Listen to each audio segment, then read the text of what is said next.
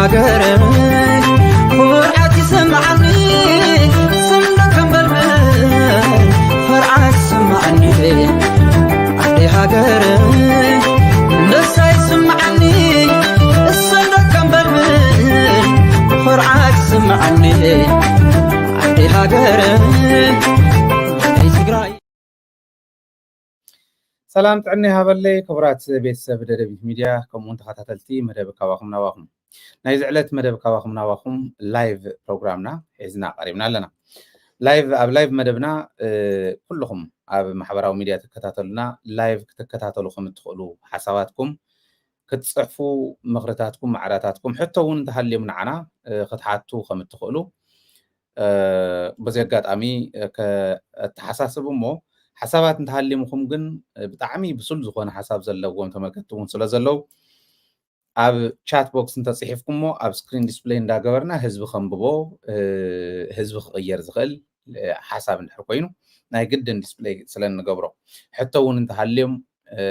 كحتة زلوا خمس زلوا سبيلكم سجس جبروا ونتعلم عاوزيه بلايف بمحبراو ميديا تكتاتولنا كتصحفوا تقوليهم أو كومنت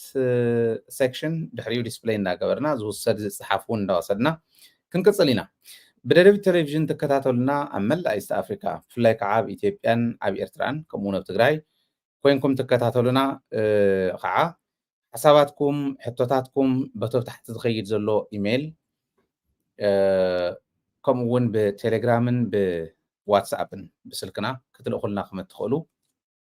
بأكل كيدكم نعم نايدة ديبيت ستوديو حساباتكم كتكافلوا تدولي خاعة نايدة ديبيت ستوديو أم مقالة زركب ستوديو ناخيدكم بأكل حساباتكم كتقربوا قام تدخلوا بس يقات أمي كتحساسوا فتو قدم لنا قال زاتنا يو أو سمون قال أتينا يزنورنا بزن ناي فندريزنج إيفنت لنا حزنا ينزنورنا معلتات كاب 24 تقمتيس كا 19 تحساس كندي إذا أكل إنا أكيمنا زول لايف كنا نقرأكم إنا لانيرنا مانم زخوني يكون سب كفلت اللي ديتيلز بال موصينا بدا دبيت كفلت خاليو اتن تقلال لاجن ناي عدن ناي وشتن بغوفند من بناب اكاونت دايركت استقمت 5 شهين كاب ودابتات كعا كما تسعى 7 شح كبابي مسينانا نصر زخونه نعوم زملكات منبر أقول تقصر تدي دسيمال دحري زلوا مالتي كلتي أنت دميرن anyway ناي حنت ورحي خفلة ناي عمت ساتلايت وص أنا خنشفني لنا أنا fundraising تقم تبيلنا organize كيرنا نيرنا أيقونن جن سر عتيقنا دابل سر عتيقنا نخن قصلي جبرنا وزيد قات أمي ما تسأز بهال أول أربعة نهزب تجراي أوش تعدن أبدأ جنزلو بزيد قات أمي حتى زدلي زود هذا بازيو ناي ودابة ملكت راح تكون تودي بكا إمباكت تحدر كم تخيل ممهر ناي صنعت ملكت أبز خوني يخون حتى ناي تجراي قالوا ما تسا حاولت نسرح له حكمنا نسرح له بيت مرت نسرح له كدي يختم قاقم كلالو دمص ويانا خسرح خللو وكي توكي ناي تقادل جميرو سكعز حزقوان نعنا ون تيترفه بخمزي زحق حجي طرح يكون ابز حلفه ون حق زومنا اتا دسيمال دحري زلو انصر زخونه خامطاني بزح امباكت سلا زي فترفتو طلبنا اليه زيني انت توصع ددبيت قلص خوينا اينا نخيد كنبل زي سمعو زي سمعه ددبيت كوي تزارون زاكو غله خولخون انت ورحت كفلنا اينا قدميت ابزا ورح زي اخا حسيبنا خالي نجر كنا مسينا منم صقم يلن حزب تግራይ ዛ ሚድያ እዚኣ ዓቕሚ ጎዲልና እንድሕሪት ክንጉተት እንተዘይ ኮይና ዓቕሚ ክጎድለና ከሎ ከዓ መምህር ኩሉ ዝኾነ ህዝቢ ስለ ዘለና ህዝብና ሒዝና ንቅድሚት ከም እንሳገር ምንም ኣይጠራጠርን ደደቢት ሚድያ ንድሕሪት ክመልስ ዝኽእል ሓይሊ የለን ንምንታይ ዕጥቅና ህዝቢ ዕጥቅና ህዝባውነት ዕላማና ህዝብና ምስጋር ስለ ዝኾነ ክሳገር ዘይደሊ ከዓ ስለ ዘየለ ኣብ ውሽጢ ነብደገን ዘሎ ብዝረኸቦ ከም ዝሕግዘና ስለ ንኣምን ንሕና እውን تعاطيقنا بدن بخنساجر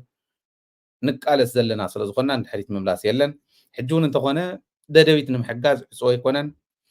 fundraising event غيرنا دخون الساجر بحدا دخون عرف نبلي نيرو أي تخالن أجات أمتاتون لدويته بستمسرته اللي يكون fundraising بزحاتة اللو أجمعات يوم زقاتهم بتعم زقرم مالتي نفتو برنامجنا خنكرينا نجرجن ددويت كتمسرت كلا شاف قبل على الحزب تجراي استمسرته اللي زقرم ددويت تمسرته اللو نوفمبر 4 تمسرته اللو قبل كله حقاويت ميديا زخونته عواصو إلنا شعوون تواصل بزح يلا دحري لنا فندريزنج كنقول كلنا نايتي ام اتش قداي تفتره كل ميديا كمو خونه تو هزبون الردادو اب يوتيوب زلون ساتلايت زلون ما عرق يرسل زريو غنا سلا زغنا رديتنا ساتلايت $10,000 كفيلنا إنا نخيد يوتيوب بيزنسي ينا أسعبه فرانك اللاتا لازم أي تحجزوا كمبيوتر دو خاليدو يد اليوم مالتي انتي كونه تحجز اللوم نجرجن اتو خفيلو نهزب زبصح ساتلايتي وي تلفزيون وي راديو ايو مال بزي تردينا إنا خنحجز زلنا اتو زخفل 10,000 زخفلن تنا استعبه خاب يوتيوبن كاب فيسبوكن زقرن ننوينم احنا وطرح تنخن نلمن اللغنتاتون يلن اعتقاتنا نسون اخلي كون على يد لنا انت دليون توسن يخلينا نيرو ازو نخفل زلنا كن كبيدي مو حزبي الرد ايو نتحجاجز قبل فط حجون كعفن ريزين كنبل كلنا خنلعل كلنا طميت قبل على حزب تግራይ او كل خرنا تግራይ طميت مثلا ስለዚህ ነቲ ጥሜት يقدمت ህዝቢ ዋናነት ዘይተረዳእናየ ግን ጥሜት እውን ካሊእ እውን ኩሉ ድምፂ ክኸውን ዝኽእል ምስ ዓለም ከራኽብ ዝኽእል ከምቱ ደደቢት ሒዝናየ ንኸድ ዘለና ኣብ ውሽጢ ዘሎ መረዳእታ ነጊሩ ህዝቢ ዕጢቑ ንቅድሚት ከሳገር ዝኽእል ሚድያ ስለ ዝኾነ እዚኣ ስለ ዝኾነት ስለ ዝኣምኑላ ስለ ዝፈልጥዋ እዮም ፀላእትና ሚድያ ቋቂሞም ንቅድሚት ዝኸዱ ዘለው ጀኖሳይድ ኣውጀሙልና ካልኦት ክንብል ንኽእል ኢና እዚኦም ኩሎም ናይ ሚድያ ረብሓ ስለ ዝፈለጡ بتلفزيون مصيومنا برغت ساتم كونسباير غيرو مسكال صلاتي مصيوم يوم بزغونه خوينو دي اتوم يوم تم زخور زلو ازي تردي حزب تግራይ دلبيت اسكايا خطقصل نحنا ون حزب تግራይ كنساغر تعاطينا خم قدمنا خم نقصل قال اتينا لنا مالتي نافتوانا مدبنا خنحلفينا مدبنا نايلومي كم تريو زلهم اواناوي زعباتات قرن افريكان هلو كنتات تግራይን كنغمغمينا تግራይ من تايلا كنرياينا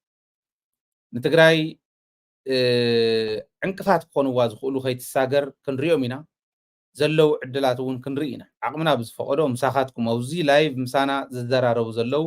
ኣብ ስክሪን ዲስፕሌይ ክንገብር ከለና መን እንታይ በለ ዝብል ካብኣቶም እውን ክትመሃሩ ከም ትኽእሉ በዚ ኣጋጣሚ ክሕብር እሞ ናይ ትግራይ ጥራሕቲ ኣይኮነ ግን ናይ ኢትዮጵያ ናይ ተቐርኒ ኣፍሪካ ጠቕላላ እንዳረኣና ክንከይድ ኢና ሓቢርና ኢና እንዳተላዘብና ክንከድ ንሕና ሙሉእ ዝኾነ ፍልጠት ኣለና ኣይኮንና ንብል ዘለና ተከታተሉና ኣብ ቻት ቦክስ ሓሳብኩም ኣቕምጡ ኣብ ስክሪን መፂኹም ክትከራኸሩ ትደልዩ ከዓ ሰዓታት ሕዙ ንዑ ኣብ ደደቢት ንከራኸር ትግራይ ከሳገር ዝኽእል ነገር ሒዝና ንምፃእ እዚዩ ናይ ኩሉ ግዜ ፃውዒትና እዩ ሎሚ እውን ምስ ባሻ ኢና ዘለና ባሻ ደስታ ብድሕሪት ኣሎ ሓቢርና ፃኒሒት ክንገብር ኢና ምድለዋትና ክትከታተሉና ምሳና እውን እንዳተላዘብኩም ክትዘልቁ ዕድመና እዩ ናብቲ ዋና መደብ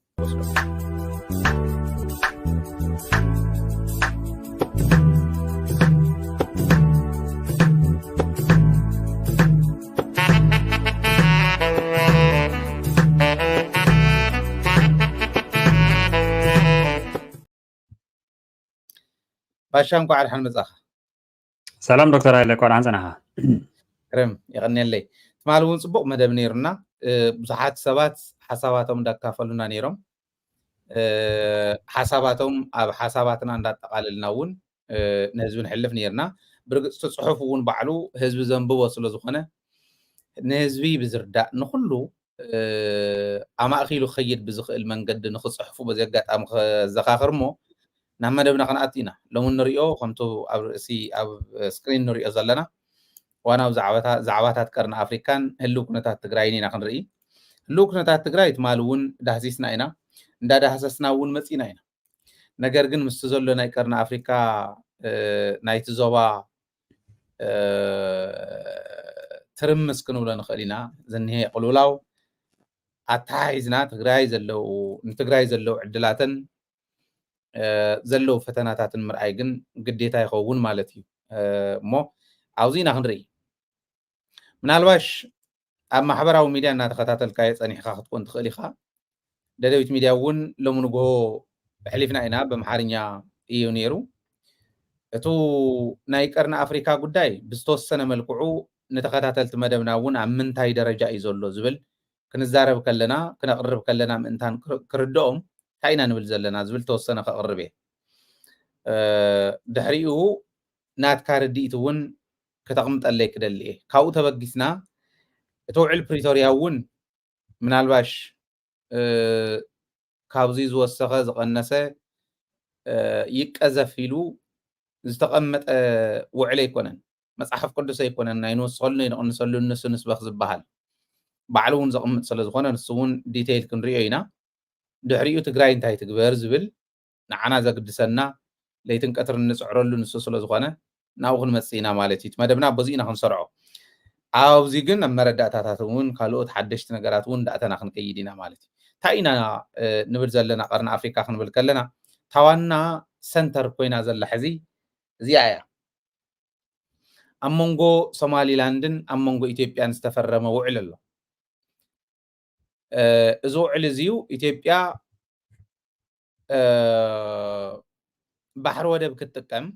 ካብ ሶማሊላንድ ከምዛ ትርአ ዘላ እዚኣ ክትጥቀም እዚዩ ባሕሪ ወደብ ትጥቀሞ ንናይ ማሪታይም ናይ ኮመርሻል ማሪታይም እውን ክኾን ይኽእል እዩ እዩ እውን ብስሩ ናይ ሚሊተሪ ቤዝ እውን እዩ ነዚ ክጥቀም እየ ኢላ ምስ ሶማሊላንድ ኣብ ዝተፈራረመትሉ ሶማልያ ግን ንሶማሊላንድ ነፃ ሃገር ኣይኮነትን ኣካለይ እያ ስለትብላ ምስ ሶማሊላንድ ክትፈራረመ ይትኽእልን እዩ ትውዕል ትዘረባ ለዚ ተፈራሪምና ኢና ዝብል ክርክር ምስ ተላዕለ ሕጂ እንታይ ይኽወን ኣሎ እንታይ ዝኸውን ዘሎ ኢትዮጵያ ናብ መንቀራቕሮ ኣትያ ኣብ ዘላትሉ ኢና ዘለና ኢትዮጵያ ናብ መንቀራቕሮ ኣትያ ክንብል ከለና ናይ ኢትዮጵያ ደገፍቲ ኣላይስ እውን ኣለዋ እዚኣተን ንኢትዮጵያ ደግፈን ክኸዳየን ካብኡን ላዕሊ ግን ትዝገርም በዙሕ እዚ በታ እንሪኣ ዘለና ፍጥነት ሓቢርካ ናይ ሚሊተሪ ስልጠናታት ናብ ምግባር ስምምዕ እውን በፂሖም እዮም ከምዛ ንሪኣ ዘለና ናይ ኢትዮጵያ ኣዛዝ ሰራዊትን ናይ ሶማሊላንድ ኣዛዝ ሰራዊትን እዮም ከፍ ኢሎም ዝዛተዩ ዘለዉ ዘተኦም ኦረዲ ሓቢርና ሚሊተሪ ልምምድ ንግበር ዝብል በፂሖም ኣለዉ ሓደጋ ካብ ሶማልያ ይመፃና ኣሎ ስለ ዝብሉ ናይ ሶማልያ ፕሬዚዳንት ንኤርትራ ከይዱ ኣሎ ትጭብጢ ብደንቢ ክንሕዘ ኢለ ንኤርትራ ከይዱ ኣሎ ንኤርትራ ጥራሕ ኣይኮነን ናይ መጀመርያ ስልኪ ዝደወሎ ናብ ግብፂ እዩ ግብፂ እውን ክሕግዘኪ እየ ኣብ ጎኒ ክለኹ ኢላ ኣሎ ዓረብ ሊግ እውን ከምኡ ኢሉ ኣሎ ኣውሮፓ ሕብረት እውን ነቲ ውዕል ገሲፅዎ ኣሎ ኢንዳይሬክትሊ ኢሉ ትክክል ኣይኮንኩምን ኣይበለን ላዕላዊነትን ግዛኣታዊ ሓድነትን ሓንቲ ሃገር ብናይ ሶማልያ ሕገ መንግስትን ብናይ ኣፍሪካ ሕብረትን ናይ ዩናይትድ ኔሽንን ቻርተር መሰረት ክኽበር ክኽእል ኣለዎ ዝብል ኣሽሙር እዩ ኣውፅኡ ኣውሮፓ ሕብረት ማለት እዩ ኣብዚ ኣለና ናይ ኳታርን ናይ ቱርክን መንግስታት እውን ኣብ ጎኒ ክለኽ ኣለና ኢሎም ኣለዉ ንሶማልያ ምስ ናይ ኤርትራ እቱ ኢትዮጵያ ክትመፀኒ እያ ክትወረኒ እያ ዝብል ዝነበረ ፍርሕን ምስ ናይ ግብፂ ናይ ኣባይን ናይ ካሊእን ድሌትን ምስተው ኢትዮጵያ ኩሉ ከባቢ ሓዉ ምህላው ኢትዮጵያ ምስ ሶማሊላንድ ኮይና ንሶማልያ ክትወግኣ ትኽእል እያ ኢልና ክነቕምጥ እንድሕር ኮይና ናይ ኤርትራ ጉዳይ ክንርኢ ኢና ኣብ ኢትዮጵያ ዝኒሄ ኩሉ ኩርናዕ ኢትዮጵያ ኣብ ኩለን ክልላት ኢትዮጵያ ዝኒሄ ሓዊ እውን እኒሄ ኦረዲ ኣብ ኩሉ ዝባራዕ ዘሎ ማዕረ ክልል ኢንተንሲቭ ዝኾነ ኩናት ኣሎ ኣብ ኦሮሚያ ኣሎ ናይ ትግራይ ጉዳይ ምዕፀው የተገበረሉን ጥራሕ ተይኮነስ ኣብ ሞትን ሕወትን ኢና ኒና ኣብ ካልኦት ከባቢታት እውን ከምዚ ኢሉ ናይ ውሽጢ ሓዊ ዘየጥፍአት ናይ ደገ ሓዊ ዝወልዐት ዓዲ እያ ኮይና ዘላ ኢትዮጵያ ማለት እዩ ኣብዚ እኒና ዩናይትድ ስቴትስ እውን ገሲፃቶ እያ እቲ ጉዳይ ምስ ናይ ሚድል ኢስት ድሌት ኣብ ኢትዮጵያን ኣብ ኣፍሪካን ጠቕላላ ዘሎ ከምኡ እውን ናይ እስራኤልን ናይ ሓማስን ጦርነት ካብኡ ከዓ ሞር እዚኦም ኩሎም ኣብ ናይ ቀይሕ ባሕሪ ከባቢ ዘለዉ ምዃኖም እዚኣ እንድያታ እተን ሃገራት ናይ ቀርኒ ኣፍሪካ ሬድሲ እኒሄ ካብ ሬድሲ ንየማን ክንሰግር ከለና ብፍላይ ሰሜናዊ ክፋል ናይ እስራኤልን ናይ ሓማስን ዝሕምሶ ዘሎ ከባቢ እዩ ንምብራቅ ክንከድ ከለና ናይ የመን ጉዳይ ዝሕምሶ ከባቢ እዩ ናብ ደቡብ ናብ ምዕራብ ክንከድ ከለና ከዓ ናይ አፍሪካ ጉዳይ ፍላይ ናይ ኤርትራ ናይ ኢትዮጵያ ናይ ሶማሊያ እና ሶማሊላንድ ክሕምሶ እዩ ማለት ነዚዩ ኢዳ ክትእቱ ትኽእል ናይ አባይ ጉዳይ ዝሕስባ ግብፂ እውን ኣላ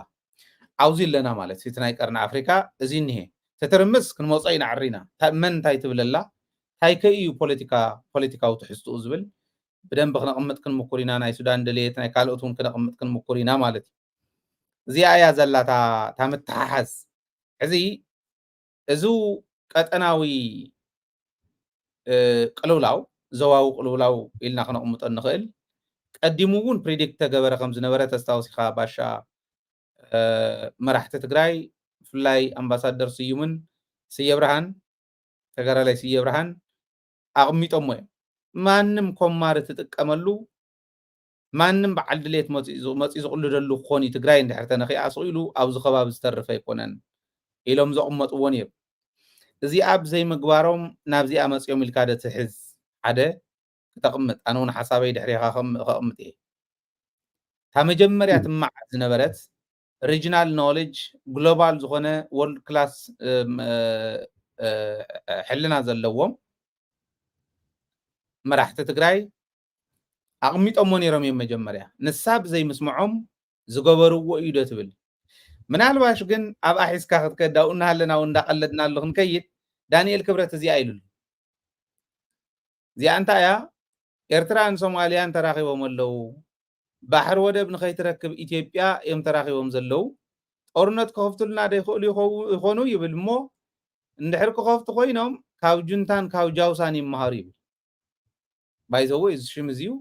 ቀዲሙ ድሕሪ ውዕል ዝተረፈ ኢልና ኢና ንኣምን ነርና ለካ እኒሄ እዩ እቶም ሰብ ኣጀንዳ ዝተሸኪሞም እዮም ዝኸዱ ዘለዉ ካብዚኦም ክመሃሩ ኣለዎም ካብ ጁንታን ካብ ጃውሳን ይመሃሩ ይብል ከምዚ ዝበሉ ነገራት ከኣግራቤት ይገብርዎ ዶ ሓደ ነገር ኮይኑ ነገር ግን ከምታ ዝበልኩኻ ከም መራሕቲ ትግራይ ዝብልዎ ዝነበሩ ብዘይ ምግባር ዝመፀ እዩ ተዝገብሩ ኢትዮጵያ እዚ እንተትሰርሕ ነይራ ድሕነታ መሓለወት ዝብል ሓደ ክነቕምጥ ንኽእል ኢና ኢለ ዝሓስብ እሞ ኣብዚ ዘለካ ርዲኢት ከተቕምጠለይ ምናልባሽ ግን ከምዚ ዝበሉ መማኸርቲ ዘለውዎ ጠቅላይ ሚኒስትር ስለ ዝኾነ ዘለዋ ኢትዮጵያ መኻሪ ናይ ምስኣን ዶ ይመስለካ ኣብዚ ሕዚ እዋንስ ሓዊ እናተቃፀለት እናሃለወት ዓዲ ናይ ውሽጢ ሓዊ ዘይዕረፍካ ናይ ደገ ሓዊ ተወሳኺ ላምባ ተወሳኺ ሓዊ ምውሳኽ ተወሳኺ ዕንጨት ምውሳኽ ዶ ይኮነኒ ኢትዮጵያ እዚዩ ከመይ ገይሩ ትግራይ ክፀልዋ ዝኽእል ዝብል እውን ኣብኣ ሓዊስና ክንከድ ኢና ብርግፅ እቲ ቤዝ ከትሕዝ ነቱ ተኸታታላይ እምበር ገና ዲቴይል ክዝርዝር ምድላው ገይረ እያ ኣነ እውን ነገር ግን ንዓኻ ክቅድም ባሻ ኣብ ዘለካ ርዲኢት ከተቕምጥ ግርም ዶክተር ሃይለ ካብቲ ናይ መወዳእታ ምብጋስ እቲ ናይ ዳንኤል ፅሑፍ ብዙሕ ሚዛን ዝደፍእ ነገር የብሉን ብጉርሒ እንተኮይኑ እውን ካብ ልቡ ብዓቕሙ በቃ ከምኡ ኢሉ ዝኣምን እንተኮይኑ እውን ብዘየገድስ ሚዛን ዝደፍእ የብሉን ክብለካ እቶም ንብኡ ዝጠቐሶም ኣካላት ብመሰረቱ ካብቲ ውዕሉ ወፃኢ ሕዚ ኣብ ትግራይ ድኹም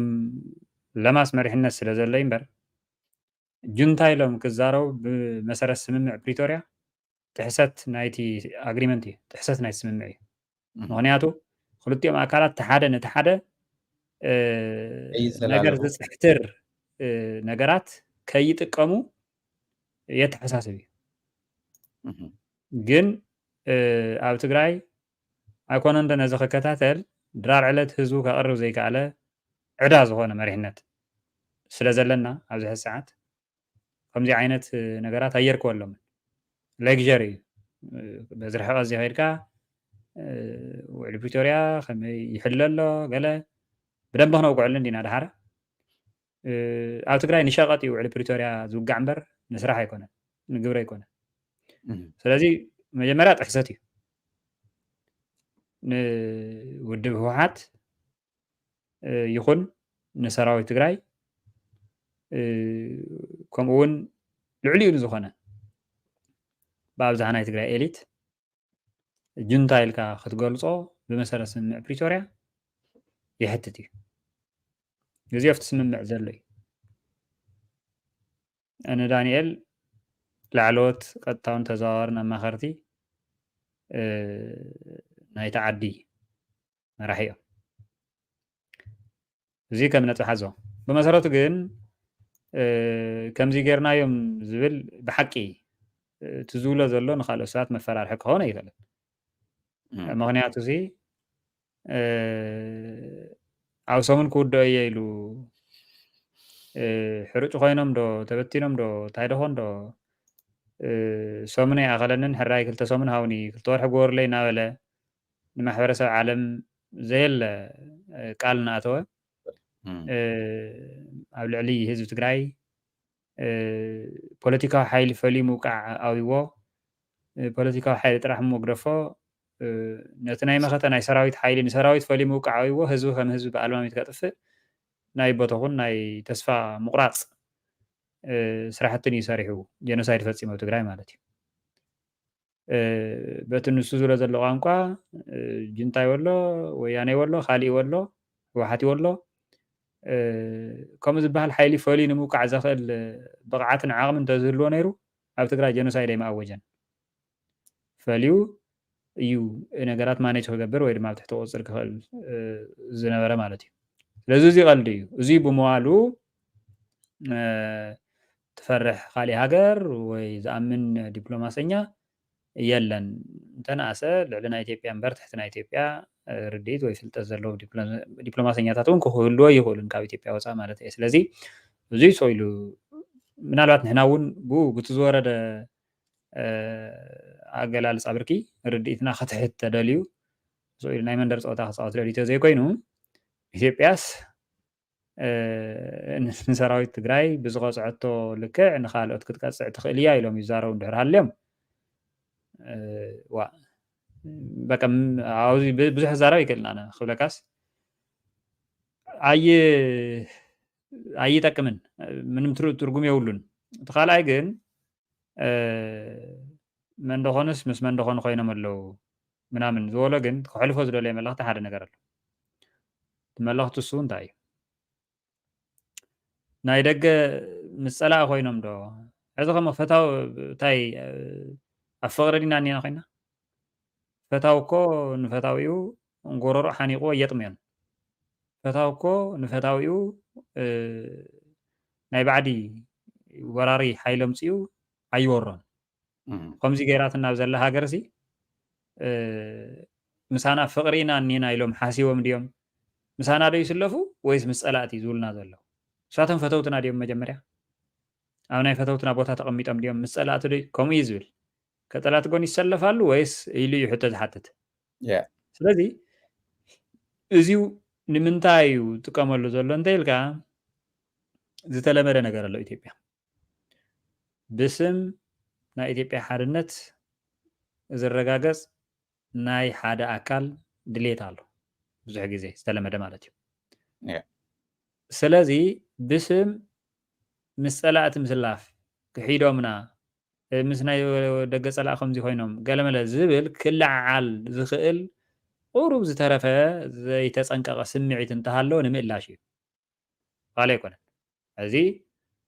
ኣሸባሪ ኢሎም ኣይኮነን ጎጥ ዶ ግዛዕ ኢሎም ኣይኮነን እንታይ ደኾኑ ኢሎም ኣይኮነን ሻዕብያ ኣምፅኦም ኣይኮነን ኩሉ ነገር ገይሮም ኣይኮነን ሕዚ ናይ መወዳእታ በቃ ከላግዎ ክፍትኑ ዝኽእሉ ነገር እንታይ እዩ ናይ ቀደም ከምፁ እዮም እዚ ካራማራ ከምፅልካ ክእሉ እዮም ግብፅን ኣባይን ገለ ክብሉካ ክእሉ እዮም ባሕሪ ተኣይስሙ ዝነበረ ሃገር እንታይ ደኾኑ ገለ ናይ ማለት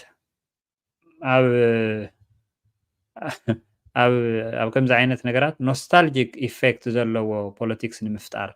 ናይ ናፍቆት ፖለቲካ ማለት በቃ ዝኾኑ ሕዚ ሪታየር ዝገበሩ ወይ ጥሮታ ዝወፁ መርከበኛታት ይህልውሞ ደቂ 70 ደቂ 80 ዓመት ቀደም እኮ ቀይሕ ባሕሪ ከምዚ ንገብር ነርና ይገርመኩም እዩ በዚ እኮ ከምዚ ንገብር ነርና ሕዚ በዚ ዛንታታት እዚ ንዑ ክናፍቕ ዝተገበረ ማሕበረሰብ ኣሎ በቃ ኣስመራ እኮ ከይድና ከምዚ እኮ ገለ ኣብቶም ደርፍታት ትሪኦም ነገራት ኣሎ ተረዲኻኒ ከምዚ እኒኦ ዶ ኣዲ መራዶ زعرو بقى سودكا زي اللي نقرات نختار بزانتا درجة السمع خايو of course نتوم بهوت زلون نتهوت نسو قدم زنور ونسات كم تعنتو زول خا نوستالجيا ناي ملسات نافقوتي نعم كنت خاوهم سميع زبل زلو ግን ሶም ዝፈጠርዎ ፅዕንቶ እዩ ብኣካል ዘይድህስሶ ግን ንትግራይ እናወረረ ንትግራዋይ እናኣሰረ እኮ ኣስመራ ተኸፊትልና ኢሉ በቃ ዝጫደር ዝነበረ እኮ እዩ 2008 2009 ሶሪ 2010 2011 ተጋሩ ኣብ ጎንደር እናተኣሰሩ ኣብ ወሎ እናተኣሰሩ መንገዲ ኣስመራ ተኸፊትልና ኢሉ ግን ይጫደር እንታይ እዮም ዝብሉ ዘሎ ክርደቃ ይኽእልን እዩ ማለት ትግራዋይ እናቀተልካ ትግራዋይ እናኣሰርካ ኤርትራ ናፊቀያ ሕብረተሰብና ከምስል ከሎ ንኣገዲፋ ስሓት እናተናፈቕ ዝብሎ ነገራት ኣሎ ማለት ናይ ክልተ ነገራት ርሕቐት ክገልፅ ክብል ከሎ ከምኡ ዓይነት ነገራት ይረአ ነይሩ ስለዚ እዚ ዕብዳን እዩ ብዙሕ ግዜ ካብኡ ክንወፅእ ፅዒርና ኢና እማን እዩ ግን ኩልና ከምኡ ዓይነት ነገራት እናንበብና ኢና ዓቢና እቲ ሰብኣይ ከዓ ከምዚ ዓይነት ነገራት ብምፅሓፍ እዞም ዘይረኣኻዮም ግን ክትናፍቆም ዝገብሩ ቃላት ይኹኑ ሓሳባት ብምጥቃም ኣቢሉ ኣብ መፅሓፍ ነዊሕ ልምዲ ይኹን ዕድመ ዘለዎ ሰብ እዩ ዳንኤል ማለት እዩ ስለዚ ንሱታት እዩ ዘብል ዘሎ ግን ኣይዶንት ቲንክ እሱ ዝሰርሕ ኣይመስለንን ኣብዚ ሕዚ ሰዓት ምክንያቱ ተዳሚና ክንደይ ነገር ኮይኑስ ብዙሕ ዓለም ዝረአዮ ነገር እዩ ስለዚ መንግስቲ ኢትዮጵያ ብቕዓት ዘለዎ መንግስቲ ጎንፅታት ከኣለ ዝኽእል መንግስቲ እየ ኢሉ ከውግዕ ዝኽእለሉ ናይ ቀልዲ ተዘይኮይኑ ናይ ፖለቲካ ስሩዕ መድረክ ክህሎ ይኽእል ሞራል የብሉ ምስሩ ብስሩ ዘይመስል ብስሩ ናይ ትግራይ ጉዳይ ክልዓል ከሎ ኣፉ ክሕፅ ጥራሕ እዩ ዝኽእል ምንም ታይስ ይብሉ ስለዚ ዳንኤል ዝኸዶ ዘሎ ርሕቐት እውን ብዙሕ ግዜ ታይስ ዝውሃብ ኣይኮነን ትዋና ግን ክንወስዶ ዘለና ነገር ቱ ኣስኳል ናይዚ ነገር እዚ ናይዚ ቁልውላው እዚ ማእኸል ኣበይ እዩ እዚ ምላሽ የድሊ ሶማልያ ድዩ ኣይኮነን ሶማሊላንድ ድዩ ኣይኮነን ሱዳን ድዩ ኣይኮነን ጅቡቲ ድዩ ኣይኮነን ኤሚሬት ድዩ ኣይኮነን ግብፂ ድዩ ኣይኮነን ኣባይ ድዩ ኣይኮነን ክልተ መሰረታዊ ነገራት ኣለዋ ተቐንዲ ናይዚ ኩሉ ብወገን ኢትዮጵያ ዘሎ ኣብዚ ቀውሲ እዚ ናይ ምስታፍ መበገሲ እቲ ሕዚ ኣብ ስርዓት ዘሎ ሓይሊ ኣብ ስልጣን ዘሎ ሓይሊ ኣብ ስልጣን ዘሎ ስርዓት ስልጣኑ ከቐፅለሎም ዝኽእል ካርድታት ብምልኦም ተፃዊቱ ወዲኡ ዶሜስቲክ ካርድታቱ ማለት እዩ ወዲኡ ናብ ሪጂናል ካርድስ ምምዛዝ ስለ ዝተሰጋገረ እዩ ስለዚ ትቐንዲ ናይ ስልጣን መቐፀሊ መንገድታት ናይ ስልጣን መቐፀሊ ህዝቢ መጀንጀኒ ካርድታት ብምልኦም ሓንሽሹ ስለ ዝወድአ ዘይተረኣየ ዋላ ተግባራዊ ይኹን ግን ክመስል ዝኽእል ካልእ ሓድሽ ካርዲ ክመዝዝ ክኽእል ኣለዎ እዚ ብኣብይ ጥራሕ እየ ዘውግዕ ዘለኹ ኣብይ ከምኡ ክገብር ከሎ ንዑ ተጠቂሞም ረብሓታቶም ዘሰጉሙ ደጋውያን ሓይልታት እሱ ብካልኣይ ደረጃ ክንሪኦ ብቀዳማይ ደረጃ ግን ኣስኳል ናይዚ ተኣይሱም ብወገን ኢትዮጵያ ክረአ ከሎ ኣብይ ኣብ ስልጣን ዝቐፅለሎም ውሽጣዊ ካርድታት ወዲ እንታይ ማለት እዩ ብልፅግና ኢሉ ኣብ ኢህወደግ ዝነበሩ ውድባት ብጣዕሚ ዓበይትን ነዊሕ ግዜ ዝገበሩን ስለ ዝኾነ ፖለቲካ ኢትዮጵያ ይኹን ፖለቲካ ቀርኒ ኣፍሪካ እዚኦም እንተሒዘ ካልእ ክቆፃፀር ይኽእል እየ ምክንያቱ ኦልሬዲ ሴት ዝኾነ ዝተዳለወ ኢንፍራስትራክቸር ፖለቲካል ኢንፍራስትራክቸር ፖለቲካል ኔትወርክ ስለ ዘሎ ንሱ ተጠቂመ ኮንትሮል ክገብር እየ ኣብቲ ተሰሪሑ ዝፀንሐኒ ሃዲድ ክሕንበብ ይኽእል እየ ኢሉ ሓሲቡ ነይሩ ፕላን ኤ እዚ እዩ ነይሩ ፕላን ኤ ፌል ገይሩ ምክንያቱ ድማ እቶም ኣብኡ ዝነበሩ ሓይልታት ብፌደራል ስርዓት ኣቢሎም ቁፅሮም ብዘየገድስ ኣብ ማዕርነታዊ ሓድነት ዝተደረኸ ብሄራት ዘርእታት ኣንደርማይን ዘይግበርሉ ናይ ፌደራል ውክልና ናይ ፌደሬሽን ውክልና ብዘለዎ መንገዲ ዝተሰርዑ እምበር ተጠቕሊሎም ናብ ሓደ ብስም ፌደራል ስርዓት ዝንቀሳቐስ ኣሃዳዊ ሓይሊ ከኣቱ ፈቃደኛታት ኣይነበሩን ካብኣቶም ሓደ ህወሓት እዩ እቶም ካልኦት ብሕወሓት ልክዕ ዘይቀፀሉሉ ምክንያት ብባዕሎም መንገዲ ዝገልፅዎ እኳ ዘሎ እንተኾነ ብወገንና ዝርአ ነገር ግን ኣሎ ሓደ እቶም ናይ ምብልፃግ ሓሳብ ዘምፁ ኣካላት ባዕሎም ካብቶም ካልኦት ውድባት ዝመንጨው ስለ ዝኾኑ ኣብኡ ዝፀለውዎ ሓይሊ ኣብኡ ኢንፍሉንስ ዝገበርዎ ሓይሊ ኣብኡ ዝእመንዎ ሓይሊ ከም መበገሲ ስለ ዝተጠቐምሉ እንተነኣሰ ክገምዕዎ ዝኽእሉሉ ዕድል ፈጢሮም እዮም እቲ ናይ ብልፅግና ናይ ሪፎርም ወዘተ ወዘተ ዝበሃል ሓሳባት ሒዞም መፅኦም እዚ ማለት ኣብይ ዝከልዕል ከሎ ኣብ ኦሮምያ ብስም ናይ ለውጢ ሓይሊ ዝበሃል ሓይሊ ኣብ ኦሮምያ ቤት ምክሪ ብቤት ምክሪ ደረጃ ወይ ኣብ ማእኸላይ ኮሚቴ ናይ ኦህዴድ ኣፈላላይ ክፈጥር ዝኽእል ፅልዋ ኣቐዲሙ ብምስራሕ ተንቀሳቂሱ መፅኢ ማለት እዩ ብቲም ለማ ኣቢልካ ማለት ብኣዴን እውን ብተመሳሳሊ ስለዚ መንጎኛ ሓይሊ ኮይኑ ክብል ዝነበረ ደቡብ እዩ መንጎኛ ድማ ኩሉ ግዜ ናብዚ ዓንበረ ክኾነሉ ዝኽእል ኣጋጣሚ ሰፊሕ እዩ ብፍላይ ጠንካራ ተዘይ ኮይንካ ማለት እዩ ሰትብሕታዊ ቅዋም ክሕዝ ዝኽእል ሓይሊ ሕወሓት እዩ ኣብኡ ሕወሓት ከም ሕወሓት ድሕሪኡ ዘለው ነቲ ዝተፈጠረ ቀውሲ ማኔጅ ንምግባር ዘይምጥን ፖለቲካዊ ስብእና ካሊእ ጉዳይ ኮይኑ ኣብቲ ሽዑ ዝተተሓዘ ቅዋም ግን ትክክለኛ ቅዋም እዩ ምክንያቱ ኣብዚ ሃገር እዚኣ ንሕና ከም ሃገርና ከሰልፈና ዝኽእል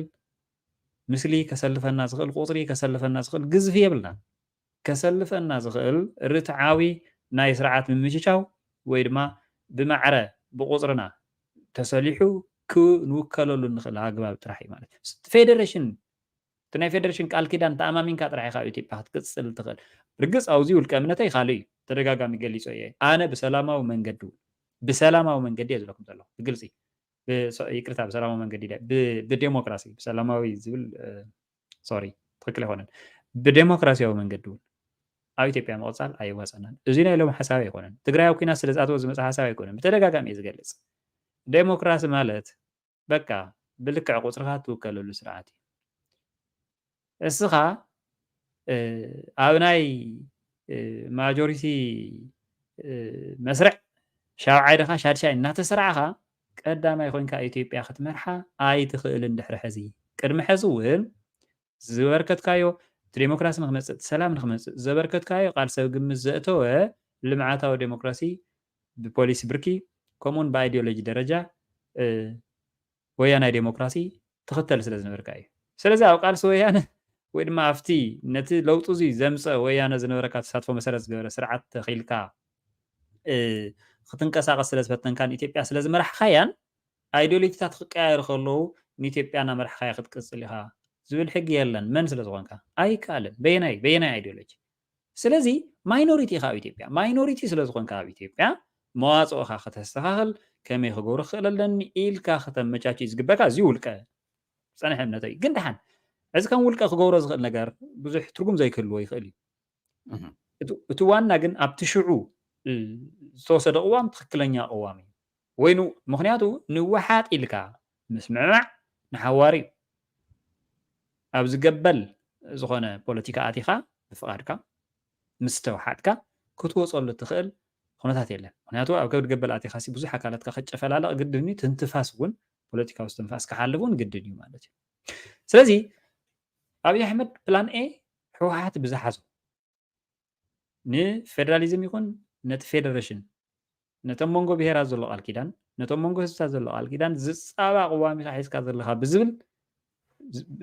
ጀሚሩ ክሰምር ኣይከኣለን ፕላን ኤ ማለት እዩ ፕላን ኤ ማለት በቃ ሓድሽ ገዛ ክትሰርሕ ወፃእታት ከይሓተተካ ክሳራታት ዘይብሉ እቲ ዝነበረ ገዛ ተጠቂምካ ሓዳርካ ክትቅፅል ኣይከኣለን ብልፅግና እዚ ፌል ገይሩ እዚ ንምንታይ ፌል ይገብር እዚ ከምኡ ክገብር ምክንያት ዝኾነኑ ዘሎ ዝብሎ ሓይሊ ድሓር ናብ ህዝቢ ኣዕብይዎ ማለት እዩ ንዝብሎ ህዝቢ ከጥፊ ድማ ቀፂሉ ካልኣይ ክሳራ ኣይተኻእለን ኣብዚ እንታይ ኣጋጢሙ ፀገም እንተጋጥም ተለኸ ኢትዮጵያ ከመይ ጌራ ትፈትሖ ዝብል ሕቶ ፀገም ምፍታሕ ከም ዘይትኽእል ካልእ ድኽመት ናይ ኢትዮጵያ ርኢ ማለት እዩ ስለዚ እቲ መጀመርያ ዝባኸነ ካርዲ ንምምላስ ዝተፃወተ ፀወታ ካልኦት መዓት ካርድታት ሓንሺሽሉ እዩ እቲ ኩናት ባዕሉ ማለት እዩ እቲ ናይ ትግራይ ፅንተት ባዕሉ ማለት እዩ ካብዚ ቀፂሉ እንታይ ኮይኑ እቲ ብወገን ትግራይ ዘሎ ናይ معرنتاو حدነት ይኹን ኣብ ግቡእ ውክልና ዝተደረኸ ዴሞክራሲያዊ ኣተሓሳስባት ናይ ፌደራሊዝም ወዘተ ወዘተ ንኻልኦት ህዝብታት ኣብነት እናኾነ ይመፅእ መሰረቱ ህዝቢ ትግራይ ክውቃዕ ዝተገብረ ኣብነት ስለ ዝኸውን እውን እዩ ኣብነት ዝዝክር ኣብቲ ፖለቲካዊ ቅልውላው ዝጅምረሉ ግዜ ዴሞክራሲያዊ ሓይልታት ፌደራላዊ ሓይልታት ወዘተ ወዘተ ዝበሃሉ ሓይልታት ኣብ መቐለ ይእከቡ ነይሮም ምስ ህወሓት ይራኸቡ ነይሮም ምስ ናይ ትግራይ ምሁራን ምስ ናይ ትግራይ ኤሊትስ ይራኸቡ ነይሮም ሞራል ይኾን ኣለዎ መበገሲ መንጠር ይኾን ኣሎ ስለዚ ክጠፍእ ኣለዎ እዩ ሓደ ዝነበረ እዚ ንኻልኦት ሓይልታት እውን ኣብነት ኮይኑዎም ብቐጥታ ዋላ ይኹን ብተዘዋዋሪ መንገዲ ናይ ኦነግ ሓይልታት ዝገብርዎ ቃልሲ ተጠቂሞምሉ ተጠቂሞሉን ብዘየገድስ ኣምሃራይ ብዝኾነ መንገዲ ግን ጨቂንካ ፀቂጥካ ሽም ኣጥፊኻ ልክዕ ንኦነግ ሸኔ ንሕወሓት ጅንታ ንናይ ኣምሓራ ዓመፅታት ጃዊሳ ገለ እዚ እናበልካ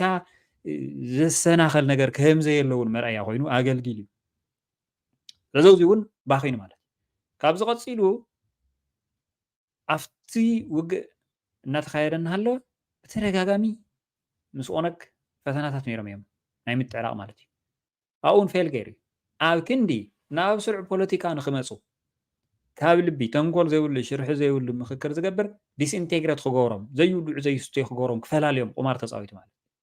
ንክልቲኦም ኣባይስዎም ትፃወታ ንሱ ሕዚ ኣብ ሕወሓት ይፃወት ኣሎ ሕዚ ኣብዚ ሕዚ ሰዓት ኣብ ሕወሓት ይፃወት ኣሎ ፈትኹም ፀላእኹም ሰብ ሓደ ግዜ እንዲ ዝነብር ዝኾነ እዋን ክዝከር ዝኽእል ነገራት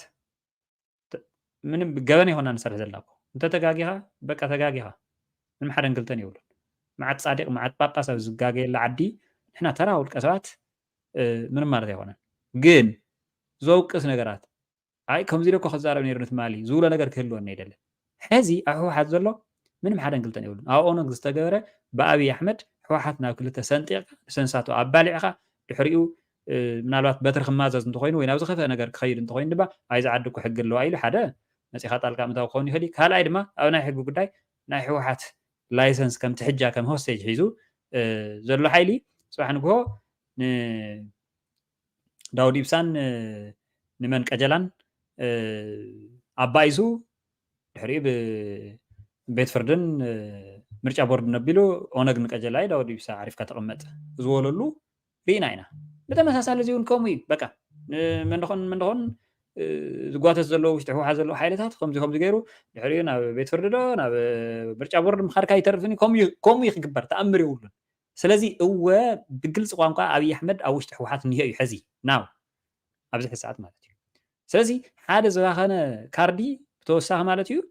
ንኦነግ ከም ኦነግ ብነብሱ ኣምፅኡ ኣብ ፖለቲካ ኢትዮጵያ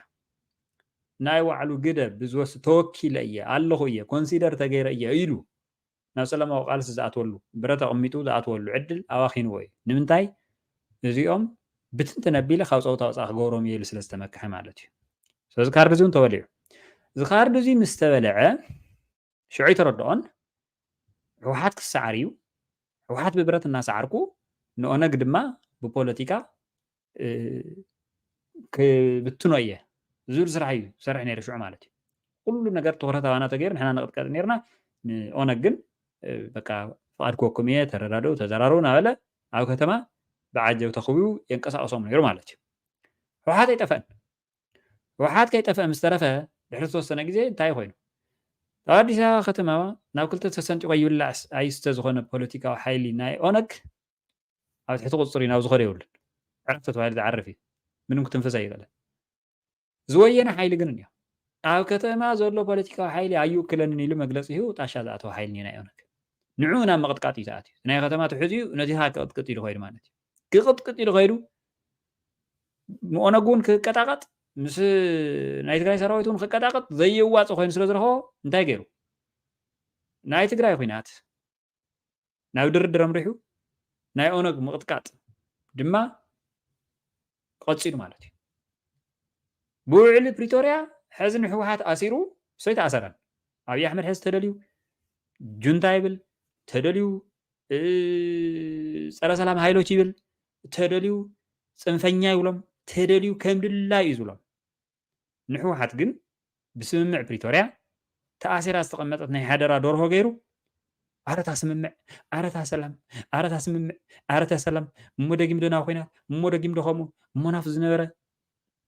سممع سلام صبويو سممع سلام صبوي هنول كلنا مريتكا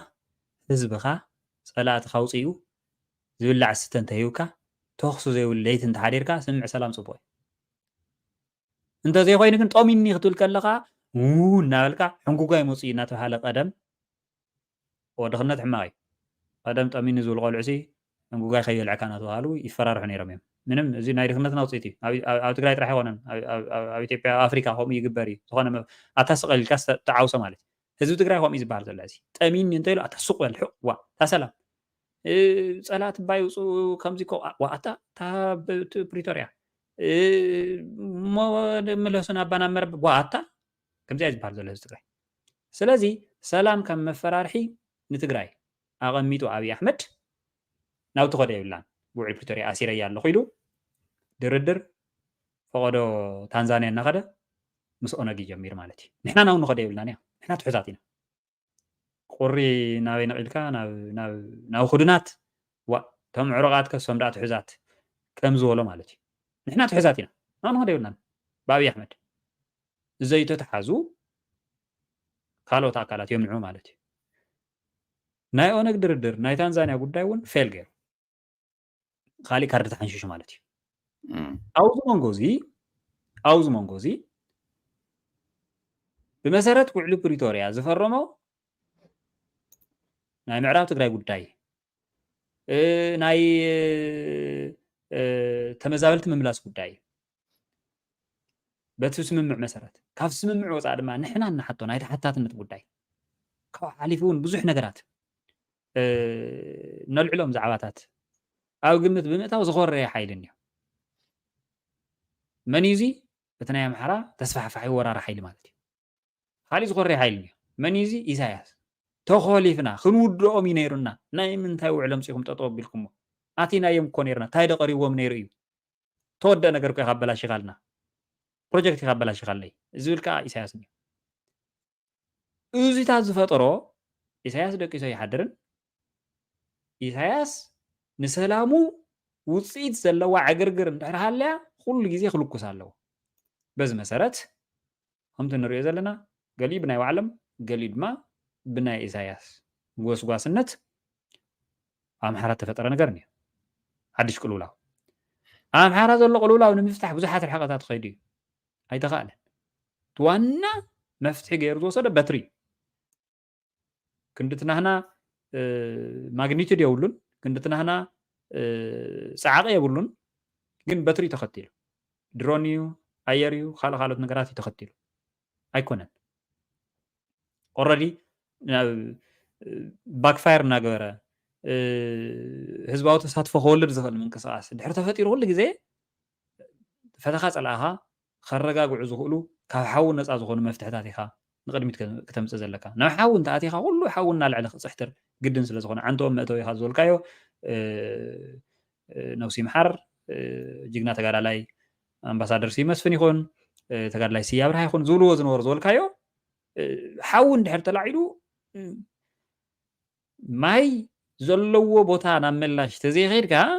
ዝሓዝካዮ ሓዊ ሒዝካ ዕረፍ ሑሕ እናበልካ ተፈራርሖ ኣካል የለን ምክንያቱ ሓዊ ናይ መወዳእታ መፈራርሒ እዩ ኩናት ናይ መወዳእታ መፈራርሒ እዩ ሓደ ቆልዓ ካብ ምኽሪ ጀሚርካ ክሳብ ብቓላት ምፍርራሕ ወይ እውን ብዓይንኻ ምግናሕ በብደረጅኡ ተዘይኸይድካዮ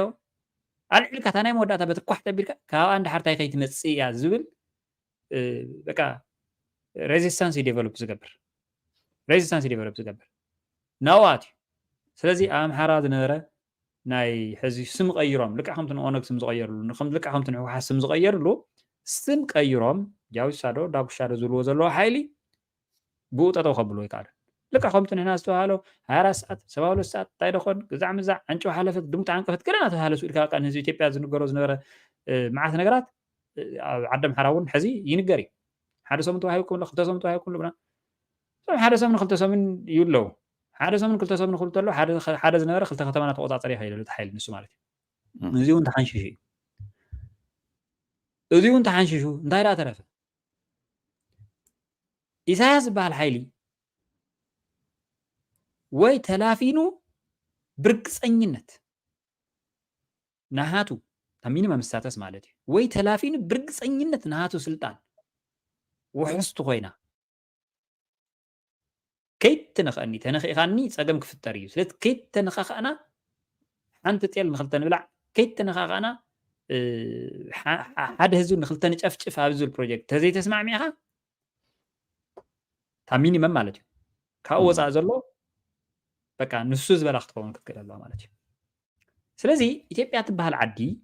ህዝቢ ትግራይ ንምጥፋእ ኣብ ዝነበረ ናይ ሓባር ፕሮጀክት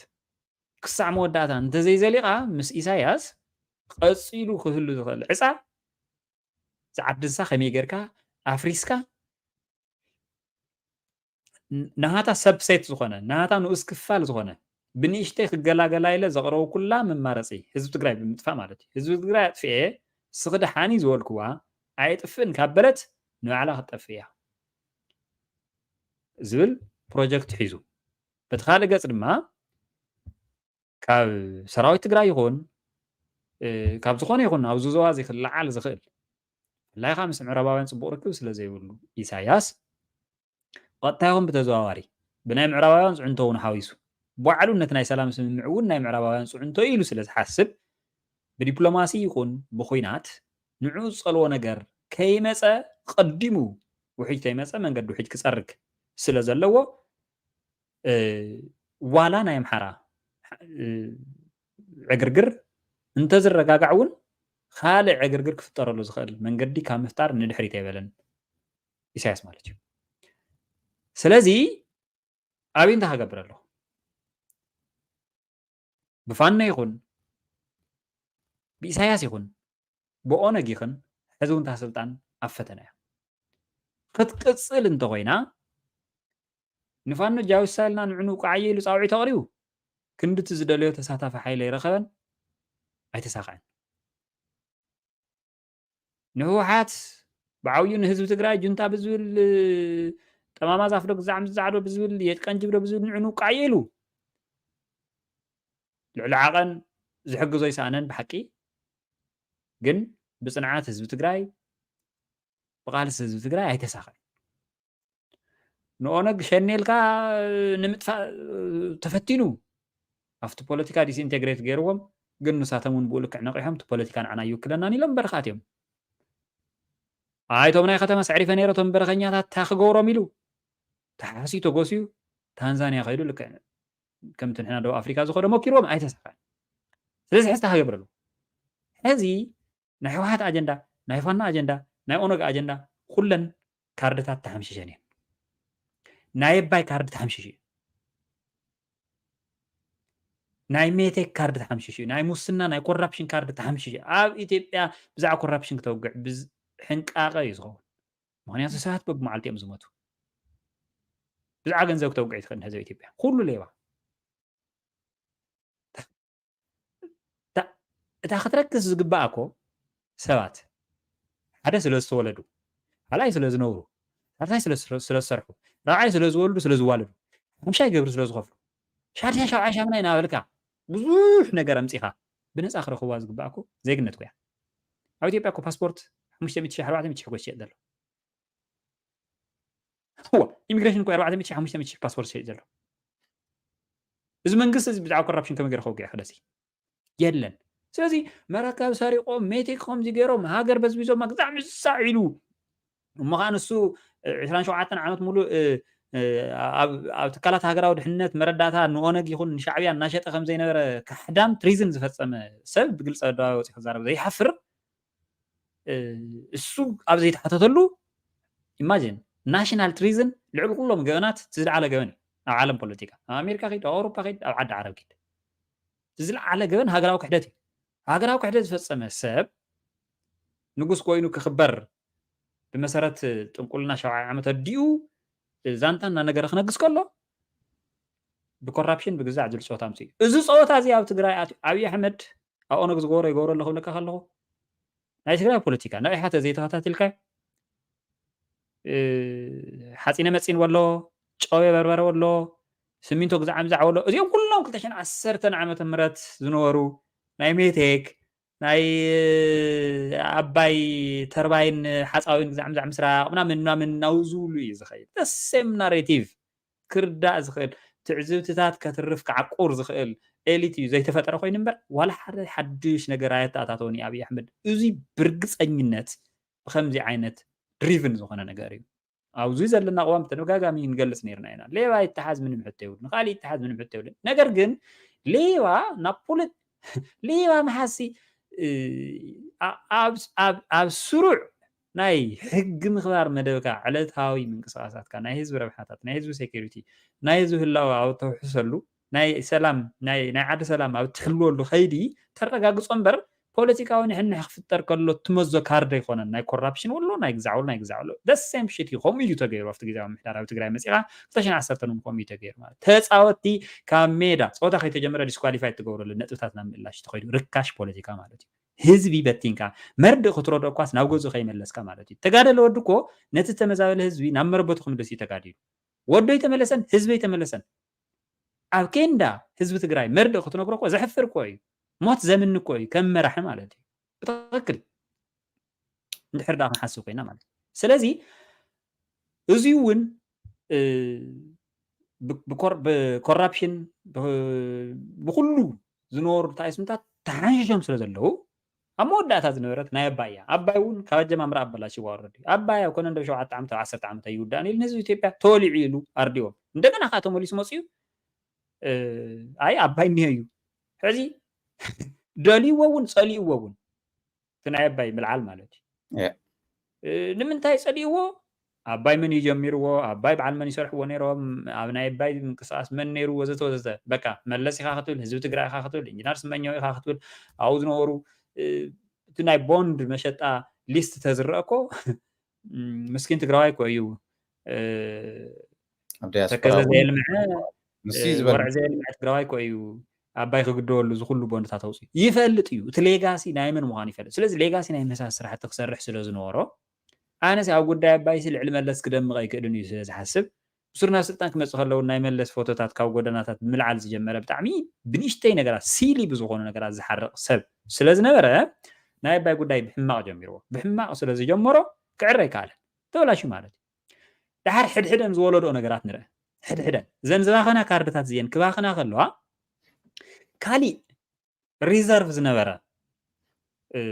ካርድ እውን እየነባኺነን ንኣብነት ምስ ሕወሓት ዝነበረ ጉዳይ ናብ ህዝቢ ትግራይ ዓብዩ ናብ ፅንተት ዝተሰጋገረ ጉዳይ ብዝግባእ ብዘይምላይ እንታይ እዩ ወሊዱ እንተኢልና በኣና ወገን ኩሉ ግዜ ነብሎ ኣብ ልዕሊና ገበን ተፈፂሙ ምንም ሕቶ የለን ኣብ ልዕሊና ገበን ምፍፃም ኢትዮጵያ ድሕሪ ሕዚ ዴሞክራሲያዊት ዓዲ እየ ኢላ ንኽትዛረብ ሞራል የለን ብዝኾነ ይኹን መለክዕ ኣግባብነት የለን ናይ ሕጊ ተሓታትነት ኣሎ ብዙሕ ህዝቢ ተፈናቂሉ ተመዛቢሉ ኣሎ እዚ ሰብኣዊ መሰል ጥሕሰት ኣለዎ ዴሞክራሲያዊ መሰል ጥሕሰት ኣለዎ ናይ ኩናት ገበናት ተፈፂሞም እዮም ብዙሕ ተፈፂሙ ስለዚ ኣብ ውድብ ሕብራት መንግስትታት ፀደቑ ወይ ድማ ከለላ ክህልዎም ዝተገበሩ መሰላት ብምሉኦም ዝተጣሓሰሉ ዞባ ክልል ክኸውን ስለ ዝተገብረ እታ ሃገር በዚ መዳይ እዚ ዝፈረመቶ ነገር ኣይተግበረትን ዝኣተወቶ ቃል ኣብ ሕብረተሰብ ዓለም ከም ሃገር ክትቁፀር ከላ ክግዛእ እየ ኢላ ዝኣተወቶም ዲሞክራሲያዊ ባህርታት ኣይፈረመትን ኣይተግበረትን ስለዚ በዚ ሓደ ምስላ ተበላሽዩ ካልኣይ ኣብ ልዕሊና ፅንተት ክትእውጅ ከላ ኣብ ሰሙን 2 ሰሙን ክንውደእ ኢና ኢሎም ሓሲቦም ስለ ዝነበሩ 2 ዓመት ሙሉእ ኣብ ልዕሊና ነዳድ እናተገዝአ ነታጉ እናተገዝአ ነፋሪት እናተገዝአ ድሮን እናተገዝአ ሰራዊት በብግዚኡ እናተመልመለ ናይቱ ዝሞተ መተካእታ እናተባሃለ ብደሞዝ ወሎ ብመሰልጠኒ ወሎ ዝባኽን ጥይታት እዚ ኩሉ ኢኮኖሚያ ተደቂሱ ስለዚ ኢኮኖሚያ ክድቆስ ከሎ እዚ ሃገር እዚኣ ምስ ዘለቅሓ ዝነበረ ሃገራት ምኩርራያ ይተርፍን ምስ ዘለቅሓ ሃገራት ምኩርራያ ይተርፍን ሓዱሽ ልቃሓት ሓትት ከላ ቅድሚ ሕዚ ዝነበረ ይመለስክዮን ሕዚ ዘለቂ ኩነታት ከምዚ እዩ ሕዚ ተሓትዮ ዘለኺ ልቃሕ ንምምላስ ዘኽእል ቁመና ኣብቲ ዓዲ የለን ሰላም ምርጋእ የለን ኢንቨስትመንት ከይመፅእ ሴኩሪቲ የለን ወዘተ ዝብል ነገራት ሶ ኢንተርናል ኮንፍሊክት በብቦትኡ ናይ ሲቪል ኮንፍሊክት ወይ ናይ ሲቪል ዋር ትሬንድስ እናሰፍሑ ብዝኸዱ ቁፅሪ ናብ ዓዲ ክመፅእ ዝኽእል ብመንገዲ ኢንቨስትመንት ኣቢሉ ክመፅእ ዝኽእል ፈሰስ ቀኒሱ ማለት ስለዚ እዚ ኣብ ዲፕሎማሲ ዓለም ዓብይ ኪሳራ ዓብይ ፀሎሎ ለኺዋ ማለት እዩ ዲያስፖራ ትግራይ ኢትዮጵያ እኮ ከምዚኣ ትገብረና ዘላ ሓፍተይ ተደፊራ ከምዚ ኮይና እናበለ በቢኤምባሲኡ ክኸይድ ከሎ ኢትዮጵያ ትበሃል ዓዲ ሓዊ እዩ ዝብልዋ ነይሩ ኣብ ናይ ዓለም ዲፕሎማስያዊ መድረክ ማለት እዩ። ስለዚ ድሕሪቱ ብኽነት ናይቲ ውሽጣዊ ካድሪ ኣብ ደገ ዘሎ ብኽነት እውን በዚ ደረጃ ክሪኦ ካሊእ ህዝቢ ትግራይ ንምጥፋእ ክትብል ዓዲማ ዘእተወታ ሓይሉ ኢሳያስ ማለት እዩ ሃገር እያ። እዚ ካልእ ናይ ሉዓላውነት ጥሕሰት ርኢ ማለት እዩ። ሕብረተሰብ ዓለም ኣብ ትዕዝብቲ ወዲቑ እዛ ወራሪት ሃገር እዚኣ እንታይ ክብላ ይኽእል? ፌል ገይሩ ሕብረተሰብ ዓለም ኤርትራ ትበሃል ዓዲ ተሓታትዩ ዘይገበረሉ ኢትዮጵያ ካብ ባዕላ ተሪፉ ንሓየልቲ ሃገራት ዝተርፍ ውርደት ኣጎናፂፋ ማለት እዩ። ካብ ባዕላ ሓሊፉ ማለት እዩ። ምክንያቱ ኤርትራ ትበሃል ዓዲ ኣብ ትግራይ ታሕት ገብረ ኣቲ ክትልቅያሲ ጅንጅብል መን ትበልካ መን ትብል እዩ ምንም መልሲ የብላን። በቃ ህዝቢ ትግራይ ናይ ዴሞክራሲ ናይ ልምዓት መሰረት ኮይኑ ሕወሓት ዝበሃል ውድብ ኣብ ትግራይ ከልምዕ ከምህር ዜጋታቱ ዴሞክራሲ ከስፋሕፍሕ እናተረኣየ ኣነ ከም ሕማቅ ኣብነት ክውሰድ የብለይ ነው ዝዘዋይ ናይ ድንቁርና ምህዳሩ ከስፍሕ ናይ ትግራይ ስልጣነ እንቅፋት ይኮኖ ስለ ዝነበረ እዩ። ሰባት ኢሎም ቂም ተኽኒ ገለመለ ኖ ኢሳያስ ስትራቴጂክ እዩ ዲስትራክቲቭ ብዝኾነ መንገዲ እዩ ስትራቴጂክ ኮይኑ እምበር ተራቂም ኣይኮነን። ዝመለስ ምናምን ቂም ስለ ዝነበረ ምስኮን ኖ ኖ ኖ ኣይኮን ንሱ ምንም ክገብሮ የኽእልን ኢሳያስ ኩልና እኮ ብውልቀ ህይወትና መስዋዕት በሊና ተደሚራ ተቐኒሳ ኣብ ትግራይ ዝተፈጠረ ኣንጻራዊ ሰላም፣ ዕብየት፣ ልምዓት፣ ናይ ትምህርቲ፣ ናይ ንቕሓት ወዘተ ምንቅስቓሳት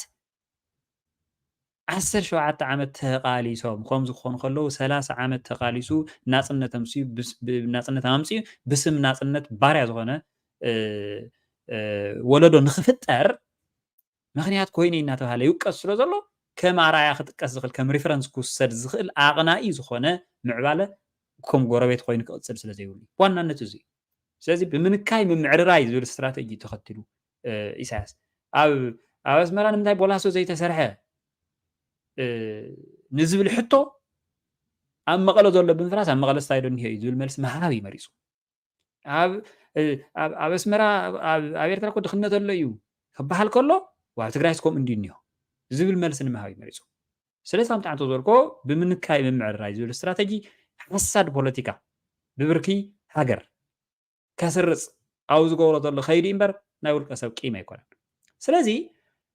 ብወገን ትግራይ ጥራሕ ካብ ውሽጢ ሓሊፉ ካብ ውሽጢ ዝተበልዐ ካርዲ ንደገ እውን ተሪፉ ማለት ብወገን ኦነግ እውን ንኸይድ ብወገን ኦነግ ልክዕ ከምቲ ናይ ትግራይ ብኡ ልክዕ ክንዛረበሉ ክንትንትኖ ስለ ዘይግባእ እምበር ብምብራቅ እንተኸይድና ብምብራቅ ኢትዮጵያ እንተኸይድና ብዓብዩ ብምብራቅ ኣፍሪካ ብርክ እንተሪእናዮ ናይ ኦሮሞ ሓይሊ ክህልዎ ዝኽእል ዝነበረ ጥምረት ቁፅሪ ሓዊስካ ማለት እዩ ድሌታቱ ንምምላእ ከምፅኦ ክኽእል ዝነበረ ክረኽቦ ክሓፍሶ ዝኽእል ዝነበረ ናይ ፖለቲካል ካፒታል ዕድላት ክንድቲ ዝድለ ከሰጉሙ ይከኣለን። ስለዚ ልክዕ ኣብ ኦሮምያ ዝኾነ ነገር ከጋጥም ከሎ ኬንያ ይንካ እዩ ስኢልካ ኣይኮነን። ምክንያቱ ብብርኪ ኢትዮጵያ ይኹን ዋላ ብብርኪ ዓለም እውን ስሙ እዮም ዘይፅውዑ እምበር ናይ ዘር ፖለቲካ እዩ ዝካየድ ዘሎ ባይ ዘ ወይ ሕዚ ፌደራሊዝም ብሄር ተኮር ኤትኒክ ቤዝድ ፌደራሊዝም ግዛዕ ግዛዕ ይበሃል ኣቶም ሰባት ስኢልና ኣብ ኢትዮጵያ ጥራሕ ኮይና ኣይንርአዮ ኤትኒክ ቤዝድ ፖለቲካል ሲስተም ኣብ ዓለም ተዘሂሉ ነይሩ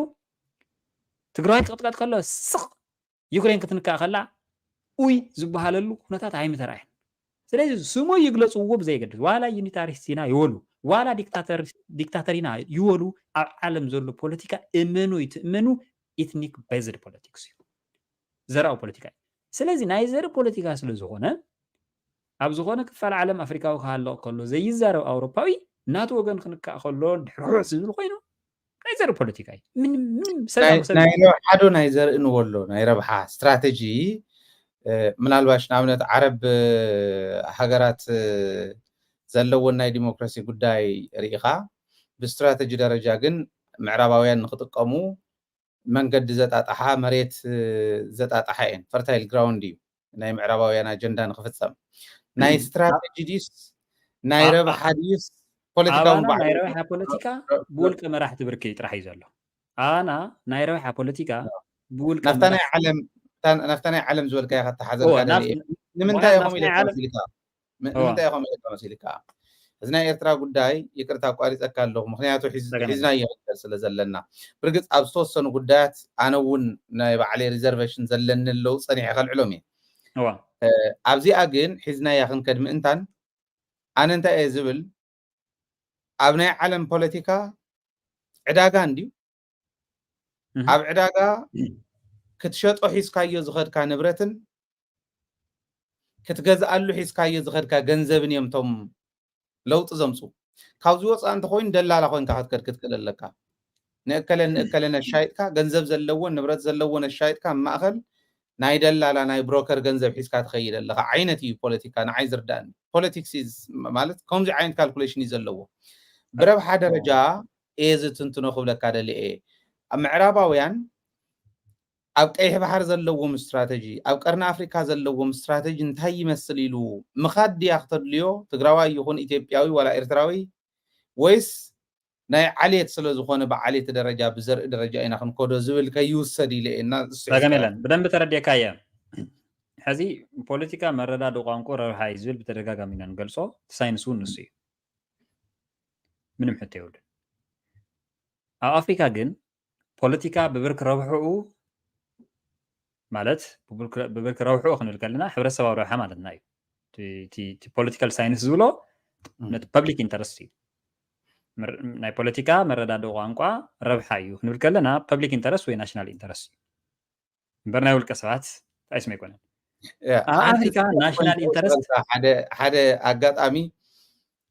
sophomore يلين يصبح شو مكان تتصحف صبق نيرو صبق حسابي أميتو هذول كوا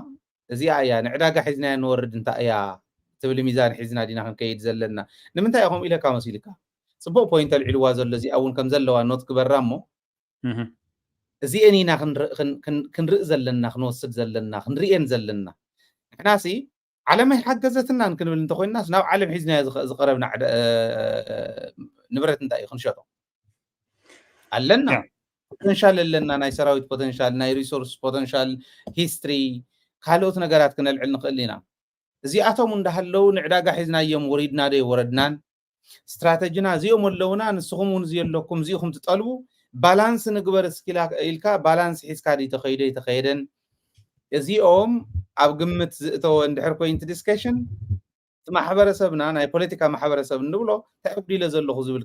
ክጠቕሞ እዩ ዝብል እምነት ኣለኒ ፅቡቕ ፖይንት ሶፎመር ታንክ ዩ መሰረታዊ ሕቶ እንድዩ ከይትወፀኒ ብደንብ ክትሕዘኒ ዝደለኹካ ነገር እኒዮ ኣብኡ ትክክል እዩ በቃ እቲ ሳይንስ ኢኻ ትነግረኒ ዳ ኣብኡ ኣፈላለየ የብለን ሕዚ ትግራይ ዘኒ ፖለቲካስ ድዩ ቲንክ ናሽናል ኢንተረስት ናይ ትግራይ ዘባእሶም ዘሎ ኢልካ ትሓስብ ዶ ብዛዕባ የዛረብ ዘሎ ኣይኮነን በቃ ስለዚ የድለካ ኣለኹ ኣብ ትግራይ ይኹን ኣብ ኢትዮጵያ ፖለቲካ ብክልተ መንገዲ ይስራሕ ዘሎ ሓደ ብውልቀ መሪሕነት ብርኪ ናብነት ኣብይ እንተወሲድና እዞም ኩሎም ክራይሲስ ነልዕሎም ዘለናስ ዓንቶታ ኢልካ ነራ መሰረታዊ ኣስኳል ናይ ፀገምዚ እንታይ እዩ ኢለካ ነራ እቲ ስልጣን ሒዙ ዘሎ ስርዓት ስልጣኑ ከቐፅለሎም ዝኽእል ካርድታት ኣብ ምእላሽ እዩ መዓት ካርድታት ዓጠቕጦ ቀቢሉ ወዲኡ ናብ ካሊእ ካርዲ ኣለ ሸሃደምተም ዝብል ዘሎ ብወገን ኢትዮጵያ ዘሎ ትንርኢ ተለና ማለት እዩ ሕዚ ናይ ደገ ኢኑ ክኣኽወን ነራ ዓንቶ እታ ናይ ዘርኢ ንምንታይ ከም ዝተዋህ ነግረካ እየ እወ እታ ናይ ዘርኢ ንምንታይ ከም ዝተዋህ ነግረካ እየ ናይ ዘርኢ ፖለቲካ ኣብ ኢትዮጵያ መሐለዊ ስልጣን መራሕቲ እዩ መሸጎጢ ትክክል እዩ ኣብ ኢትዮጵያ ይኩን ኣብ ትግራይ እውን ኮ ትርኢ ኣለኻ ናብ ከባቢያውነት ከይድና ኢልና ትማሊ ዘቐመጥናዮ እኮ ዘርኢ እንተይኮነስ ከባቢያውነት እውን ሃይማኖት እውን ዓሌት እውን እንዳበልካ እንዳቆፀርካ ክኸይድ ይከኣል እዩ ትክክል ኢኻ መሸጎጢ እዮም እዚኦም ስለዚ ይኽብለካ ስለዚ እዩ ኣብዚኣ ናይ ኦሮሞ ንምንታይ የልዕሎ ነይራ ኣብ ኦሮሞ ዘሎ ሓይሊ እንተነኺእኻዮ ኦነግ እንተኢልና ንኣብነት ጉዳዩ ኣብ ውሽጢ ኢትዮጵያ ኣብ ውሽጢ ክልል ኦሮሚያ ጥራሕ ኣይውድኦን ኣነ ኦሮሞ ብምዃነይ ከምዚ ይግበር ኣለኹ ኢሉ ኣብ ኬንያ ዘለዉ ኦሮሞ የንቀሳቕስ ስለዚ ብወገን ትግራይ ኣሉታዊ ብዝኾነ መንገዲ ንኤርትራ ዓዲሞት እዩ ዘቐጥቀጠ ጸላኢ ብወገን ኦሮምያ ድማ እቲ ካሊእ ሓይሊ ማለት እዩ እቲ ካሊእ ሓይሊ ኦነግ ከንቀሳቅሶ ዝኽእል ደጋዊ ሓይሊ እኒኦ ኣብ ናይ ሶማልያ ጉዳይ እውን ክንመጽእ ከለና ናይ ውሽጢ ናይ ሶማሌ ጉዳይ ኣብይ ኣሕመድ ምስኒ ኣብዲኤሌ ዝነበሮ ፀገም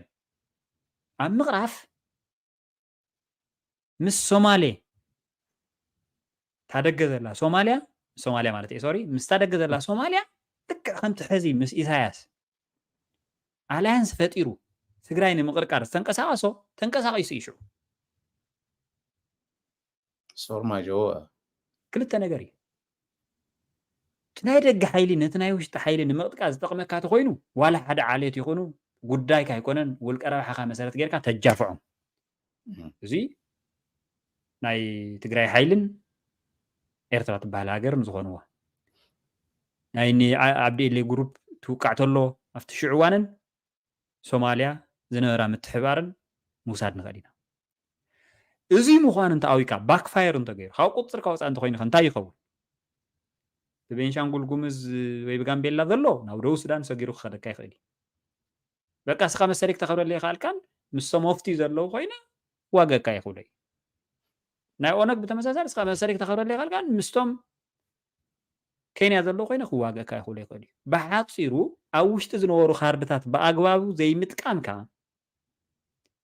እንተስ ባዕልኻ ዓዲምካ ብተምፆም ሓይልታት ከም ኤርትራ ዝበሉ እንተስ እቲ ኣብ ውሽጢ ዝነበረካ ካርዲ ኣባኺንካ ክትቆፃፀሮ ዘይከኣልካ ኣካል ባዕሉ ኮይዱ ኣላያንስ ክፈጥረሎም ዝኽእል ናይ ደገ ሓይልታት እዚ ናይ ረብሓ ጉዳይ እዩ እቲ ካርዲ ዝጥቀመሉ ዘሎ ናይ ረብሓ ጉዳይ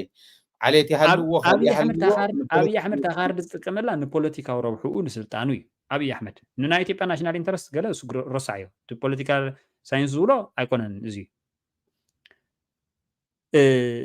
እታ ረብሓ ንሳ ንምሕላው ግን እቶም ዓሌታት ብምሎም ይንቀሳቐሱ ዋላ ናይ ትግራይ ፖለቲካ እውን ኣብይ ኣሕመድ ክትዛረቡ ናይ ሓደ ቤተሰብ ፖለቲካ ኢልዎ ኮይ ኣብይ ኣሕመድ ዝተዛረቡ ኮይ ትግራይ መፅኡ ይዛረበካ ዘሎ ካልእ ሰብ ፈላላይ ኮይ ይብሉ ዋብ ትግራይ እውን እኮ ብጣዕሚ ሕፈር ዝኾኑ ኣነ ዘይፈልጦም ሽማት ሕዚ ሰምዖም ሽማት ኮን እዚ ምድጋም ብዙሕ ዓብዪ ዛዕባታት ነልዕል ስለ ዘለና ቁሸት ወሪድና ክነውግዕ ስለ ዘይግባእ እምበር እንዳኣከለ ዝበሃል ፖለቲካ መወዳእትኡ እሱ እዩ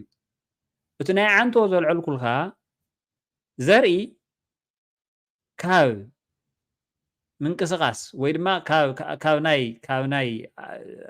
ኣስቤዛ ፖለቲካ ዓለም ቅመም ምዃኑ ኣይተርፍን ኣብዚ ኸድካ ኺድ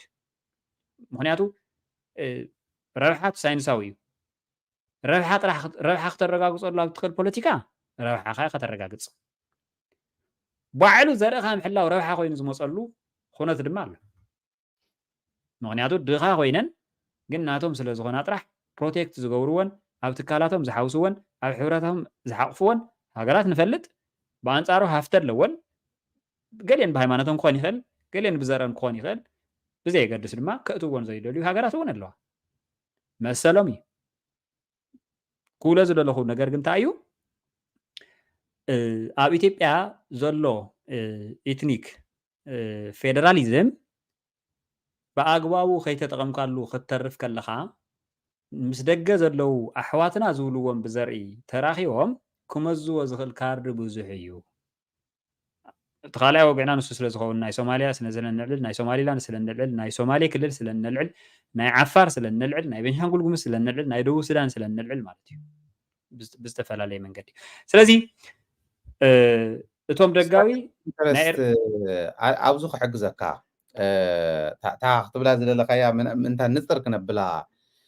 ኢልና ፀቂጥናያ ከይንኸይድ ፖለቲካ ሶኢል ባይ ዴፊኒሽን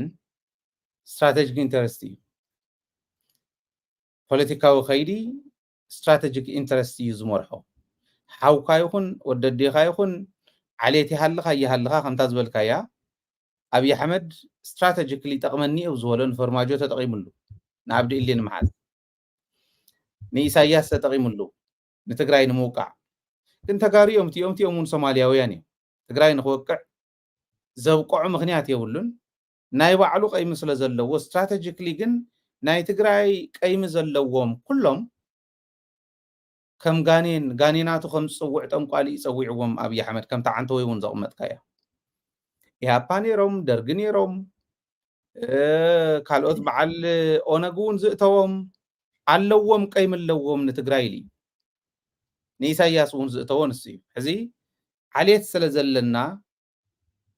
ኤርትራውያን ተጋሩ ኢና ኢሎም ክሓስቡ ስለ ዝኽእሉ ፅባሕ ንግሆ ናይ ባዕሎም ዓልየት ይጠፍእ ስለ ዘሎ ብስትራቴጂካዊ ረብሓ እንድሕር እንተኣልዩ ከዓ ዓልየት ናይ ባዕሉ ኢምፓክት ስለ ዘለዎ ከም ዝበልካዮ ሌትሰይ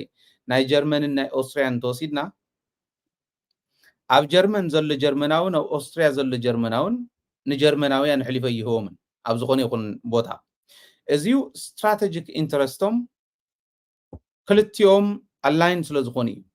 ክልቲኦም ሓቢሮም ስለ ዝኸዱ ኢለ እየ ዝኣምን ስትራቴጂክሊ ኣብ ሓደ መፅኦም ኣለዉ ኢለ እየ ዝኣምን ኩሉ ግዜ ስትራቴጂክ ኢንተረስቲ ድራይቭ ዝገብሮ ክንብል ከለና ግን ንኢሳያስ ሒዙ ንትግራይ ቀጥቂጡ ንትግራይ ሒዙ ከዓ ንኢሳያስ ክቅጥቅጥ ይኸይድ ኣሎ ዓልየት ስለ ዝኾነ ናይ ገደፈና ስትራቴጂክሊ ሒዚ ትግራይ ስለ ዝጠቕሞ ትግራይ ንምሓዝ ዝገብሮም ዘሎ ሙኮራታት ብውሽጢ ብደገ ዘስምዑ ናይ ውሽጢ መረዳእታ ኣለና ዝብሉ ሰባት እውን ዝለጣጥፍዎም ንሪኦም ንሰምዖምን ኣለና ማለት እዩ እንታይ ንሓዝ ንሕና ከም ተጋሩ ዝብል ምእንታን ክንኣሊ እየ እዚኣ ዘቕምጣ ዘሎ ስትራቴጂክ ኢንተረስት ስለ ዝኾነ ንፖለቲካ ድራይቭ ዝገብሮ ትኽክል እዩ ፖለቲካሊ ዝወደቐ መሪሕነት እዩ ዘሎ ትግራይ ፖለቲካዊ ውድቀቱ ግን ናይ ፖለቲካ ትርጉም ክቕይሮ ይኽእልን ፖለቲካዊ ውድቀት ናይ መሪሕነት ትግራይ ግን ንናይ ትግራይ ፖለቲካዊ መማረፅታት ኣይከኣሉን ኢሉ ክዕፍኖም ስለ ዘይብሉ ከመይ እቲ ስትራቴጂክ ረብሓና ናህና ሕዚ ኩሉ ዙርያ መለሽ ጠቂስና ኣለና ናይ ኢትዮጵያ ናይ ብሔር ብሔረሰብ ቅኒት ናይ ፌደራሊዝም ጉዳይ ርኢና ኣለና ዓልየት እውን ኣብኡ ኢምፓክት ከም ዘለዎ ኣቕሚጥካ ኣለካ ግን ዓልየት ካብቲ ስትራቴጂክ ኢንተረስት ዝበልፅ ኣይኮነን ከም ኢምፓክት ኣለዎ እምበር ካብኡ ዝበልፅ ኣይኮነን ፖለቲክስ ሓውካ እውን ከቕትለካ ይኽእል እዩ ምንም ምስታይ የብሉ ሕዚ ከምቲ ዝበልኩ ካታ ስትራቴጂክ ኢንተረስት ትብል ፅንሓን ንኸምጠልካ እየ ኦኬ ስትራቴጂክ ረብሓ ናይ ሓንቲ ሃገር እዩ ፖለቲካዊ ረኽቢ ወይ ከዓ ዲፕሎማቲክ ረኽቢ እውን ኢንክሉድድ ክቃንዮ ዝኽእል እንድሕር ኢልና ናይ ትግራይ ስትራቴጂካዊ ረብሓ ኣብ ፖለቲካ ዓለም ብምንታይ እዩ ዝረጋገፅ እንታይ እዮም ቶም ፕራዮሪቲና ተዓንተ ወይ ረብሓ ዘይነፀረት ትግራይ ዳ ረብሓ ኮይነፀረት ፅንሓኒ ዳትስ ዘ ፖይንት ትውድቀት እውን እንድሕር ኣቕሚጥናዮ ዝወደቐ ፖለቲካዊ መሪሕነት ኣሎ ክንብል ከለና እንታይ ወዲቑ ዓልየቱ ስለ ዘይነፀረ ምስ ኤርትራ ምስ ዓልየቱ ስለ ዘይተራኸበ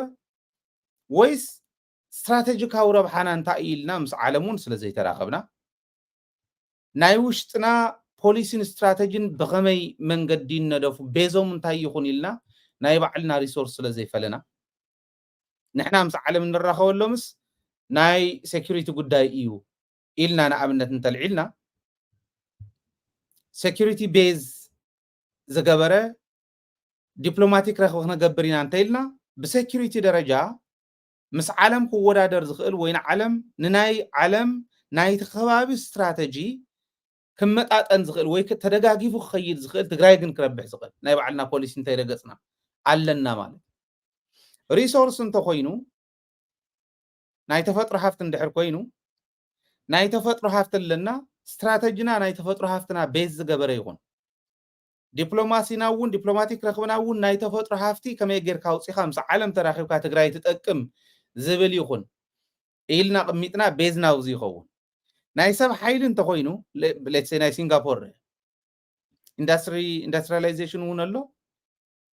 እቱ ናይ ሰብ ሓይሊ እውን ኣሎ ሰብ ሓይሊ ሰብ ይሸጥ እዮም ኢንድያ እንተይተረፈ ቻይና እንተይተረፈ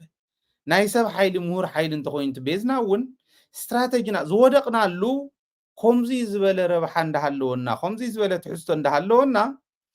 ስትራቴጂክሊ ምስ ዓለም ስለ ዘይተራኸብናሉ ኢልና ነቕምጦለና ዝብል ኣቕሚጥና ክንከድ ስለ ዝደለኹ ዓልየት ዲና ዘይነፀርናስ ስትራቴጂ ኢና ዘይነፀርና ናበይ ኢና ንኸድ ዘለና እንታይ ሒዝና ዝብል ኢና ዘይነፀርና ዝብል ከተቕምጥ ስለ ዝደለኹ እየ ዝመልሰካ ዘለኹ ዳትስ ዋይ ኣብ ስትራቴጂ ዲና ኣብ ናይ ኤትኒሲቲ ቤዝ ክንገብር ዝብል ዓንተ እውን ስኢለ ንኽእል ዘበልኩልካ ኤንዌይስ ናፍታ ናይ ሕዚ ሕቶ ንምፃእ እንታይ እዩ እቲ ስትራተጂና ፈይል ዝገበሮ ናይ ሰብ ሓይሊ እቲ መሪሕነት ጥራሕ ፈይል ገይሩ ኢልና እንድሕር ከይድናስ እንታይ ይረዳእ እቲ ህዝቢ እዚ የለና እዚ ዓይነት ስትራተጂ ቀሪፆም ክራኸቡ እንዳተገበኦም ወዲቖምን ኣለው ተን ዘለዋና እዚአን ስትራተጂክ ልምሲ ዓለም ዝራኸብ መሪሕነት ኢና ንደሊ ኢልካ ንህዝቢ ክተርድኦ ኣለካ እንተኢለካስ እንታይ ኢኻ ክትብሎ እዩ ትናት ግርም ኣይ ታናይ ካብቲ ሕተና ንወፅን ኢና ዘለና ግን ፅብቕቲ እያ ታናይ ዘርኢ ብጌጋ ታይስሙ ተገይራ ከይትኸውን ሚስ አንደርስታንዲንግ ከይህሉ ንሳ ገሊፅካ እየ ኣብ ደም ንሳ ዝበልክዎ ኣብ ኢትዮጵያ መራሕቲ ከም መሳርሒ ይጥቀሙሉ እዮም ናይ ፖለቲካዊ ስልጣኖም ሴኪር ንምግባር ከም መሳርሒ ይጥቀሙሉ እዮም ከምኡ እውን ማኔጅ ተዘይገይሮሞ እንተፈሪስዎም ድማ እቲ ዝፈረሰ ሓይሊ በቲ ፈለግ ንሱ ተኸቲሉ ምስ ኣውጥቁ ዘለዉ ካልኦት ሓይልታት ብተመሳሳሊ መንገዲ ክኸይድ ይፅዕር ኣብ ትግራይ እውን ኮ ይርብሸና ኮይ ክራይ ምእከቢት እያ ንበላ ክራይ ምእከቢት እያ እታ ናይ ዘርኢ ኤግዛክትሊ ክራይ ምእከቢት እውን እያ ስልጣን ዘይብሉ ሓይሊ ከዓ እኒሆ ናይ ማን ዝጋገ እዚ ክራይ ንክትእክብ ኣጋጣሚ እውን ክትረክብ ኣለካ እንዲኻ ንኣብነት ኣብ ትግራይ ብዙሓት ፖለቲካዊ ሓይልታት ኣለዉ ዝቐጥቀጠትና ኤርትራ እንተነኣሰ ኣብ ኣደባባይ ዓለም ክትሕተት ኣለዋ ምሕታት ኣየባእስን ገበነኛ እየ ገበነኛ ይኾንኩን ኢልካ ክትከራኸር ይግባእ እምበር ስኻ ሰብ ቀቲልካ ክሕተት የብለይን ኢልካ ተብል ተኮይንካ ሽፍትነት እዩ ኤርትራ ገበነኛ እያ ህዝቢ መሬትና ወሪራ ኣላ እዚታት ገዲፎም መሰከፍ ዝኾነ መከራኸሪ ሒዞም ይመፁ እዮም ናይ ዘርኢ መከራኸሪ እዮም ዘምፅልካ ሓደ ህዝቢ ሓደ ከምዚ መፃኢና ከምዚ ሽግር የብሉን ሓደ ህዝቢ ምዃን ፀሊ የለን ግን ናይ ሓደ ህዝቢ ዘይኮነ ስራሕ ተሰሪሑ ኣሎ እዚ ዕልባት ንግበረሉ እሱ መዕለዊ ከይገበርካ ናፍቲ ናይ ዓሌት ፖለቲካ ምንም ናይ ረብሓ ፖለቲካ ይኮነን እዚ ናይ ረብሓ ፖለቲካ ይኮነን እቲ ሓደ ህዝቢ ስለ ዝኾንና ብሓደ ንኸይድ እንታይ ሓደ ህዝቢ ስለ ዝኾንካ ብሓደ ትኸይድ አንተ ጠቅስ ኮን ነርካ ኣውስትሪያን ጀርመንን ናይ ዘረ ፈላላይ ስለ ዘለዎም ኣይኮነን ወይ ኔዘርላንድ ወይ በልጅየም ናይ ዘረ ፈላላይ ኣይኮነን መሰረታዊ ነገሮም ካብ ኔዘርላንድ ተበጊስካ ኣውስትሪያ ሕወሳ ጀርመን ሕወሶም ቤልጅየም ወስኸሎም ገለ ክፋል ስዊዘርላንድ ወስኸሉ ለግዘምበርግ ክኸይድ እዚኦም ኩሎም ዳች ወይ ከም ዘለዎ ብተመሳሳሊ ወይ ድማ ስቑኢሉ ልክዕ ከምዚ ናይ ኖርዌጅያን ኤንድ ስዊድሽ እናተባሃለ ስቑኢሉ ተወሰነ ካስተማይዜሽን ተገይርዋ ተመሳሳሊ ቋንቋ ዝዛረቡ ህዝብታት እዮም ተመሳሳሊ ቋንቋ ተመሳሳሊ ካልቸር ተመሳሳሊ ሂስትሪ እውን ሼር ዝገብሩ ህዝብታት እዮም ዝተፈላለዮም ማለት ድዮም ዓዲ ድዮም ባልቲክ ዓድታት ናይ ዘረ ፈላላይ ኣለዎን ኣይኮነን ባልቲክ ዓድታት ባዕሎም ዩክሬንን ራሽያን እውን ዘባእሶም ዘሎ ዘርኢ ኣይኮነን እሱ ይርደአኒ እዩ ረብሓ ናይ ኢንግላንድ እውን ክንወስድ ንኽእል ኢና ረብሓ የብለይን ኢላ ስለዝሓሰበት ወፂ ኣለካ ኣውሮፓ ኢልና ንውሰድ ብዘይገድስ እሱ ብኡ ክንከዶ ንኽእል ኢና ታጠቕመና ንዓና ግን እንታይ መሲልካ ባሻ ናፍቲ ሓቶና እውን ቀርኒ ኣፍሪካ ስለ ዘለና ናፍታ ሪጅናል ተርሞይል ናይ ፖለቲካል ተርሞይል እውን ክንመፅእ ምእንታን ንሕና እንታይ ሒዝና ንኸይድ ማለት ብክልተ እግርካ ክትረግፅ እንዲ ዘለካ መጀመርያ ንሕና ክነርድኦ ዘለና ፖለቲክሊ ፌይል ጌርና ኢና ክንብል ከለና እንታይ እዮም ክገብሩ ነይርዎም ኣየናይ ስትራቴጂክ ረብሓ ናይ ትግራይ እዩ እንታይ ስለ ዝገበሩ ተሪፍና ዘሎ እንታይ እንተንገብር ፖለቲካዊ ረኽብና ዲፕሎማቲክ ረኽብና ምስ ዓለም ክፀንዕ ነይሩ እስራኤል ኮ ኩናት እያ እኒኣ እስራኤል ተነኺኣ ተባሂሉ ጄኖሳይድ ተፈፂሙ ኢሎም ሓቀይ ኣልዒሎም ኣሜሪካውያን ኦቨርናይት ምንም ኣይተመርመረ ይተፀንዐ ረብሓ ስለ ዝኾነ እንታይ ሒዛ ስለ ዝቐረበቶም እንታይ ትዘራኽቦም ስትራቴጂክ ምስ ዓለም ዝራኸበለን እዚአን ምስ ኣሜሪካ ምስ ኣውሮፓ ምስ ካሊእ ዝራኸበለን እዚአን ኢላ እስራኤል ፈሊያ ሒዛ ኣላ ኢለ እየ ዝኣምን ኣነ ንሕና እውን ፌይል ጌርና ኣሎ ኣለና ኢልና ንኣምና ኣብ ደደቢት ብዙሕ ግዜ ነልዕሎም ኢና እቶም ስትራቴጂክ ፌይለርስ እንብሎም እዚኦም ተዝግበሩ ነይሮም ኢልና ነቕምጦም ኣብቲ ቀርኒ ኣፍሪካ ኣብ ናይ ቀይሕ ባሕሪ ስትራቴጂ እውን ናይ ዓለማት ናይ ዝተፈላለዩ ናይቲ ኮሚኒስት ሓይሊ እውን ናይቲ ሊበራል ሓይሊ እውን እዚኦም እዮም ስትራቴጂኦም ኢልና እውን ብፅሑፍ ደረጃ ዘቕረቡናሉ ግዜ ነይሩ እዚኦም እዮም ስትራቴጂኦም እንተኢልካ ንሶም ኣብዚ እንተኮይኖም ኣብ ምስናቶም ባላንስድ ኮይኑ ክኸይድ ዝኽእል ስትራቴጂ ምቕራፅ እንዲ ዘደሊ ምክንያቱ ፖለቲካ ረብሓ እንተኢልናዮ هاي إنا حيزنا زي كدنا تاي فيل جيرنا اللي زلنا تاي إمتى من هنا بيز كون زلوا ومزول كتقمت لي أنا أفتح ناي قرن أفريقيا المقدم حزا عبز حلفة انتاي حيزنا سلا زي كدنا انا فيل غيرنا زول بوزح موقع يكال نيرو جن اوريدي سحالي فيه عبز حزو وان انتاي حيزنا نخيد زول جن كاوشت بدنبي كنوقع زقبنا نقر له ማለት ስትራቴጂክ ሬሌቫንስ ዘለዎ ፖለቲካል ኦፈር ህላወ ካብ ዘረጋገፀ ኣካል እዩ ዝመፅእ ህላወ ምንም ንህቦ ነገር የለን ንዓለም ሕዚ ምንም ከምኡ ኢለ ክዛረብ ምንም ንህቦ ነገር የለን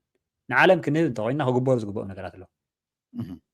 ኣብ ኢትዮጵያ ዘለካ ቫልዩ እንታይ እዩ መጀመርያ ናብ ዓለም ቅድሚ ምውፃእ ስኻ ኣብ ኢትዮጵያ እንታይ ቫልዩ ኣለካ እዚ ምላስ የድሊ ህላወ ዘይወሓሰ ማሕበረሰብ ዝተበተነ ህዝቡ ዘይኣከበ መሪሕነት ዝፈረመ ስምምዕ ሰላም ዘየኽበረ መሪሕነት ዝኣትዎም ቃላት ዘይትግብር መሪሕነት እንታይ ዓይነት ፖለቲካል ኦፈር ኤንድ ስትራቴጂክ ሬሌቫንስ ዘለዎ መኣዲ ሒዙ ክቐርብ ናብ ናይ ዓለም ፖለቲካ ትፅበዮ ኢትስ ቱ ኤርሊ ከምኡ ንኽንብል ነገር ግን እንታይ ክግበር ኣለዎ ናብኡ ንኽንበፅሕ መጀመርያ ኣብ ኢትዮጵያ ኣለኻ ዶ የለኻ እንተባሂልካ ክትእለሽ ከለኻ ከም ዘለኻ መረጋገፂ ዝኸውን ስብእና ወይ ምስሊ ቀረፅ መረጋገፂ ህልውናኻ ክኸውን ዝኽእል ምስሊ ኣይተጠቐምካሉን ካብቶም ዝዋኽኑ ዘለዉ ካርድታት ሓደ እዩ እምበር ብመሰረት ስምምዕ ፕሪቶርያ ብኩርዓት ኣብ ጠረጴዛ ተቐሚጥካ ኢትዮጵያ ምስ ትበሃል ዓባይ ሃገር ብዙሕ ህዝቢ ዘለዋ ትበሃል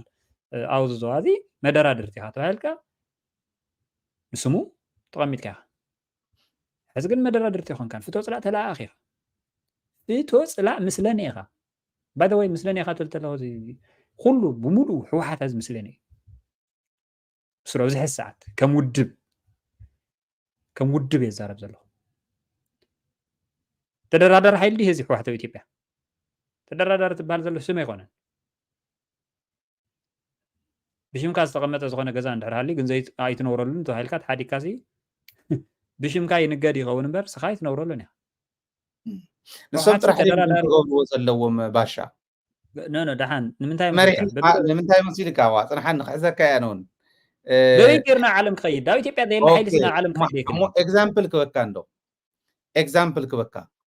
ንኣብነት ኢትዮጵያ ንምፍራስ ዓንተ ናይ ኣምሓርኛ ፕሮግራምና ናይ ጃዋር ተወሰነ ይቕርብ ነይሩ ኢትዮጵያ ንኸፍርስ ሃገራት እየን ሓጊዞ ነው ሚድያ ኣቋቂሙ ፖለቲክሊ ኣብ ውሽጥን ኣብ ደገን ኦርጋናይዝ ገይሩ ክቕይር ይኽእል ነይሩ ናብ ኣወንታዊ ለውጢ ከምፃ ይኽእል ነይሩ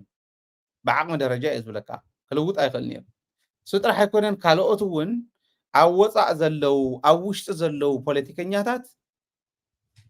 እውይ ምባል ጥራሕ እንተይኮነስ ምስ ዓለም ተራኺብካ ረብሓታትካ ነፂርካ ረብሓታቶም ነፂርካ ተራኺብካስ ክቕየር ይከኣል እንድዩ ንምንታይ ኦም ጥራሕ ዲፔንደንት ንኸውን ዝብል ኤግዛምፕል እንተደሊኻ እከለ ክብለካ ኽእል እቲ ናይ ጃዋር እውን እኹል እዩ ካልኦት ሃገራት ዝቐየሩ ናብ መሪሕነት ንባዕሉ ዝመፁ ዓበይቲ መራሕቲ ናይ ዓለም ኣብ ደገ ኮይኖም ዝዓዲ እዚኣ እኮ ምስለኔ ኮይኖም ናይ ካሊእ ተለኣኽ ኮይኖም ንዓዲ እውን ኣይጠቐሙን ነትናታትኩም ስትራቴጂ እውን ንምፍፃም ብቕዓት የብሎምን ከምዚ እንተዝኾን ነይሩ ኢሎም ስትራቴጂ ነዲፎም ምስ ዓለም ተራኺቦም ሃገር ዝቐየሩ መራሕቲ ኣለዉ ክግበረ ይከኣል እንድዩ ስኢልና ዲና ንዕኦም ብሌም ክንገብር ትምሁር እየ ዝብል እውን ሓደ ግዜ ስኮላርስ እንዳወርክ የቕርብ እንዴ ዊ ስኮላርስ ኢለ የቕርብ ሞ ስኮላር ኢሎም ይልጥፉ ገለገለ እዮም ስኮላር ማለት ሪሰርቸር ማለት ኣብኡ እናሃለኹ ክልክሞ ደልየ ስኮላር ሪሰርቸር ማለት እዩ ናይ ዩኒቨርሲቲ ሪሰርቸራት ማለት እዩ ኣካዳሚያ ውሽጢ ዘሎ ማለት እዩ ክርድእዎ እናሃለኹ ስለ ዘስታወስኩ ወይ በዝኾነ ግን ኣብ ኣካዳሚያ ይሃሉ ኣብ ካሊእ ይሃሉ ካብ ንግዝያዊ ምሕዳር ጥራሕ ምሕማይ ምፅራፍ ካብ ንሕወሓት ጥራሕ ምሕማይ ምፅራፍ ካብቲ ነቲ ፖለቲካ መሪሕነት ሕዚ ዘሎ ጥራሕ ታርጌት ጌርካ ምኻድ ነዲፉ ንትግራይ ተዋፃ እዚኣ እያ ኢሉ ንዖምን ወጊቱ ንዓለም እውን እሚኑ ቀይሩ ክመርሕ እውን ዝኽእል ሓይሊ ክመፀሉ ዝኽእለሉ ደረጃ የለን ድዩ ምንም የብልናን ኢልና ስኽ ካብ ንብል ኣነ ኣለና እየ ዝብል ኣለና እንታይ ክግበር ኣለዎ ቅድሚኡ ግን ነውግዕ ዝበልኩኻ ንሱ ከምፅእ ፅንሓን እሞ ሕዚ ማለት ዲስከሽን እውን ስለ ዝኾነ ኢንተርቪው ይኮነን ሰማዕትና ክፈልጥዎ ምእንታን ዲስከሽን ስለ ዝኾነ ኣነ ኣለና እየ ዝብል ናይ ትግራይ ረብሓ ንምርግጋፅ ስልጣኖ ቅዲሙ ዝኸይድ ሓይሊ ስለ ዘሎ ናይ ትግራይ ረብሓ ኣብ ክንዲ ምርግጋፅ ኣብ ቅድሚት ዝሰርዖ ህዝቢ ትግራይ ከመይ ይሳገር ካብ ዘለዎ ፀገም ከመይ ይውፃእ ዝብል ሕቶ ክንዲ ምምላስ ናይ ባዕለይ ስልጣን ከመይ የረጋግፅ ዝብል ህልኽ ናብ ተላኣኽነት ዝቐይሮ ሓይሊ ስለ ዘሎ እምበር ትግራይ ትህቦ መልኡ እዩ እቲ ስንፍና እዚ ከዓ ናይቱ ዝመርሕ ዘሎ ሓይሊ ዝወደቐ ሓይሊ ተላኣኽ ሓይሊ ዝበልካዮ ብደንቢ ኣነ እውን ዝስማዕማዓሉ ናቱ ውድቀት ጥራሕ ኣይኮነን እቲ መሪሕነት ክኸውን ዝኽእል ኣብ ናህና ደረጃ ዘሎ ሰብ ከምዚ ገይረ ክትንትን እንድሕር ኮይነ እዚ ኢለ ንህዝቢ መማረፂ ከቕርብ እንድሕር ኮይነ ብስትራተጂ ደረጃ ተነዲፉ እዚኣ እያ ክተቕርብ ትኽእል ትግራይ ንዓለም ኢለ ከቕርብ እንድሕር ዘይክኢለ የለን ምንም ተዓፅዩ ንሶም ተዘይገይሮም ኢልና እንተገዲፍና ውድቀት ዘይኮነ ዳስ ዘ ፖይንት ኦኬ እንታይ ይብለካ ኣለኹ መሲልካ እዚ ናብ ናይ ዓለም ፖለቲካ ስትራተጂ ኮፈር ሒዝካ ዘቕረብዎ ካብ ሓቂ ተበጊስካ ዘይኮነስ ካብ ፅዕንቶ ተበጊስካ እዩ ንስኻ እንታይ ፅዕንቶ ትፈጥር ኣብቲ ዞባይ እምበር እንታይ ሓቂ ትዛረብ ኣይኮነን ደረጃ እሺ ድሓን ግዲ የብልካን ኣብዙ ክንከራኸር ዳዝማ ፀገም የለ ካብ እስራኤል ንላዕሊ መዓት ሓቅታት ምሳን ኣለዉ ክንዲ እስራኤል ግን ፅዕንቶ ፈጠርቲ ኣይኮንና ካብ ግሪክ ንላዕሊ ኣብ ተርኪ መዓት ሓቅታት ኣለዉ ብፅዕንቶ ደረጃ ግን ሕቶ ተልዕል ማለት እዩ ስለዚ ነደፍዎ ኢሉ እየ ዘቕምጥ ኣነ ግን ነዲፎም ስለ ዘቕረቡ ንሕና ይቕረብና እዩ ኦፍ ኮርስ እሞ ምን ሕዝታይ ደሞ ዝለካ ዘሎ ሙዚቃ ስለዚ ነደፍዎ ድዩ ስለ ዝተቃለስዎ ድዩ ስለ ዝሃነፅዎ ድዩ ዋትኤቨር ፅዕንቶ ዝመፅማ ሰሪሕካ ኮይ እዚ ሰሪሕካ ድኻ ሃኒፅካ ድኻ ደኺምካ ድኻ ኮነ ምስሊ ተሃንፀለካ ኢለካ ነራ ዓንቶ ምስሊ ህላዋ ክተረጋግፅ እኒካ ሃይለመን እዩ ትበሃል ተሎሲ መልሲ ክኸውን ዝኽእል ኣፍቲ ናይ ፖለቲካ ዓለም ኣዳራሽ ከእትወካ ዝኽእል ስብእና ክተሃንፅ ክትክእል ኣለካ ሃይለ ሓቀኛ ብጣዕሚ ጥዑይ ሰብ ስሩ ሓቂ ዘይስሕት ገለ ተባሂልካ ናብ ናይ ፖለቲካ ዓለም ኣዳራሽ ክትኣቶ ይትኽእል ፅዕንቶ ፈጣሪ ኮይንካ ግን ሓሳብ ኮይንካ እውን ተኣቶ ኢኻ ይትፈልጥ ትክእል ኣለካ ስለዚ እዩ ናይ ረብሓ ፖለቲካ ንምርግጋፅ ሓቂ ስለ ዝሓዝካ ዘይኮነሲ ሓደ መዓልቲ እቲ ሓቂ ንሱ ዘምፅኦ ረብሓ እንተተነኺኡ ተድሕኖ ዶ ጉልበት ኣለካ ዶ ኢንፍሉዌንሻል ዲኻ ሕዚ ትግራይ ኢንፍሉዌንሻል ድያ እዩ ትግራይ ኢንፍሉዌንሻል ክትኮነሉ ትኽእል ዝነበረት ካርዲ እተባኽን ዘላ መሪሕነት ዘይተዓደለት ምስኪን ዓዲ ኣብዚ ሕዚ ሰዓት تزودق مرحلة طرح تقمقم زلخا اي مسيل سلستر اني انا قم زو زلخو تزودق مرحلة حسا تغرنت هاللي خا تخكلي خا خدت لك اي حزت تزلنا مسلندينا انت لنا عقالكم يزبلك انا على خالكم مو وما ما عليه ونكو لك الله انا سي لك الله انا حق خلو نخل دليدون خلو نخل حسابون خلو نخل which is interest زرزر انا نايمن دخن ساعه دربها بس بزي خبري قال وزته مالتي سيمبل ነገር በቃ ታይሙ ሓደ ጽቡቕ ሲቪ ዘለዎ ሰብን እቲ ሲቪ ብዘይ የገድስ ግን ጣዕም ጽቡቕ ስም ዘለዎ ሪከመንድ ዝገብር ሰብ ዘለዎ ሰብን ሲ ኣየና ይተቀበልና ዘሎ it's known ጽቡቕ ሲቪ ዘለዎ እዩ ብርግጽ ግን ታ ሲቪ እከለውን ክጽሕፋ ይኽእል እዩ እከለው ባዕሉን ክጽሕፋ ይኽእል ፖለቲካ ጽድቅ ይሆነና ኢልሽ ያ ፖለቲካ ጽዕንቶ እዩ ንኣብነት ሲምፕሊ ክነግረካ በቃ ንትግራይ ኣሜሪካ ሪከመንድ ተትገብራ ኢንፍሉዌንሻል ያ ትግራይ irrespective of all the realities on the ground ኣሜሪካ ከመይ ገራ ሪከመንድ ትግበራ እንታይ ሒዝና ንቅረብ ኤግዛክትሊ እሱ ከይደካ ሓቂ ሒዛ ኮነተን እስራኤል ሪከመንድ ተገይራ ዝሓለፈ መምላስ ከይኮነና እምበር ኣብነት ታዝበልካ ሕዚ ኣልዒለ ክበካ ሓደ ጉጅለ ናይ መናእሰይ ምሁራን ተኣኪቡ استراتيجيهم قلت ايو بابليكي نا ايست افريكا استراتيجي نا امريكا بابليكي نايك ايه بحري استراتيجي نا امريكا بابليكي كنرخبون خلينا مالت everyone access قبرو يخلي منا اساي موران تاكيبوم نبل ተኣኪቦም ስትራቴጂኹም እዚ እዩ ናይ ትግራይ ሕዝ ዘላቶ እዚ እዩ ናይ ትግራይ ክትኮነ ዝግባእ ንብሎ ግን እዚ እዩ እንተሓጊዝኩምና ንስኹምን ንሕናን ኮይና ትግራይ ናይ ኣሜሪካ ስትራቴጂ እውን ኣብ ቀርኒ ኣፍሪካ ናብ ቀይሕ ባሕርን ዝረጋገፀሉ ናይ ትግራይ ህዝቢ እውን ኣብ ቀርኒ ኣፍሪካ ተጠቃሚ ዝኾነሉ ክንገብር ንኽእል ኢና ዝብሉ መናእሰይ እንተዝፍጠሩ ትሕግዝ ዶ ይመስለካ ካኻ ዝሕሸ መማረፅ እንተዘይሃልዩ ስኻት ብሉፅ ካንዲዴት ተኮይንካ እወ ትውሰድ ግን ካኻ ዝበልፅ ኣሎ ዶ እዩ ኣለዎ ተረዲኻ ኣለኻ ሚትን ገለን ሚልዮን ህዝቢ ዘለዋ ህዝቢ ማተርስ ሰብ ሽየጥ ይትብለኒ ነርካ እንቶ ሰብ ክትሸይጥ ትኽእል ዓድን እያ ራሽያ ኤምባሲ ከይዱ ወታደር ክኾን እየ ብክንደይ ዶላር እዩ ዝተሰለፈ ህዝቢ ኮይ ዘላ ታሰይድ ውሕድ ሰራዊት ንሳና ኣሽሓተ ማይ ሰራዊት ናምፀት እትወልካ ዝነበረት ኮ ሰብ ኮያ ትጥቀም ነይራ ሰብ ሽየጥ እዩ ህዝቢ ኣለዋ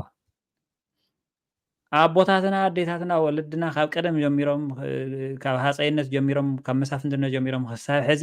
ዝዓዲ እዚኣ ዝሃነፁላ ስም እኒአ ስም ሽየጥ እዩ ሓደ ብራንድ ማተርያል ኳስ ካብ ዝኾነ ዓዲ ካብ ቻይና ዶ ካብ ኣሜሪካ ተተዋሂሉፈላለ ስም ሽየጥ ስም ኣለዋ ቅርሺ ኣለዋ ዋላ ክትልቃሕ ትኽእል ስም ስለ ዘሎ ትልቃሕ ሶቨሪንቲ ስለ ዘሎ ኣፍልጦ ስለ ዘሎ ሪኮግኒሽን ስለ ዘሎ ትልቃሕ ካብ ዓለሙ ስለዚ እዩ ትግራይ መዓት ሓቅታት ሒዛ ቪክቲም ኮይና ግዳይ ጀኖሳይድ ኮይና ከይተሰምዐት ኢትዮጵያ ቀታሊት ኮይና ናይ ደገ ወራር ሓይሊ ሒዛ እውን መፅያ ትስማዕ ንምንታይ ዓንቶ ዝወልኩኻ ትኽክል እዩ ግልፂ ዝኾነ ስትራቴጂ ሒዙ ዝቐርብ ሰብ ስለ ዝሰኣነት ሕዚ ዓንቶ ዝወልኩኻ ስትራቴጂክ ኦፈር ወይ ስኻ ተቕርቦ ኢኻ ወይ እውን ባዕሎም ኣዳልዮም ልካውን ይመፁ እዮም እዚ ዶ ትገብር እውን ይብሉካ እዮም ትኽክል እዩ ረዲኻኒ ኢትዮጵያ ተስባዕላ ቀሪባ እንተስባዕላ ምፅኦምላ ካባና ንላዕሊ ተመራፂት እያ ተመራፂት ኣይኮነትን ዝብል ሕቶ ምምላስ የደሊ ኣነ ተመራፂት እያ ተመራፂት ንገብራ ዘለና ድማ ንሕና ባዕልና ኢና ንምንታይ ትኽክል እያ ሳኮይ ኣብ ሓደ ኢና ኒና ባይዘወይ ንምንታይ ስትራቴጂና ነፂርና ሒዝና ስለ ዘይከድና ዝበለፀ ስትራቴጂ ሒዝና ስለ ዘይከድና ኢትዮጵያ ዋላ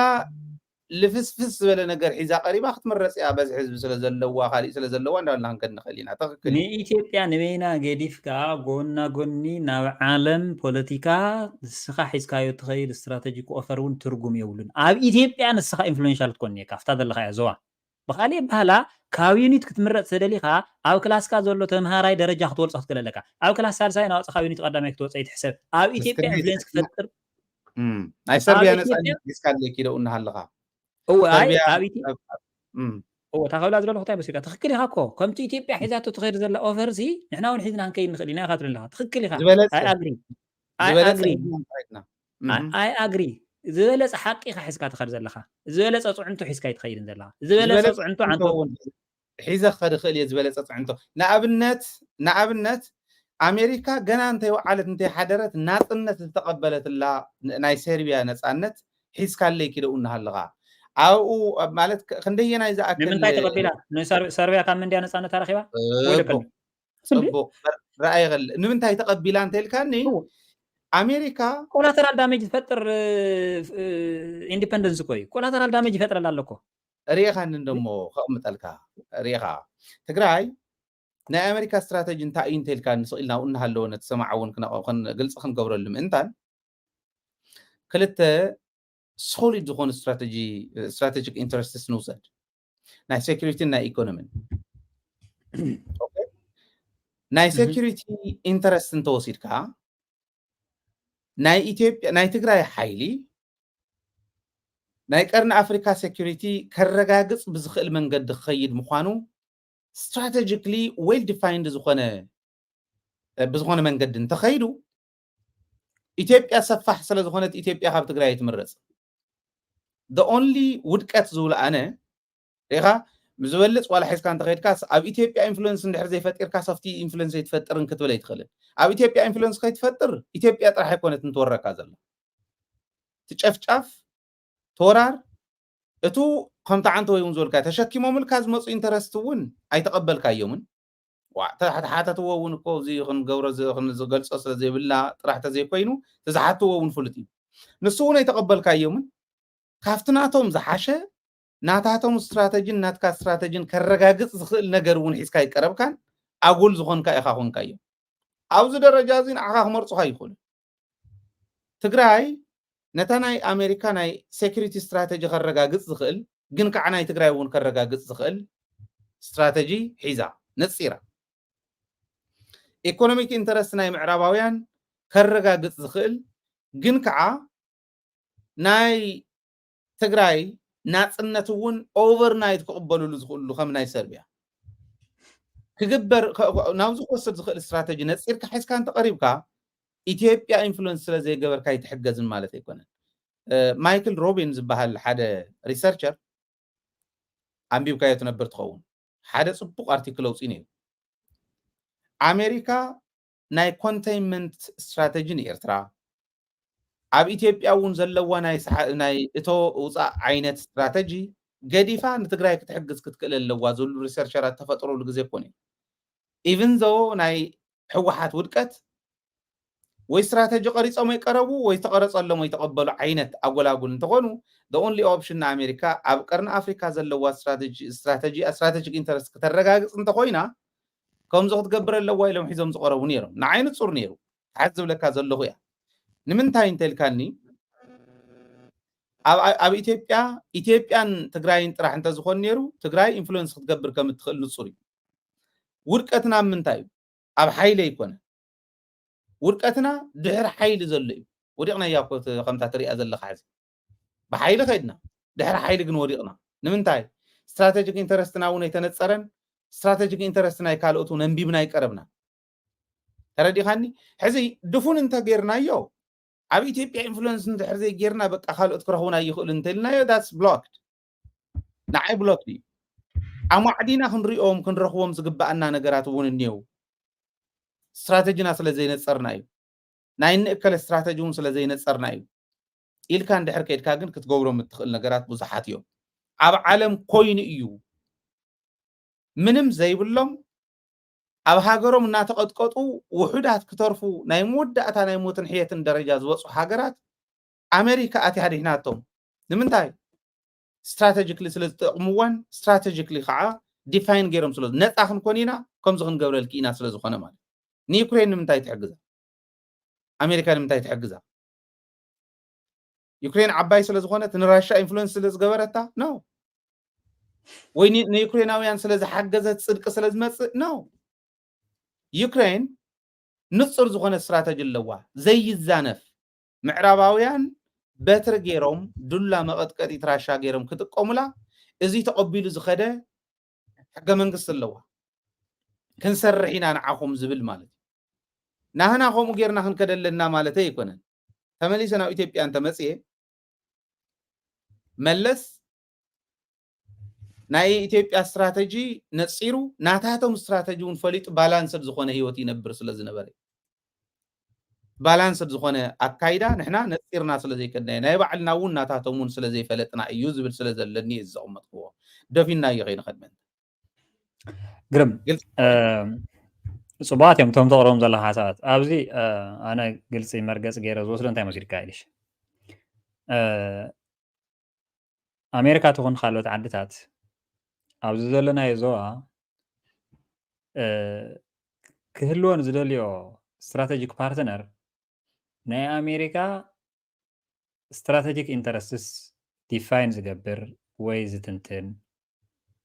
ዘይኮነ ንዕኦም ሴኪዩር ዝገብር እየን ዝደልያ ናይ ትንታነ ፀገም የብሎም እንታይ ከም ዝደልሲ ባዕሎም ክነግሩና ክእሉ እዮም እንቶ ኮይለካ ነይረ እዚ ትገብሩ ትኹም ኩሉናስ ይኽእሉ እዮም ንሕናሲ ኣብ ሬዲ ሜድ ዝኾነ ፕሮፖዛሎም ሲ በቃ አሜንድመንት ጥራሕ ሶይናስ በቃ ሕራይ ልካስ ምትግባር ጥራሕ እንገብር ንኽእል ኢና እሱ ኣይኮነን ዘባሰና ዘሎ ትግራይ ከምዚ እያ ትግራይ ብሴኩሪቲ ትግራይ ብኢንተለጀንስ ትግራይ ቀይሕ ባሕሪ ትግራይ ቀርኒ ኣፍሪካ ከምዚ እያ ማዓት ነገራት ጃርገን ኢሎም እዮም ክድርብዩ that's not the issue ምናልባት ስቑኢሉ እዚ እውን ፅልምት ዝበሎ ንሕና ዩዝለስ ኢና ዝብል ኢሉ ዝሓስብ ሰብ ተሃልዩ ትኽክል ኢኻ ኖ ዩዝለስ ማ ኣይኮናን we're not ستذكر يعني ግን ካብኡ ሓፊልና ኢና ነውግዕ ዘለና ኢለ ስለ ዝሓስብ ከምቲ ዓንቲ ወዘልካ እዩ ኣሜሪካውያን ኣብ ምብራቕ ኣፍሪካ ዝህልዎም ኢንተረስት ይኹን ኣብ ቀይሕ ባሕሪ ክህልዎም ዝኽእል ዋትኤቨር ዝስንትነሎም ፀገም የብሎም ከምቲ ዓንቲ ወዘልካ ኢንፍሉዌንሻል ዲኻ ዓብዪ ነገር እዮም ዝብካ ኣለውኩ ሚሽን እዮም ዝብካ ኣለውኩ ሚሽን ኣካምፕሊሽ ትገብር ዲኻ ሓደራ እዩ ውዕሊ እዩ ብዙሕ ብዙሕ ነገር ኢልካ ትገልፆ እያ ትዋፅኦ ዲኻ ንእስራኤል ዝሕግዝዋ ዘለዉ ሓጊዞማ ትዋፅኦ እያ ኢሎም ስለ ዝኣምኑ እዮም ንራሽያ ዝሕግዝዋ ዘለዉ ሓጊዝናያ ትዋፅኦ እያ ኢሎም ትግራይ ሓጊዝናያ ትዋፅኦ ዶ ዝብል ሕቶ ኣለዎም ናቶም ሕቶ ባዕሎም ይመልሱ እሞ ኣብ ምምላስ እቲ ሕቶኦም ኣስተዋፅኦ ክህልዎ ዝኽእል ኣይ ትዋፅኦ እያ ይኽእሉ እዮም ዝብል መደምደምታ ንኽህቡኻ ዝገብር ቁመና ኣሎ ዶባና እዩ እዚ ቁመና እዚ ብኸመይ እዩ ዝረአ ናይ ሃገራት ናሽናል ኢንተረስት ወይ እውን ስትራቴጂክ ፓርትነርሽፕ እተን ሃገራት ኣብ ዘለወን ፖለቲካል ኮምፒተንስ ዲፕሎማቲክ ኮኔክሽን and regional እንታይ ዝበሃል ኢንቴግሬሽን ቤዝ ዝገበረ እዩ በዋናነት ኣብ ትግራይ እንታይ ዓይነት ፖለቲካል ኮምፒተንስ ኣሎ ኣብ ትግራይ ዘሎ መሪሕነት ሚስጥር ክትዎ ከለኻ ነቲ ካሊእ ዘዝሩ እንተኮይኑ እንታይ ኢልካ ሚስጥር ትነግሮ ከመይ ጌርካ ትነግሮ ኣሜሪካ ሕሹኽ ትብሎ ተላ ኣሜሪካ ሕሹኽ ትብሎ ተላ ብቐሊል ተርሚኖሎጂ ኣሜሪካ ሕሹኽ ትብሎ ተላ ንራሽያ ዘማኽር ተኮይኑ ወይ ኣሜሪካ ሕሹኽ ትብሎ ተላ ንቻይና ዝሸጠላ ተኮይኑ ኣይትመርፆን እያ ስለዚ ፖለቲካዊ ስብእናና ኣብ ትግራይ ተሃን ምህናፅ ይከኣል እዩ ዝበልካዮ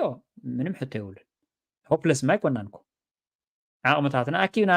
ዝሐሸ መሪሕነት ዝሐሸ ፖለቲካዊ ቁመና ንክፍጠር በብዝኸኣልና የተቃሊስና ትግራይ መዋፅኦ ክህልዋ እዩ ደፍነትሊ ሆፕለስ ኣይኮና እዚ ህዝቢ እዚ ተቃሊሱ ካብ ክንደይ መስገንደላት ካብ ክንደይ ፀበብቲ ህሞታት ወፂኡ እዩ ኣርእዩ እዩ ትዘኒዮ ወለዶ እውን ካብ ወለዲ ተወሊዱ ሓቦ ሒዙ ንሒዙ ክኸዶ ይኽእል እዩ ኣብዚ ሕዚ ሰዓት ኢና ንብ ዘለና ምክንያቱ ድኽመቱ ብዝግባእ እንተዘይ ገምጊሙት ዘሎ ኤሊት እውን ዘሎ መሪሕነት እውን ብቲዮሪ ደረጃ እንተወጋዕናዮ ትርጉም የብሉን ምክንያቱ ብዙሕ ነገር እኮ ብውስጢ ገይርና ኮይና ንሕና ኣብ ምብራቕ ኣፍሪካ ዓለም ተመረፅቲ ክንከውን ኢልና ከም ኣብነት ንገልፆ ዝነበርና መዓት ናይ ኢንቴሊጀንስ ስራሕቲ ዝሰርሑ ሰባት ምናምን ምናምን ኩሎም ዘፍ ደኢሎም ሓቂ ኣብ ትግራይ ዩሲ ኢትስ ሚኒንግፉል ዝኸውን ኢትስ ኦንሊ ዌን ዩ ኣር ኢንፍሉዌንሻል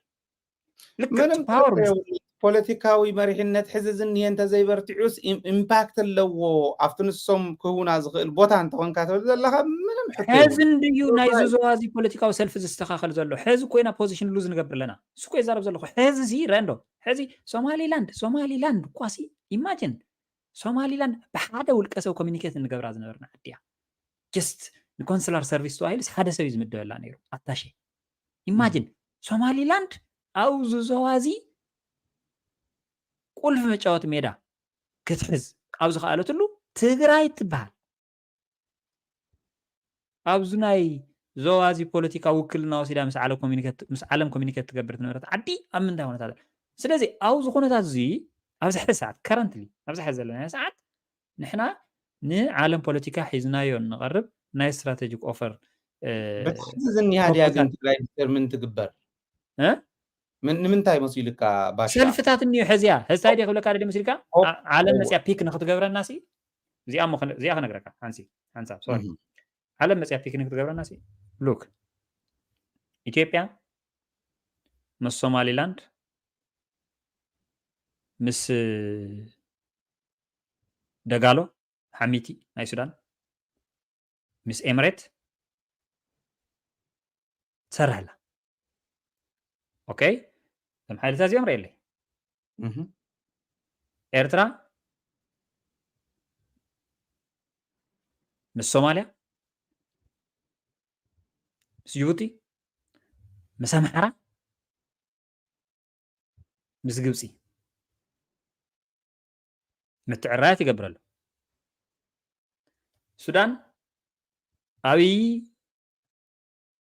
ንሓሚቲ ይድግፈሎ ኤምሬትስ ብመሳርሒ ንተቃዋምቲ ትድግፈላ ካልኦት ኣካላት እውን ጣልቃያት እውን ለው ይብሎ ናይ ኣሜሪካ ከም ዘሎ ኮይኑ ማለት እዩ ስለዚ ንስኻ ከም ትግራይ እዩ ምስ ኤርትራ እንታይ ኢኻ ምስ ሱዳን እንታይ ኢኻ ምስ ሳውት ሱዳን እንታይ ኢኻ ምስ ኢትዮጵያ እንታይ ኢኻ ምስ ኣምሓራ እንታይ ኢኻ ምስ ሶማልያ እንታይ ኢኻ ምስ ሶማሊላንድ እንታይ ኢኻ ምስ ጅቡቲ እንታይ ኢኻ ኣብዚ ዘሎ ጉዳይ ወድእ መጀመርያ ካውዚ ዝምዘዝ ሰብ ዝምረፅ ካውዚ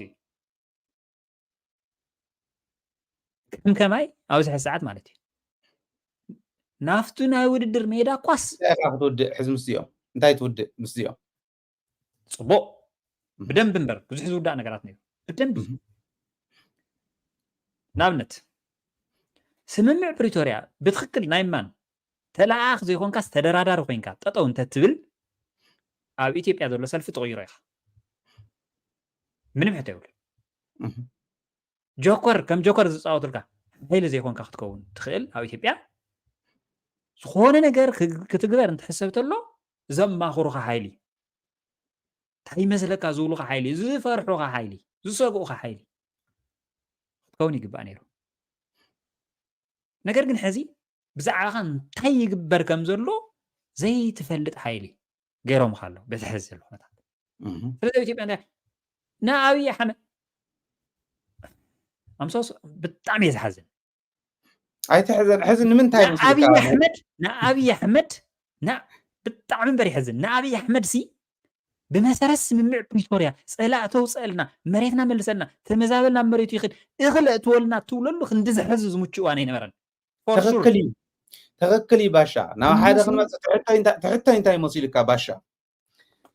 ሕጂ ዘለና መሪሕነት ዝወደቐ መሪሕነት እዩ ኣብ ኢትዮጵያ ኢንፍሉዌንስ ክገብር ይትረፍ እሞ ኣብ ትግራይ እውን ናይ ባዕሉ ናይ ኣዲኡ ሰላም ክሕሉ ዘይኽእል መሪሕነት እዩ እቲ ዝወደቐ መሪሕነት ሒዝዋ ዝኒዮ ትግራይ እውን ፅንሓኒ እሞ ትግራይ ዝወደቐ መሪሕነት ሒዝዋ ዘሎ ትግራይ ሕዚ ወዲቓ ዘላ እያ ትግራይ ግን ምንም የብላን ዝወደቐት ያልካ ትግደፈ ኣይኮነትን ስትራቴጂክሊ ሒዝዋ ዝወፅእ መሪሕነት ተዝርከብ ነይሩ ሓደ ክልተ ሰለስተ ኣርባዕተ ኢልካ ምስ ዓለም ክትራኸበሎም ዝግባእካ እዚኦም እዮም ነይሮም ኢልካ እንድሕር ነፂርካዮ ክልተ ጥቕሚ ኣለዎ ሓደ ቦቲ ሕዚ ህልውና ትግራይ ኮነ መጻኢ ትግራይ ዘፅልምት ዘሎ መሪሕነት ዲፋይን ዝግበር ሆፕ ኣይኮነን ዘለዋ ትግራይ ዝብል መልእኽቲ ይሕል ኦኬ ሕጂ ብውዕል ፕሪቶርያ ውዲቖሞ ስለ ዘለዉ ውዱቓት ናይ ትግራይ ዕድል ዝወደቐ እዩ ትግራይ ትህቦ ነገር የብላን ኢልካ እንድሕር ብሎክ ጌርካዮ ንሓዋሪ ይኮነን እያ ንሓዋሪ ጥንሓኒ ሞ ዋ ክንፈልዮ ኣለና ንሱ እኮ እየ ሞ ዝብል ዘለኹ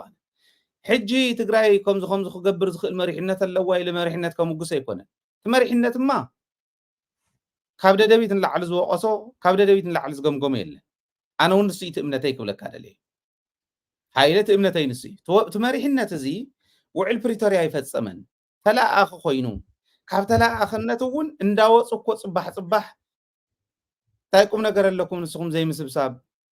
ስለ ጥሜት እውን ናይ ምዝራብ ስለ ናይ ህዝብኩም ጥሜት ናይ ምዝራብ ሞራል የብልኩም እናምባልኩ በፂሖም ባዕሎም እውን ይፀርፍዎ ኣለዉ ምስ ዓለም ተሳጊሩ ስትራቴጂክ ሪሌሽን ክገብር ይትረፍ እሞ ኣብ ኢትዮጵያ እውን ህልውኑ ክረጋግፅ ዘይከኣለ እዩ እዚ ትኽክል ኢኻ እዚ ትኽክል እዩ ምንም ጥርጥር የብሉን ናይ ትግራይ ስትራቴጂክ ኢምፓክት ኣብ ዓለም ወይ ከዓ ኣብ ዓለም ዘለዋ ተጠላብነት ግን በቲ ሕዚ ዝኒሄ ድኹም መሪሕነት ጥራሕ ንግምግሞ እንተኮይና ሓደ ተስፋ ህዝቢ ኢና ነፅልምት ትትንተና ከምኡ ክኾነ ኣይኮነን ዘለዎ ኣብ ክልተ ንምቀሎ እዩ ትናተይ ቢዮን ዝንሓን ኩዳኣልካ እየ ባይ ዘ ወይ ኢንተርፌር ይትግበር ዝብል ሰብ እውን ኢንተርቪው ኣይኮነን እዚ ዲስከሽን እዩ ኣነን ባሻን ማዕረ 50-50 ሒዝና ዲስከስ ክንገብር ኢና ቀሪብና ዘለና ሰማዕቲ እውን ብወዳምፅና ስለዚ ታናተይ እንታይ መሲልካ بتدخم مريحنة طرح تجمجما تجراي منم كتجبري تقلن زبل ملأخت نخين حلف يزي زبل كذا تدخم مريحنة إز دخم تقلع الله أو دخل نازل نسي هلون أنا بحدا جازء تونسي نابتلا آخرنا تغيروا تغيروا سلطان كبل بجاغانو زمص سلام إيد تمزيزنا زمصانا يو سلام نأبي أحمد تلا آخرنت يفتصموا له أزي مننا قمت زأطي يكونن باشا نقرقن أنا هوب حزبي تتصفاني حزبي كلام اللي من دحر كوينو نسن ملم طرحته يكونون يتحزنت مريحنت نتدخم مريحنت انداول اندا صوع زقمقم زلو إليت زبحالون كحسب مئنتان تقراي انتاي استراتيجيك ربح اللوان عالم إزي خنوصة يدلي كنوصة راح يكونن strategically define غير كاون strategy define غير كاون مس عالم كتدرادر اللي تخيل مدرخ عصو يكونن يترفد بجلة توديبكا بقلة سباتون بعد جوار إثيوبيا influence غير موضوع بسيحهم قبل كله خبريسهم ما كنت عدن مهنات strategy define غير خيد زخيل مهور انتهاليو we cannot do anything now because خمزي زوال مرحنا سلازولي كان دحر عاصي خايت غير كوينكا عصو كي يخون ታውድቀትና የፕሪቶሪያ ዘይ መቅባል ዘይ ናብ ተግባር ዘይ መውዓል አይትዕዝንህ መሪሕነቱ ውን ውድቀቱ ንበይና ንራይ ናይ ትግራይ ስትራቴጂክ ረብሓ ዓለም ንበይና ንራእያ ክስራሕ እንድሕር ኮይኑ ግን our hope our existence is not only dependent on ትዕዝዝንህ መሪሕነት ኢልና ይንኽይድ እዩ ትናተይ ክብለካ ደለ እዚኣ እታ ክትንፅር ዘለዋ ብክልተ እንድሕር መቂልና ርኢናዮ we have hope በዚኹም ከድንኽእል ኢና تحدثني جن بخوم زخجم جم خلا الله بسرون عرين تقصيلو ودكتنا عند قصله كعالم تنسألنا تناون دا قصله خيري كا كلير لخ أمتك عليو يتناتي بزيا أمتها كابزيا وص أنت خوينا زي أن حرزي تقبلون زي يقبلاني الكات كتخلي خا خنصر الكادلي هاي ناي مسرت أفلا لا إذا خونا سي أفتي تايمينج الكايلش هذه تجراي خم تجراي تسفاي بلان زول ملأختي كم حالة لفه يقولن إحنا خامو هنولون عين خلن تزويعو بزحات تسفا زورتنا كلات حلف هذا مسألة تزويع بوليتيكا هنوقع هلنا جين نايمان بوليتيكا وقع انتخينو ريكامنديشنز ويتم لبواتات ويتم عنتو تنتانتات وزته كمزي كلنا زولو مسمه الله كاتا زي تتحيزهم دخا زراحات عمنيرو من مو يسمع خايو ترقم يول تخيل يرمي ستاي يقول لك على ليه تغصالي انت هاي نقبر كمزي تزقبر كو كمزي مخانات زبل تخكليو كم عزينا نسي كمزي زي البوتنشال زحازة تعددو سعان نزي زشرف مريحنات سعان خمزي زقبر استراتيجي كمزي لا تودق أبزول وقعي منهم حتى يقولون أتوان غرينا زين اتي ناي تقراي عاقمة تطغيمو تقراي أمر بوليتيكا عالم مثلا خقول له خقبر زي كاله أكال خمو خقبر بزخل كال أكال انت تتكيو تسفاد اللو سرح يزول منهم حتى يقول أفلا لوني منه إلى يعمل أنا زول زلقه جن أبزح الساعات سيكوريتي 50 نابلنا بنتاي رهون كم زينابلنا بنتاي رهون كم زينابلنا بزي قدس مثلنا عايز مزن overall مثل خا عايز مزن biology نفعنيرا mathematics جوز نيرا زي خونه GPA خانتاي that's what matters GPA خانتاي مخنياتو comprehensive زخونه political competence يدل أيو عالم بحانت نجار outsmart سلز جبركا تمزز مالته يكونن كتمزز انتوين كون تمززلو خرط يتيناي حيث خمس قدم كم إثيوبيا تزخون قليل عزيز أو إثيوبيا بسكريت سوات يدلو بناي UN peacekeeping mission سوات يمززو قال تقاري مقدر حدث وصل كافتنا إثيوبيا خرط يتمززو سلوزلو so individual competence ما تري قبر مالتي ፐርሰናል ኤክሰለንስ ተጠቂሞም ይምዘዙ ማለት እዩ ሕዚ ካብቲ ከረጢት ንሱ ይወፅኦም ዘለዉ ወላ ሕዚ እኳ ዝተውዒልካ ተኮይንካ ካብ ኢትዮጵያ ክትምዘዝ ከለኻማ ሕዚ ዘስተውዕልካዮም ነገራት የለውነ ቀረባ ብሳይክል ከይዶም ቀዳሞት ወፅኦም ስፖርት ኩዕሾ ኢድ ከይዶም ተሸሊሞም መፅኦም ብፈጠራ ስራሕ ከይዶም ተሸሊሞም መፅኦም ካበይ ክምዘዙ ከለዉ ካብ ኢትዮጵያ ትምዘዙ ዘለዉ ማለት እዩ ኢትዮጵያ ዝበሃል ረሳዓዮ እሞ ከም ትግራይ ክትርአ ትብል ተለካ ግን እንታይ ትገብረ ካላ ኢትዮጵያ ክልል እዮም ስሩዕ መንግስቲ የብሎምን ዝተመረፁ ይኮኑን ሕጋዊ ይኮኑን ፓርቲ ሕጋውነት የብሉ ብላብላብላ እዚ ኩሉ ኣዝኒብ ኣብ ልዕሊ ኢኻ ኣነ ዘይፈቀድኩ ምስኦም ትራኸብ ዲፕሎማት እንድሕር ሃሊኻ እውን ኣብ ናይ ኢትዮጵያ ኢንቴግሪቲ ኣብ ናይ ኢትዮጵያ ስቴቢሊቲ ፀገም ትፈጥር ኣለኻ ሲምፕል ኣኪዜሽን ጸጥ ትግራይ ሪስክ እዩ ከይትኸዱ ተባሂልና ኮይሉካ ኣለዉ ቦሌካ ዓርፉ ከለዉ ጎብነይቲ ሲምፕል ኣሳውን ኮም እያ ትብል ባይዘወይ ኤግዛክትሊ ስለዚ ኣይትራኸቡን እያ ትብል ምስ ወፃእ ክትራኸቦ ይትኽእሉን ብኢትዮጵያ ገይራ እያ ትኸይድ እያ ትብል ታውዕሊ ፕሪቶርያ እንተተፈፀመት እውን ኣይትብለን ማለት እዩ ታጉድለት እንታይ እያ ኣብዚኣ ግን ኣብዚኣ እንታይ ክትከውን ነራ መሲልካ ኣብዚኣ ናይ ትግራይ ፖለቲካ ርስዕ ክኸውን ተገይሩ ዘሎ ዋላ ባዕሎም ዝፈቀዱልካ እውን ክትጥቀም ዘይትኽእል ዕንዙዝ ምዃንካ ሪኦም ኣለዉ እዚኣ ግበር እሞ መሬትካ ካብ ፀላእ ትውሰድ ኢሎምካ ኮይም ብውዕል ፕሪቶርያ መሰረት ክትወስደ ይደለኻ ሃይን ክትብል ይደለኻ ወይ ስቕበል ተይሉካ ትፈርሕ ኣለኻ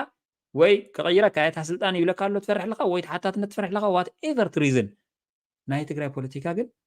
ቀቲልዎ ኣሎ ዘሎ መሪሕነት ኣብዛ ሰዓት እዚኣ ኮይና ኣብዚ ዞባ እዚ ናይ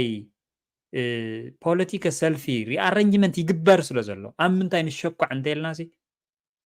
መርዓሰ ይቕረኽን ዓዲ ክንክረማ ዝበሃል ምስላ ኣባና ይትግበር ኣሎ ምክንያቱ ህላዊ ኣይውሕስናን በማይ ተሸሓት ፕሮኣክቲቭሊ ዲና ንርኢ እኒና እታ ትብላ ዘለካ ክተቕነቕምጥ ከለና ደስ እታ ፍንጫ ፍንጫና ዘላ ኢና ንርኢ ብዛሓት እዚኣ ትኽክል ኢኻ ኣብኡ ይኣምን እየ ብሱ ባሻ ከይንደግሞ ምእንታን ኣብኡ ይኣምን ምንም ግልፂ ነገር ኮይ ሕዚ ኣብ ጉዳይ በቃ ሕዚ መዓት ነገራት እኒሆ ኢለካ ኣለኹ በቃ ሰልፍታት እኒሆ ኢሳያስ ንሶማልያን ንጅቡትን ሒዙ ይመክረልካ ኣሎ ግብፂ ብተመሳሳሊ ንሶማልያ ትድግፈላ ምክንያቱ ናይ ኣባይ ጉዳይ እውን በቲ ገፅ ስለ ዘሎ ምስ ኣልቡርሃን ኮይኖም ያው ምስ ግብፂ ወጊኖም ምምዕራይ ገይሮም ስለ ዘሎ ኢትዮጵያ ድማ እቲ ናይ ኣምሓራ እውን ዕርቂ ዶ ሽምግልና ዶ ገለ እናበለት ዲል ትገብር ኣላ ብግልፂ ዝፍለጥ ኣብ ውሽጢ ኢትዮጵያ ንንቀሳቀሶ ኣላያንስ ንፈጥረሉ ሓይሊ እውን የብልናን ኣይፍቀደናን ብመሰረት ስምምዕ ፕሪቶርያ ጠጠው ብል ተባሂልና ኢና ኣይኮነን ዶ ምስ ኦነጌ ምስ ፋኔ ናበልካ ክትመሳጠር ዕጥቅኻ ፍትሕ እውን ተባሂልካ ኢኻ ስለዚ ኣብዚ ሰዓት እዚ የድለካ ኣለኹ ትግራይ ካብ ምፍፃም ስምምዕ ፕሪቶርያ ወፃኢ ምስላ ተጉልህሉ ነኳል የለን ኩሉ ዓባቢሳ ደቡብ ኣፍሪካ ከይዳ ህጊራ መፅያ እያ ኣነ ግን ከሪአካ ነይረ እታ ምስላ ትዕብየላ ሓንቲ ንኣብነት ሓንቲ ወይ ዝገለፅካዮ ገይረ ክገልፅ ምኽኣልኩ እንታይ እቶ ወል ፅቡቅ ኢትዮጵያ ተወጢራ ደላ ሓቂ የስ ኦኬ ትግራይ ሕዚ ግዛእታዊ ሓድነታ ክትሕዝ ትኽእል እያ ክትሕዝ ትኽእል እያ ተባኽነላ ዝብለካ ኮስ ቆይ እሙሮ ኢኻ ተባኽነላማ የስማዕማዓና ይቀኒና ኣለኩ ባሻ እሞ እዚ ክትጥቀም ዘይከኣልካስ መን ክሓፅየካ ይብለካ ኣለኹ ስኻ ኤርትራ መክምልሳ هو حزق من لسان تخوين انتهي مسلكا بتدخم مريحنة ناي تجراي تسفا ناي تجراي كل نجار بوي ديترمن زقبر انتهي لنا تغكل يكونين بهالي يعني دخوم عزنا لو وكلنا ناي تجراي فتخات لها بتودو يا تجراي توكل حزي ناي صح وانا نوقع لنا هو خمل لسا حزي خمل لسا انت تهيب كاني خمل لسا هو يا ابسب سوا عندي مني وحجه حقي اب اخي واكو مني ውዱቕ ስለ ዝኾነ ብዛዕባ ስልጣን እዩ ዘወግዕ ዘሎ ኣነ ንስኻን ግን ሕጂ ውዱቃት ኢኹም ካብ ዝብል ሓሊፍና እንድሕር ነጊርናዮ እንታይ እያ እታ ስትራቴጂክ ኢንተረስት ናይ ትግራይ ፌል ዝገበረት ዝብል ደጋጊምካ ክዝረብ ከሎ ፕሮኣክቲቭ ንኹን ዝበልኩ ካውን እዚ ፕሮኣክቲቭሊ ርኢና ኣብዚ ወዲቕና ኣለና እምበር እዚ ተትገብሩስ ከምዚ ነይሩ ዝብል ክመፅእ ክኽእል ኣሎ ውዱቃት እማ ውዱቃት እዮም ንውዱቕ ውዱቕ እንታይ እንትብሎ በዚ ሕዚ ዝኒሄ ውዱቕ መሪሕነት ዲተርሚን ዝግበር ህልውና ግና ይኮነን ናይ ትግራይ ባህሊ እያ እዚኣ ንምግባር ታሕዚ ዝኒኣ ኣኼባ ግዝኣታዊ ሓድነት ትግራይ ከመይ ነምልስ እንድሕር ኢሎም ግዝኣታዊ ሓድነት ትግራይ ብሓይሊ እውን ብሕጊ እውን ብድርድር እውን ዝምለሰሉ ግዜ ሕጂ ኦኬ ሕጂ እዚኣ ክጥቀሙላ እንድሕር ክኢሎም እቲ ወዲቑ ዝነበረ ነዋርሕ ንትሽዓተ ወርሒ ወዲቑ ዝነበረ መሪሕነት ትግራይ ናብ ኤግዚስተንስ ከምፃ ይኽእል እዩ ትግራይ ስለዚ ምዕራብ ትግራይ እንተምሊሳቶ ህልውና ትግራይ እንተረጋጊፃ ኣብይ ኣሕመድ ይደልያ እዩ ኢሳያስ ይደልያ እዩ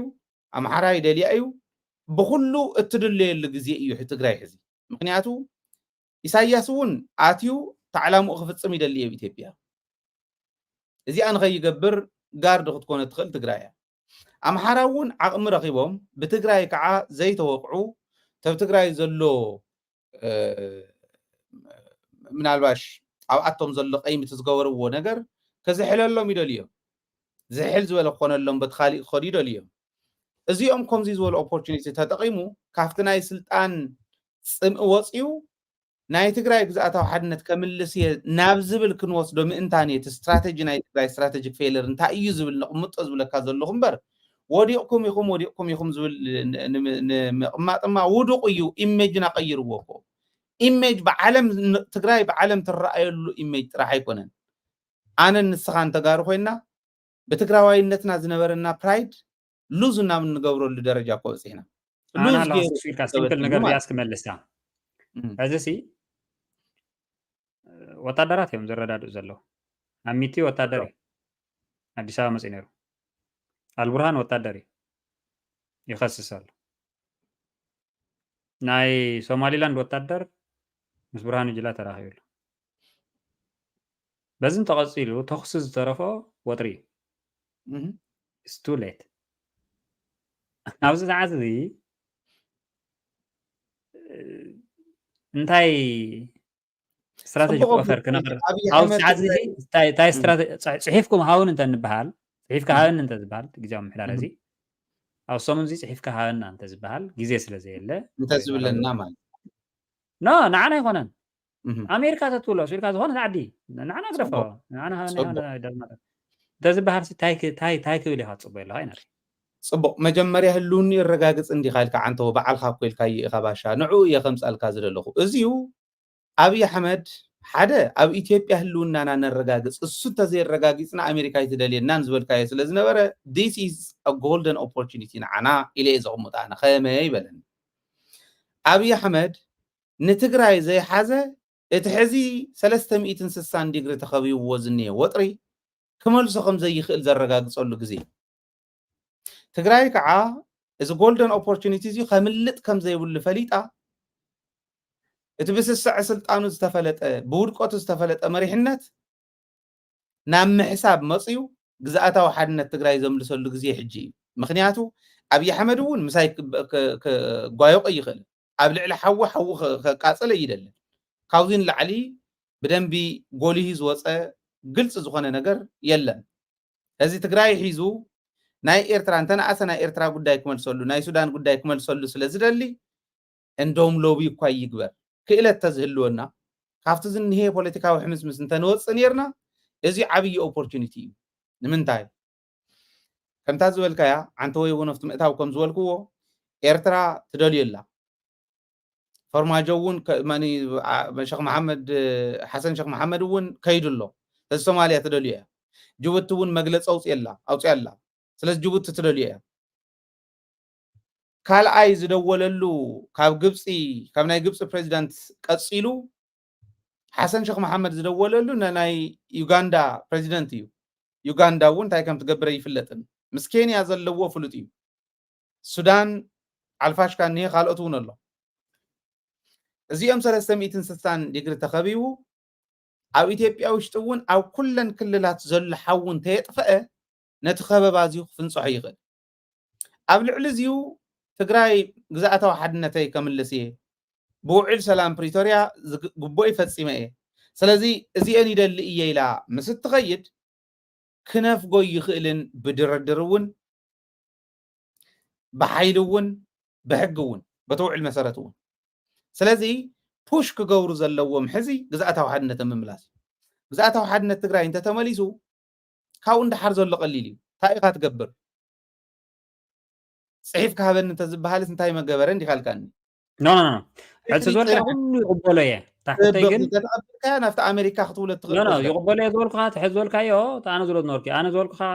ሕቶይ ካሊእ ነይረ ሕዚ ሲ ስትራቴጂክ ኦፈር ትብልዎ ትግራይ ንዓና ተበርክቶ ሃውና እንተዝበሃሉ እንታይ ምግበሩ እንዲኢለካ በቲ ተወራህርሆ ዝነበርካ እዚ ከይገበሩ ሕዚ ክመፀልካ እሞ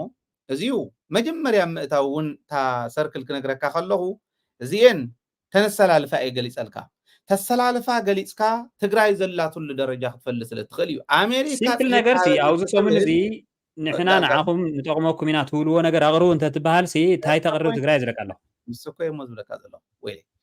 ስትራቴጂክ ኢንተረስተ ዝፅረትካ ነይረ እዚ እንድሕር በፂሐ ፅሒፍ ክሃበኒ እንተኢላትኒ ኣብ ቀርኒ ኣፍሪካ ተሓደ ናይ ስለያ ጉዳይ እዩ ኦኬ ከምዚ ዓይነት ብፅብፅ ኣብ ዘለሉ ቦታ ሴኪሪቲን ኢንተሊጀንስን እዩ ስለዚ እንተበፂሓ ስለ ዝኾነ ሕዘይ ትህብን ስለዚ ይበፅሐትሉ ኣብኡ እዩ ናተይ ዘረባ እዚ ሃይልሽ ንምንታይ ሓነ እንዶ ክትበፅሕ እንዲና ሞ ስትራቴጂክ ፌለር ናበኢ ዝብለካ ዝነበርኩ እኮ ክትበፅሕ እዩ መጀመርያ ዕሾኽ ብዘለዎ መንገዲ ክትከድ እንተኾንካ ጫማ ኢኻ ተሰርሕ ባሻ ጫማኣ ትስራሕ መጀመርያ ግዛኣታዊ ሓድነታ ተምልስ እዩ ናተይ ድሕሪኡ እዚ ድማ ሓደ ኮይና እንታይ ዘዘራርብ ነገር እኒኦ ኣነ ዝብለካ ዝነበርኩ ዓንተ ወይ ነቲ ውዱቕ መሪሕነት መመዘኒ ትግራይ ትገብሮ ኦፖርቹኒቲ ኣለና ሕዚ በቲ ውዱቕ መሪሕነት እያ ትውከል ሃይልሽ ኣብዚ ማ እንታይ ልመስልካ ሓደ ዓመት ንተዋሂቦት መሪሕነት ክውዳእልካ ሓምሳ ሓምሳ ኢልና ስለዝኣተና ክውዳእልካ እየ እዚኣ ኣይ እቲ ናሬቲቭ ይዛባዕ ስለ ዘሎ ዝኣትወካ ዘሎ ኣይዛባዕን በፍፅመ ይዛባዕን ኣነ ዝበልኩ ስትራቴጂክ ኢንተረስት ናይ ትግራይ ፅልምትምት ዝበለ እዩ we have nothing to give ኢልካ nothing to offer ኢልካ ምድምዳም ጌጋ እዩ ጽንዓን ኖ ኖ ዚማ ንሓዋር ይኹም ክንዛረብ ዘለኹ ሕዚ ሲ ንዓለም እስኻ ትህቦ ነገር የብልካን at this time ህልውና ይረጋገፅካ ነይሩ ገድ ይብልካ ሕጂ እንህወለና ኢለ ኣነ ከዓ ዝመስል ስትራቴጂክ መጀመርያ ዘይሃለኻት እሞና ዓንደ ጥንሓንዋ ኣነ ዛረበ ሕጂ እንህወንታኒ ቀርኒ ኣፍሪካ ትሕመሰላ ኣሜሪካ ትደልዮ ኢንተሊጀንስ ኤንድ ሴኪሪቲ እዩ ኤክስፒሪየንስ ኣለና the only ነታናይ ኤክስፒሪየንስና ንኸይን ትግበረላ ትሕዘና ዘላ ግዛኣታዊ ሓድነትና ዘይምውሓስና እዩ ግዛኣታዊ ሓድነትና ዘይምውሓስና ከዓ ውዱቕ መሪሕነት ንብሎ ዝነበርና እስከ ዓለም እንትንትኖ ዝነበርና እዩ ስለዚ ሆፕ ኣለና ቶ ኦፖርቹኒቲ ንሄኤት ናተይ ክልተ ነገር ሓዘለዩ እዚ ድሓን ብዘየፀግምና ብዘየግድስ ናብቲ ካሊእ ክንሰግር ሓደ ብዛዕባ እቲ ውዱቕ መሪሕነት ካብ ሃይል ንላዕሊ ዝገልፆ ሰብ የለን ብዙሕ ግዜ ስለ ዝኸድናዮ ስለ ዝተወቀስናሉ ስለ ተጨፍጨፍናሉ ንሱ ግን ናተይ እቲ ውዱቕ መሪሕነት ናይ ትግራይ ስትራቴጂክ ረብሓ ንዓለም ኦፈር ክትገብሮ ትኽእል መረሳ ፀሃየ ብደንብ ገይሩ ዲፋይን ገይርዎ ኣሎ በዚ ኣጋጣሚ እዚዩ ከዳፍኖ ይኽእልን ሕጂ እውን እንተኾነ ኦቨርናይት ክነስተኻኽሎ ንኽእል ውድቀት እዩ ዘለና ንሕና ኢለ ዝኣምን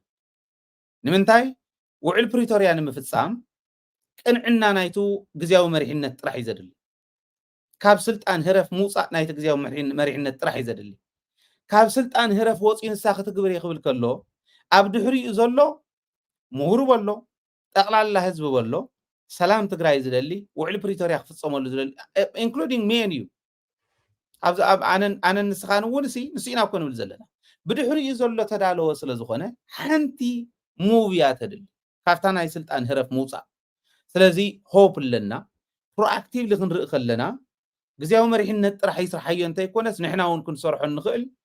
ቅንዕና ናይ ግዝያዊ መሪሕነት ተተሓዊሳታ ስትራቴጂክ ኢንተረስት ናይ ትግራይ ክፈፀመሉ ዝኽእል ምዕራባውያን እውን ካልኦት እውን ኣብ ትግራይ ዘለዎን ጠለብ እናጎያ መፅአን ክለቕማሉ ዝኽእላሉ ግዜ ክመቻቾ ይኽእል እዩ ኣይነፅልሙቶ እዩ እምበር ኣብቲ ውዱቕ መሪሕነትን ምፍፃም ግዝያዊ እንታይ ዝበሃል ናይ ፕሪቶርያ እንዳእሞ እንታይ ዘካትዕ ኣለና ዳት ዋዝ ዘ ፖይንት ኣነ ወስኮ ዝብል ዝነበርኩ እዚ እዩ ስትራቴጂክ ክንብል ከለና ኣብ ኣፍንጫና ዘሎ ማለት ኣይኮነን ሓፂር ማእኸላይ ነዊሕ እንዳበልካ እዩ ዝኽየድ ለዚ እዚኦም ክነስተኻኽል ዝሓለኸና ቦዝ እዩ ዝሓለኸካ ክተስተኻኽል እውን ኮ ስትራቴጂክ ዴፊኒሽን የድልዩ ንሶም ንሓውስ እዩ እምበር ኣብቲ ክንገልፆ ዝቐነና ውድቀት ናይ ግዝያዊ መሪሕነት ድማ نهاية لحتى يقولنا زي مالته إيه بزح حدا إنا نينا زبلك أزنوركو قدم يلون سي نافتا زنبرنا يا بوتاجن نملس مو نزازم هاينا لنا نيرنا regional political turmoil نتግራይ opportunity ለወዶ ጉዳአት ለወዶ አውዚ ትግራይ ዘለዋ ሮል ኢንዳይሬክትሊ እንዳትዘራርብና ይመጽና እንዲና ዋላ እንታይ ክብሉ ይኽእሉ እዮም ኦኬ ትግራይ ፈተወት ጸልአት ተጎቲታ ተኣተሉ ኩነታት እዩ ዘሎ ናብዚ ኩናት እዚ ኩናት ተጀሚሩ ምስ ሶማልያስ ወይ ምስ ኤርትራስ ተጎቲታ ክትኣቱ አንተ ፈተወት ናይ ገሊእ ትንተና ገሊእ ከዓ ምናልባሽ ቱ ሞሮፍ ናይ ትግራይ ሴንትሪክ ዝኾነ ትግራይ ኣውዚዩ ክትነክእ የብላን ተፈተወ ተጸለ ባዕሎም ጽዋ ባዕሊ ዋጻያ ዝዓይነቱ እዩ ዘሎ ማለት እዩ እዚ ኣውዚዩ ናይ ዝተወሰነ ናይ 3 ደቂቃ ሓሳብ ክንህብ ኣለና ኢለ ስለ ዝሓሰብኩ እዩ ንዚ ክንዛዝሞ ሪጅናል ፖለቲካል ቶርሞይል ንትግራይ ክፍተት ኣለዎ ዶ ውዕል ፕሪቶሪያ ኣይፍጸምን ኢሉ ሒዝዎ ዝነበረ ጋሪድዎ ዝነበረ ከም ምስለኒ ዝጥቀመሎም ዝነበረ ውዕል ፕሪቶሪያ እንታይ ፈተወ ክፍጽመሉ ናብ ዝኽእለሉ ደረጃ ክወስዶ ዝኽእል ኦፖርቹኒቲ ኣሎ ትሕዝ ተፈጢሩ ዘሎ ኩነታት ዝፈጠሮ ኦፖርቹኒቲ ኣሎ ዶ ወይ ትሕዝ ተፈጢሩ ዝንሄ ኩነታት ዘጋደዶ ነገር ኣሎ ዶ ዝብል 3 ደቂቃ ንውሰድ እሞ ኣብዚ ሓሳብና ግርም በመጀመሪያ ደረጃ ናይ ትግራይ ዕድላት በዋናነት ሕዚ እውን ዘይተተግበሩት ናይ ፕሪቶሪያ ስምምዕነት ውን ሓዊሱ ከምቲ ዓንቶ ዝገለጽካዮ ኣብ ትግራይ ዘለዎ መሪሕነት ክትጉሮ ስለ ዘይደለየ እዩ ምክንያቱ እናተሸቃቐጥና እናተሸዋወድና ክንከይድ ድሕሪ ሕዚ ትርጉም ዘለዎ ይመስለኒ ቀለዉ ክልምን ዘይከኣለ በጀቱ ክልምን ዘይከኣለ መሪሕነት እዩ ካልእ ዘይገበረ ይኮንኩን ዝለካ ኣለሁ ዝበልዖ ትበልዖ ዘይብልካ ትዛረቦ ማንም ኣይሰምዐካን እዩ ይብለካ ይርዓንቶ ስትራቴጂክ ኦፈር ኣሎ ኣላያንስ ፓርትነርሽፕ ክንፈጥር ኢና በል ገለገለ ዳዝንት ሜክ ሴንስ ብሪል እንታይ ስምዑ ክረአ ከሎ ከምኡ እዩ ካልኣይ ሕዚ ትግራይ ኢልና ንፅልና ንወይና ንዓለም ተቕርቦና በይ ሓሊፋ ንዓለም ተቕርብ ኣብ ውሽጢ ኢትዮጵያ ዘላ እንታይ ስምያ እኮ ተለቂማ እኮ ናይ ኢትዮጵያ ሉዓላውነት ተኽብሪ ተባሂላ እኮ ኣፈሪማኒ ኣብቲ ስምምዕ ኩሉ ነገር ከዓ ብናይ ኢትዮጵያ ሕገ መንግስቲ መሰረት ካብቲ ኣግሪመንት ዝውፅእ ዘሎ ተሃልዩ ኢላ ኣፈሪማኒ ስለዚ ኢንዲፐንደንት ጌርና ኣይንሕሰባ ኢና ነፃ ሃገር ዓይነት ጌርና ንሓስብ ኣለና ሶ በዚ መንገዲ እዚ ኣነ ዝረአየኒ ማለት እዩ ንሓዋሩ ዝብል ኣይኮነን ዶ ብጣዕሚ ቮላታይል ዝኾነ ፖለቲካዊ ዘለዎ ዞባ ኣብ ዓለም ብዙሕ ነገራት ይቕየር ስለ ዝኾነ ንሓዋሩ ተስፋ የብልናን ኢልና እውን ኣይንፈልጥን ሕዝቢ ክንብል ኣይንኽእልን ብዛዕባ ንሓዋሩ ዝህሉ ነገር ከም ፃዕርና ከም ቃልስና ብፍላይ ከዓ ከም ክሳብ ሕዚ ዝመፃናዮ ሓድነትና ሓሊና ብሄራዊ ተፃወታትና ንምክተሉ ዝነበርና ብጅግንነት ዝሽረፍ ባህሊ ሒዝና እንተኸይድና ዝመፁ ዕድላት ዝመፁ ኣጋጣሚታት ናብ ፅቡቅ ረብሓ ዘይንልውጠሉ ተስፋና ዘይነለምልመሉ ምክንያት የለን እዚ ትሕዝ እዩ ኣብዚ ሕዚ ሰዓት ኣጉል ነገራት ክንዛረቦ ዘይግበአና ግን ተፈጢሩ ዘሎ ኣጋጣሚ ተጠቂምካ ጠሚኒ ኣምባሳደር ክመፅእ ከሎ ንመቐለሲ ኣነ ጠሚኒ ሎማዓንቲ ቁርሲ ስለዘይበልኩሲ ምሳሕ ሒዝካለይ ምፃእ እውን ይበሃል እዩ ሃንገር ስትራይክ ብዝተፈላለየ መንገዲ ኣድማታት ብዝተፈላለየ መንገዲ እዮም ዝካየዱ ኣብ ዓለም ስኢልካ ዘይትግምቶ ነገራት እውን ይበሃል እዩ በቃ ማይ ዘይብሉ ኣዳራሽ ተእትዮም ካሲ ፀሚእኒ ትብሎም በቃ ኢምፖርታንት ፐርሰንት ኮይንካ ስኻ ማይ ሰቲኻ ክሳዕ ትመፅእ ኣኼባ ክቋረፅ ይኽእል እዩ ናህና ኢምፖርታንስ ሉዝ እናገበርና ንኸይድ ዘለና ዝቐረቡልና ካርድታት ብምልኦም ከይተፃወትናሎም ይባኽኑ ስለ ዘለዉ እዮም ስለዚ ኣብዚ ሕዚ ሰዓት ክንጥቀመሎም ዝግበአና ነገራት ብሰሜን ይምፃእ ብደቡብ ይምፃእ ብምዕራብ ብምብራቕ ብዝተፈላለየ መንገዲ ማለት እዩ እንድሕርዳ ትግራይ ናብ ሓዊ እተው ዝብል ወይ ብቓል ወይ እውን ብኩነታት ዓዳማይ ዝኾነ ነገር መፅኡ መጀመርያ ክትገብሮ ዘለዋ ክሳብ ሕዚ ኣጥፊኣ እያ ህዝቢ ተቐፂዑ ዘኒአ ብመሪሕነት እዩ ኣነ ብግልፂ ክዛረብ መሪሕነት እዩ ተቐፂዑ ህዝቢ ትግራይ ድሕሪ ኩናት ድሕሪ ስምምዕ ፕሪቶርያ ብናይ ባዕሉ መሪሕነት እዩ ተቐፂዑ ብናይ ባዕሉ መሪሕነት እዩ ጠሚ ዋ ስርናይ ከይልምን እኮ ናተይ ካድረታት ሰሪቖሞ ኢሉ ዝኩራዕራዕ እኹል ምክንያቱ እዩ ዝኢሉ ንህዝቢ ትግራይ ከይሓፈረ ተዛሪቡ ደቂሱ ዝሓድር መሪሕነት ኮይዘን ኢና ናይ መን ካድረታት ድዮም በቃ ጌታቸው ዝመርሓ ትግራይ ናይ ጌታቸው ካድረታት እንዴ ልጁ ቀማኛ አባቱ ዳኛ በቃ ከም ዝብልዎቶም ኣምሓር እኮ እዚ ምንም ሓደን ክልተን እኮ ይብሉን ስለዚ እዚ ዝበለና መሪሕነት እዩ ዘለና ኣብ ልዕሊኡ ኣሽካዕላል እናተፃወተሉ መልሲ ዘይህብ መሪሕነት بسمع بريتوريا مسار سراوي تجراي كفرس انت خوينو اقرمت كالخوها يقدديو نقر جن تاميو خبتان زوال عسين من تان كبتان سق إلو يا أبي حمد سق الحارة إلو كاب قدما يمسجانوا حزب تأمين نازل مجلس قوات والله حزب أما أي تشحت سراوي الناقل له حزب تأمين ناخول مورالي ولومن يلو كالا قصتلو السي ندخل مريحنا تقوم غير كأخذ اللاجس له انتهي قال له دكتور دبرسين هذي انتهي قال له جيت هتشاور دان انتهي خلو انتهي انقلو منم ماني تطمئ ذا اللي زي سمم بريتوريا عايز تسمن يلو بسمم بريتوريا أنا سلطان زي ما سأجي جام حدار منم حتى يقول يطمئ له سلازي هذا بواننت تواجع خلو يا موه مسير ترى فينا تواجع خلو كل تسلسل كأم تنزل بعنا قرأت له هذا سأجي زواج تأمين الله حزب تجراي بزي قدب كل زود لنا قرخ عطول له وقو خان كله تأمين عطواجا خلوه تأمين نبال هذا حدش نقر كونه تأمين نبال جيتها شوردا تأميني زلوا تهول عفاي واجان بالله قال أي زي تلقى مريت لك مريت يركون ول من محدار يركون ول حزب يملس ليول أزي زي تقبر تخينكا بقى أنا باري أسرح يسرح زلوا تجزي خاتو واقع كونترات كودي خاي لما زبار خات بارر قالوا كا خيتو هاكا مريت كا خيت ملسكا صلاي كيوصه تمزابل حزب خا خيت ملسن هاو كينات انتاتي خامس سوماليا يكون مس إيرترا يكون امنني دحرتو كينات شد بقى أسرح كودي خال خات هلكا تملس مريت يل اخلي يل قال يل مالتي سلازي أنا ذا تحساسبن زلو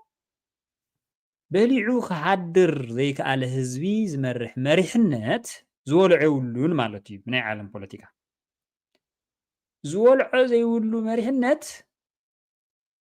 استراتيجيك اوفر كقرب اكسبكت يتغورو صباح انت موتخه تزارو زلو تيفصم صباح انت موتخه صباح هلو ديو زي كهلو مزي فلت محبرسه وعل تعسر هاجر لا دي عدي تريا طميو بشحات متكادر الحزب سي استراتيجيك بارتنرشيب كفطرو عاش ديوم سو كومو كويلنا يم كوينا وان كوينات وا هاجر يكونكم من سخاتكم خد كون كيفلتنا نلقوا يكون نتحاجاجز يكون من يكون يلن زورها منقصات ولا يكون اتليست نقربهم فلوت اسوات كون يرم كوي ما نو ኢትዮጵያ ትባሃል ዓዲ ግን ወላ አብይ አሕመድ እንተወረደ ኢትዮጵያ ትባሃል ዓዲ ስለ ዘይትጠፍ ዝመፀ መራሒ ከፍለና ኢሉ መለቅ ሓማይ እዋን ኩናት ንወልዖ ዘይብልና ማሕበረሰብ ናይ ሎሚ 20 ዓመት ናይ ሎሚ 10 ዓመት ስትራቴጂካሊ ንዓኻትኩም ኣጋር ክንከውን ኢና ምናምን ንሓድር ዶ እዩ ትሕቶ ስለዚ እዚ ምናልባት ኢሞሽናል እውን ይገብረኒ ስለዚ ነበረ ንሕና ንስትራቴጂክ ፓርትነርሺፕ ኦፈር ኣይበቃዕና ናብዚ ሕዚ ሰዓት እዚ እዋን እዚ እንተዘሪቕናዮ ህዝቢ በሊዑ እንተሓዲሩ ካብ ሞት እንተወፂኡ መሬት እንተተመሊሱ ፀላት እንተወፂኦም ተመዛበለው ናብ መረበቱ እንተመፂኡ ናይ መሪሕነት ብቑዕ መሪሕነት እውን ናፍቲ ቦታ ነቲ ህዝቢ ዝምጥን እንተመፂኡ ተዓንቶ ትብሎ ዝነበርካ ይኸውን ግን this is conditional clause if ናበልና ኢና ነውቅዕ ኣለና ሪኢኻ እንተ ናበልና ኢና ነውቅዕ ኣለና ተኣነ ናብኡ ከኣትወልካ ዘይደሊ ዝነበርኩ ኣብቲ እንተ ዝብል ኣፈላላይ ሃልዩና ይኮነን እንተ ብካልኣይ ደረጃ ዝውጋዕ ነገር እዩ بقدامي درجة جن هذه طول نجار نيكادي هذه نخولة نجار هذا عام التواهي بوا هذا خولة نجار زي وهلله أو نخال برميل ما يزمل لزنور مريحنتي زعورة نجار يقول لوني ذلك الله زنور وديو زعورة سرنا يلن زنور وديو زعورة تايز بحال بجت يلن زنورو وديو تنتكالات تنفتقراي نرات تكالات نكو دخاتات غيرون كو ناي عقورو ناي عقوار دغزع زبحال زنراون ፌደራል ገንዘብ ከለቀቀልና ካብ ዝብላ ዝነበራ ባይ ዘ ወይ ናይ መውፅኢና ክገብሮ ማለት እዩ ክወፁ እንዲዮ ግዜኡ ብስሩ ዝመሪሕነት እዚ ዝሕዚ ናይ ግዜያዊ ምምሕዳር መሪሕነት ተራ ፅልኢት ዘለና ኣምሲሎም ዝቆፅርዎ ሰባት ኣለዉ ኣይኮነን ዶ ናብ ትግራይ ሃፍቲ ከምፅእ መሰላ ዝኾነ ትግራይ ማለት እዩ ካብ ግብሪ ዝቁረፅ ካብ በጀታ ምደብ ዝስላዕ ወዘተ ከምፅእ ይትረፍ ኣብ ትግራይ ዝነበራ ደቀቕቲ ትካላት ሃፍተን ብዝተፈላለየ መንገዲ ገሊኦም ኣፅንሑና ገሊኦም ከምዚ ይገበሩ ገሊኦም ብልቃሕ ንኣብነት ናይ ኢንፍራስትራክቸር ስራሕቲ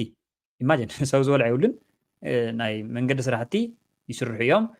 ንምንታይ ይስራሕ ዝብል ሕቶታት እውን ይቐርብ እዩ ብልቃሕ ይብል እዩ ፀገም የብለይን ኣነ ግን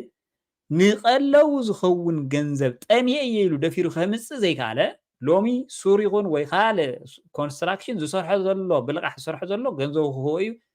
ኣይዳውት ዝሕፍር ነገር ግን ክነግረካ መውፂና ማለት ካብ ሓደ ትካል ሰበስልጣናት ኮይኖም ብግልፂ ብሕጊ እቲ ህዝቢ ጠሚና ኣሎ መነገዲ ብኢንቨስትመንት ብሕጋዊ ፍቃድ እዩ ግን ናይ ሕልና ጉድለት ብዘሎ መንገዲ ኣማኢት ሚልዮናት ዝልቅሕሉ ኩነታት እዩ ዘኒሆ ኣማኢት ሚልዮናት ተን ዝነበራ እውን የድክይዎን እዮም ዘለዉ ሃፍቲ ከምፅሞ ይትረፍ ተን ዝነበራ የድክይዎን ኣለዉ ካብ ደደቢት ማይክሮፋይናንስ ኣማኢት ሚልዮናት ዝተለቅሑ ሰባት ኣለዉ ግልፂ ክነግረካ ሰበስልጣናት እዚ ይግበር ኣብ ትግራይ ሕዚ ፃፍ ጭልጥ ኢሎም ግን በቃ ደለይቲ ለውጢ ዴሞክራሲ ፍትሒ ገለ ክብሉ ትረኽቦም ኣብ ቴሌቭዥን ይኹን ኣብ ኣኼባ ይኹን ሶሪ ብጣዕሚ እየ ዝሓዝን ብጣዕሚ 100 ሚልዮን 200 ሚልዮን ካብ ተራ ናይ ዕቋር ይኹና ናይ ተራድኦ ትካላት ተለቂሑ ናብ ንግዱ ዝኣቱ መሪሕነት እዩ ትግራይ ዝመርሓ ዘሎ ሕዚ ነዚ እዩ ኣብዛ ለማዓንቲ ሰዓት ኮይንካ እንታይ ትውና ተዝበሃል ሲ ክንህብ ሞ ይትረፍ ሃውና ንምባል እውን ንኽእል ዶ ምክንያቱ ዓመት ዝተዋሃቦ 6 ወርሒ ኦልሬዲ ምንም ከይገበረ ሓሊፍዎ ዓመት እውን ንእሽተይ ቀሪያት ኣላ ሕዚ ክትመሎ ክሳብ ሕዚ ቀለው ዘየምፀ ትቐለው ንዘይምምፁ ኣብ ባዕሉ ምክንያት ፈጢሩ ዝጠመኹስ በባዕለ እየ ኢሉ ማለት እዩ ከጥሚዎ ከለው በቃ ናይ ካድሪ ሓላፍሲ ኣይ ካድርታት እዮም ሰሪቆም ናትኩም ፀገም ኣይኮነን በቃ ሽግር የለን ኢሉ ስቕ ዝበለ ዝደቀሰ ማለት እዩ ከምኡ ዓይነት እዩ ዘለና እሞ እቲ በጀት ካድረ ድዩ ሰሪቅዎ ኮሚደረ ድዩ ሰሪቅዎ ብዘየገድስ እቲ በጀትካ ሰራሕተኛ ኮ ባርያ ኮ ይገይርዎን እዮም ተስራሕ ሰራሕተኛ ደሞ ዘይትኸፍሎም እዚ መምህር ሲቪል ሰርቫንት ኮይ ወለዶ ኮይ ዝቐርፅ ዘሎ ዝንከራተት ዘሎ ፈቆዶ ሽረ ፈቆዶ መቐለ ሓንሳብ ሰላም ሰልፊ ይኽልካል ሓንሳብ ከምዚ ዝግበር ዘሎ ጠሚዎ ወንጨረርና ዶ ዝመፅ ዘሎ ተስራሕ ሰራሕተኛ ደሞ ዘይትኸፍል ከመይ ጌርካ መንግስቲ ትበሃል እሞ ከዓ ብስምምዕ መሰረት ደሞዝ ከምፅእ ኢልካ ፈሪምካ ኣብ ከምዚ ዓይነት ቁመና ኮይና ህዝቢ ትግራይ ኣይኮነን ዶ ንስትራቴጂክ ኦፈር ዝበቅዕ ፕሮፖዛል ክተቕርብ ስኢሉ ንሲምፕል ታክቲካል ኣላያንስ ዝኸውን ንሎማዓንቲ ንድራር ዕለት ዝኸውን ነገር እውን ክተቕርብ ኣይትኽእልን ሕዚ እየ ዝብል ዘለኹ ሕዚ ንቐፃል ድማ ብዙሕ ነገራት ኮርኡ ኢና ቅድሚ ሕዚ ዋይ ኖት ድሕሪ ህዚ እውን ክቀየር ይኽእል እዩ ቴንክ ዩ ገረም ፅቡቃት ስለ ዝኾነ እቶም ተቕርቦም ዝነበርካ ኦልሞስት 10 ደቂቃ ይህበካ 3 ደቂቃ ኢለ 3 ደቂቃ እየ ክጥቀም ኣነ ካብኡ ንላዕሊ ይጥቀም ተሓቶይታ እያ ነይራ ነቱ ብስሩዕ ዘይተፈፀመ ውዕል ፕሪቶርያ እቲ ሕዚ ኣጋጢሙ ዝኒሄ ፖለቲካዊ ቀውሲ ኣብቲ ዞባ ዕድል ድዩስ ዕንቅፋት እዩ ዝኾኖ እዩ ነይሩ ተጠቕምካሉ ዕድል እዩ ተዘይተጠቕምካሉ ዕንቅፋት እዩ እወ ኣይ እታ ዝነበረት ከብል ኢለ እየ ትክክል ኢኻ እቶም ዝዘርዘርካዮም ምንም ጥርጥር የብሉ እቱ ውድቀት ናይቱ ሕዚ ዝኒሄ መሪሕነት ዝግለፀሎም እቶም ዝገለፅካዮም እዩ ብደንቢ እውን እናተዘርዘረ ስለ ዝመፀ ማለት እዩ እቲ ሕዚ ኣጋጢሙ ዝኒሄ ቀውሲ ኣብ ምእታወይ እውን ዝገለፅክዎ ካልኦት ሰብ ነዊሕ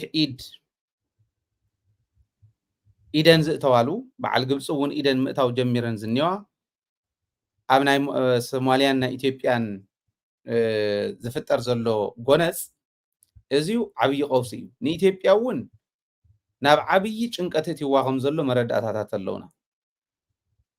ኣይተሓሰበን ከምዚ ዓይነት ነገር ክመጽእ ተባሂሉ ከምዚ ዓይነት ነገር ክመጽእ ተባሂሉ ዘይተሓሰበሉ ዓብይ ሓደጋ ኣጋጢሙ ኣብ ዘለሉ ኢትዮጵያ ኦፖርቹኒቲ ድዩ ንትግራይ ዕድል ድዩ ንትግራይ እቱ ብሸለልትነት ናይቲ መሪሕነት ምናልባሽ እውን ኮነ ተባሂሉ ዝተፈጠረ ጉድለት ኣፈጻጽማ ውዕል ፕሪቶርያ ብተግባር ንኽፍጸም ኣብይ ኣሕመድ እውን ኣሜን ኢሉ ንኽበሎ ዕድል ዶ ይኸውን እዩ ነይሩ ትሕተይ ማለት እየ ንጹር ክኾን ሰማዕትና ኣነ ዝተወሰነ ክቕምጠሉ ስለ ዝደሊ ሰዓት ዋላ እንትኸደ እዚዩ ዓብይ ዕድል እዩ ኢለ እየ ዝሓስብ ኣነ ቁፅሪ ሓደ ትግራይ እንተይሓዘት ኢትዮጵያ ተሳቲፋ ዘሽነፈትሉ በይና ዘሽነፈትሉ ዝሰዓረትሉ ኩናት የለን ኣብ ናይ ኢትዮጵያ ታሪክ ትግራዋይ ዘይተሳተፈሉ እሞ ኢትዮጵያ ዝሰዓረትሉ ኩናት የለን ኢንክሉዲንግ ምስ ሶማልያ ዝተገበረ እዚ ሓደ ዓብይ ናይ ታሪክ ምሁር ቅድሚ ናብዚ ፕሮግራም ምእታውና እንዳውጋዕኹ ነይረ ኢትዮጵያ ምስ ዓር ምስ ኣብያ ናይ ሶማልያ እንዳደፈአ ድሬዳዋ ምስ በፅሐ ነጭ ለባሽ ዝበሃሉ ናይ ስርናይ ምልሻ ስርናይ ዝበሃሉ ተጋሩ ነይሩ ግሒጣ ካብ ትግራይ ኣውሲዳት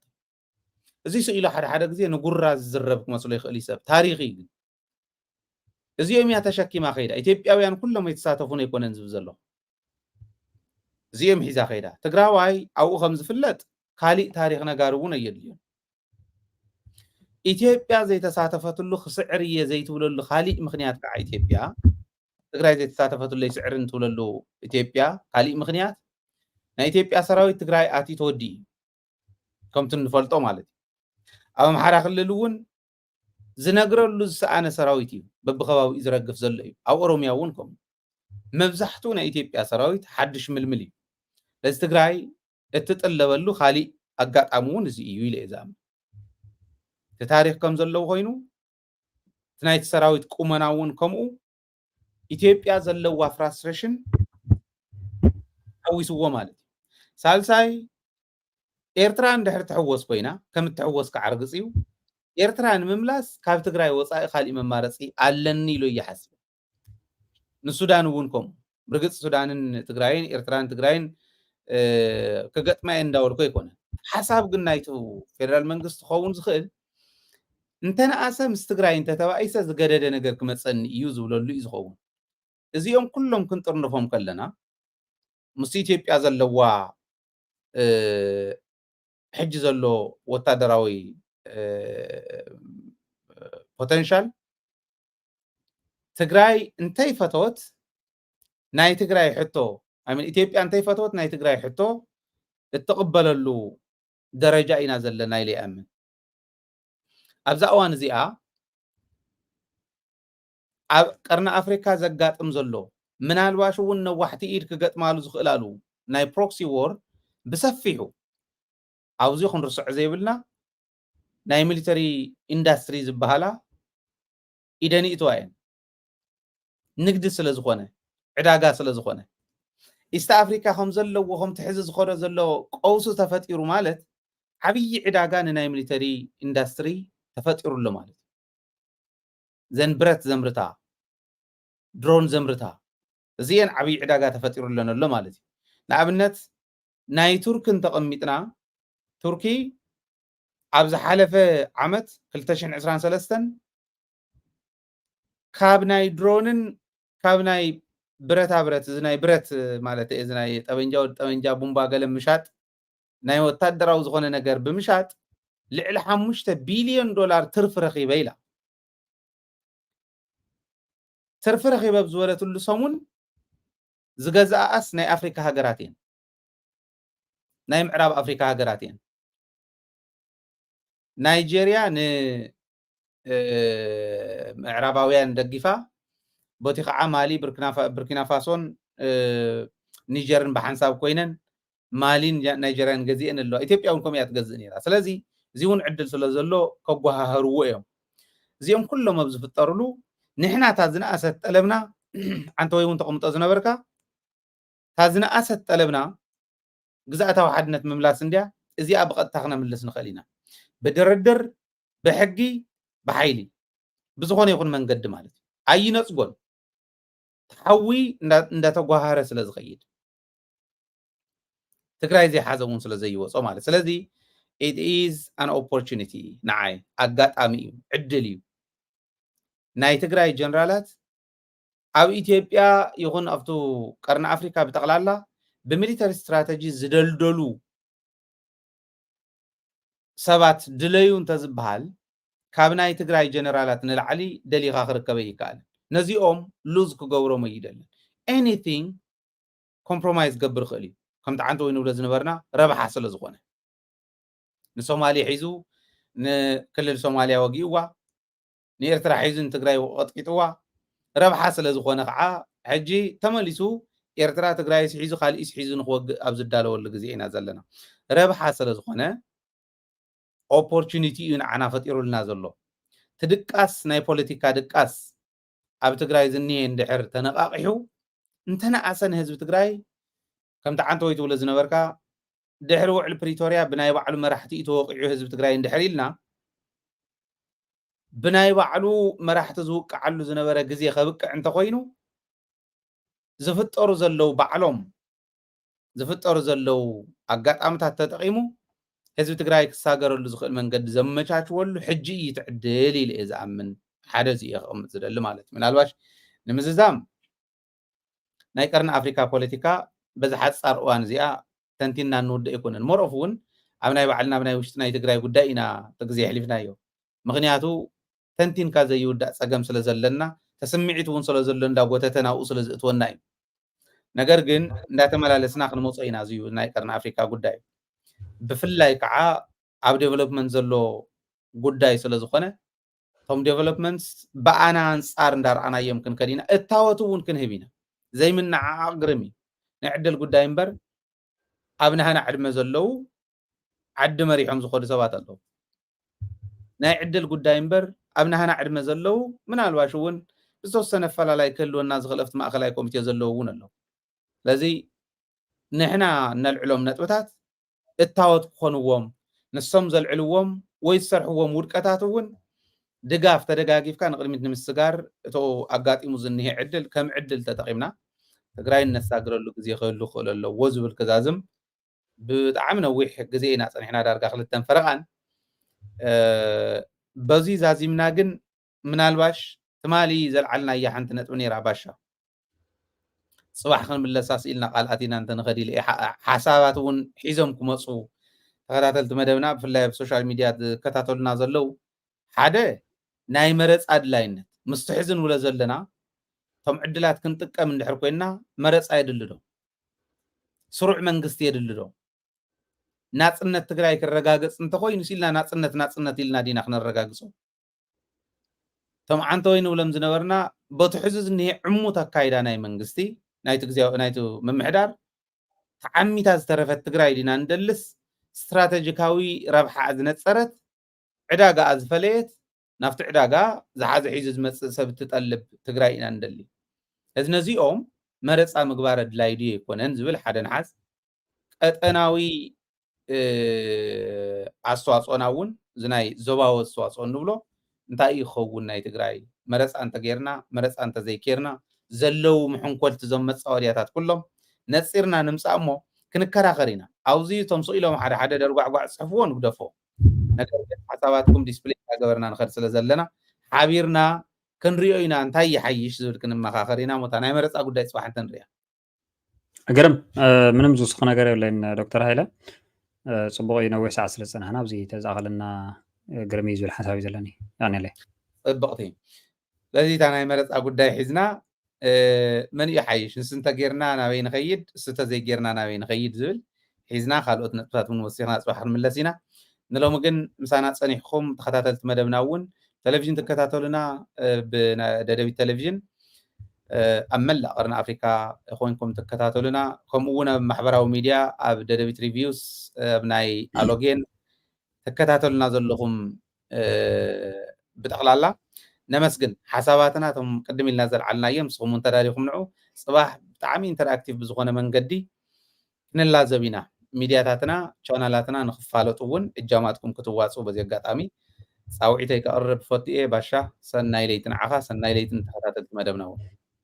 ክብረት ያበለ ዶክተር ሃይለን አሁን ሰናይ ለይቲ ይኹነልካ ያኔ ክረም ክቡራትን ክቡራንን ደጊመ ሰላም ክኾነልኩም እየ ዝምነ ደደቢት ሚድያ ንውሕ ንዝበለ ሰዓት ኢና ፀኒሕና ዘለና ብጣዕሚ ጠቃሚ ስለ ዝነበረ እዩ ክርክር እውን ዝተመልኦ እዩ ነይሩ ፅቡቅ እዩ ከምዚ ዓይነት ኢንተራክቲቭ ዝኾነ ንፅባሕ እዚ ሕንቶ ኢለ ዘለዓልክዎ ነጥቢ ሒዝና ኢና ክንቀርብ ንስኹም እውን ተዳሊኹምሉ ፅንሑ ተዳሊኹምሉ ምፁ ሰላም የራኽበና ሰላም ምሳኹም ሰላምን ዓወትን ምስ ጅግና ህዝብና ክኾን ትምኒተ እዩ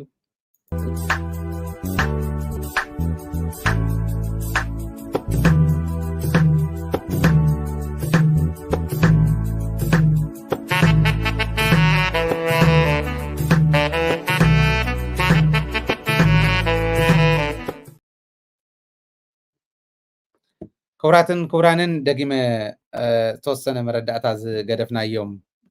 ከቕምጥ ስለ ዝደለኹ እዩ ዓንተወይ ናይ ማተሰኣ ኢለ ብጠቕላላ ዘለዓልክዎ ነይሩ ጠቕላላ ማተሰኣ እንተይኮነ 27 ሰባት ካብ ማተሰኣ እዩ ማለት ምምስጋን እንተኮይኑ ነቶም ዝሓገዙ ኢና ክነምስግን ዘለና ሽም ዝርዝሮም ንባዕሎም ክበፅሖም እዩ ሰርቲፊኬት ካብ ደደቢት ክበፅሖም እዩ 27 ሰባት ካብ ደደቢት ካብ ዩትና ካብ ማተሰኣ እዮም ጠቕላላ ማተሰኣ ስለ ዘሎ ዝረኸብናዮም ሰባት እዮም ማተሰኣ ሕጂ እውን እንተኾነ ደጊፍና ናይ ፅንዓት 50 ዓመት ዳርጋ ይገብር ኣሎ ውዳበ ከመይ ክፀንሕ ከም ዝኽእል ተወዲብካ ህዝብካ ከመይ ክትሕግዝ ከም እትኽእል ተምሳሌትና እዩ ማተሰኣ ክድገፍ ክድነቕ ዘለዎ ውዳበና እዩ ስለዚ ንማተሰኣ ብጠቕላላ እናመስገንኩ ነገር ግን 27 ሰባት እዮም ካብ ማተሰኣ 7360 ነውፅኦም ዝሰደዱልና ከምኡ እውን ካብ ዓድን ካብ ደገን ብጎፈንሚ ብርግፅ ጎፈንሚ ክንድዚ ዶ ይኮነን እዩ ክትብሉ ትኽእሉ ኢኹም ብናይ ኣውስትራልያን ዶላር እዩ ተቐሚጡ ዘሎ ኣነ ዝገልፅ ዘለኹ ብዩኤስ ዶላር እዩ ብኡ ስለ ዝኾነ ንኸፍል 5000 ጥቓ እየን ኣይመልኣን ጥቓ 5000 እዚአን ተደሚርናየን 12000 ከባቢ እየን ዝመፃ 10000 ኢና ንኸፍል ንወርሒ ናይ ወርሒ ዳርጋ ኢና ሒዝና ዘለና ማለት እዩ ረኺብና ዘለና ግን ምንም ኣይንፈርሕን ንሕና ዕጡቃት ኢና ደቂ ዕጡቕ ህዝቢ ስለ ዝኾንና ንቅድሚት ከም እንቕፅል ደደቢት እውን ከም ትድግፉ ከቕምጥ ስለ ዘለኒ እየ እዚኣ ዘይገለፅኩ ስለ ዝወፃኹ ናይ ግድን ክገልፀለኒ ኢለ ተመሊሰ ዘለኹሞ ነቶም ዝደገፉና ኣብ ውሽጢ ዓዲ ኮንኩም ኣብ ደገ ኮንኩም እውን ከምኡ እውን ናይ ማተሰኣ ኣባላት 27 ብዝርዝር ነዚኦም ብልቢ ኢና ነመስግን በቢ ዘለኹም ኮንኩም ኣመስግኑለይ ደደቢት ክትቅፅል ደደቢት ድምፂ ህዝቢ ኮይና ህዝባ እውን ብከምዚዩ እንዳንቀሕት ክትቅፅል እንተኮይና ካልኦት ስራሕቲ እውን ክትሰርሕ እንተኮይና ክትድገፍ ኣለዋ ናይ ግድን ዘጋጥማ ዘሎ ፈተና እውን ከም ዝፍታሕ ምንም ጥርጥር የብልና ደጊመ ሰላም ምሳኹም ሰላምን ዓወትን ምስ ጅግና ህዝብና ክኾን ትምኒተ እዩ ትግራይ ትዕውት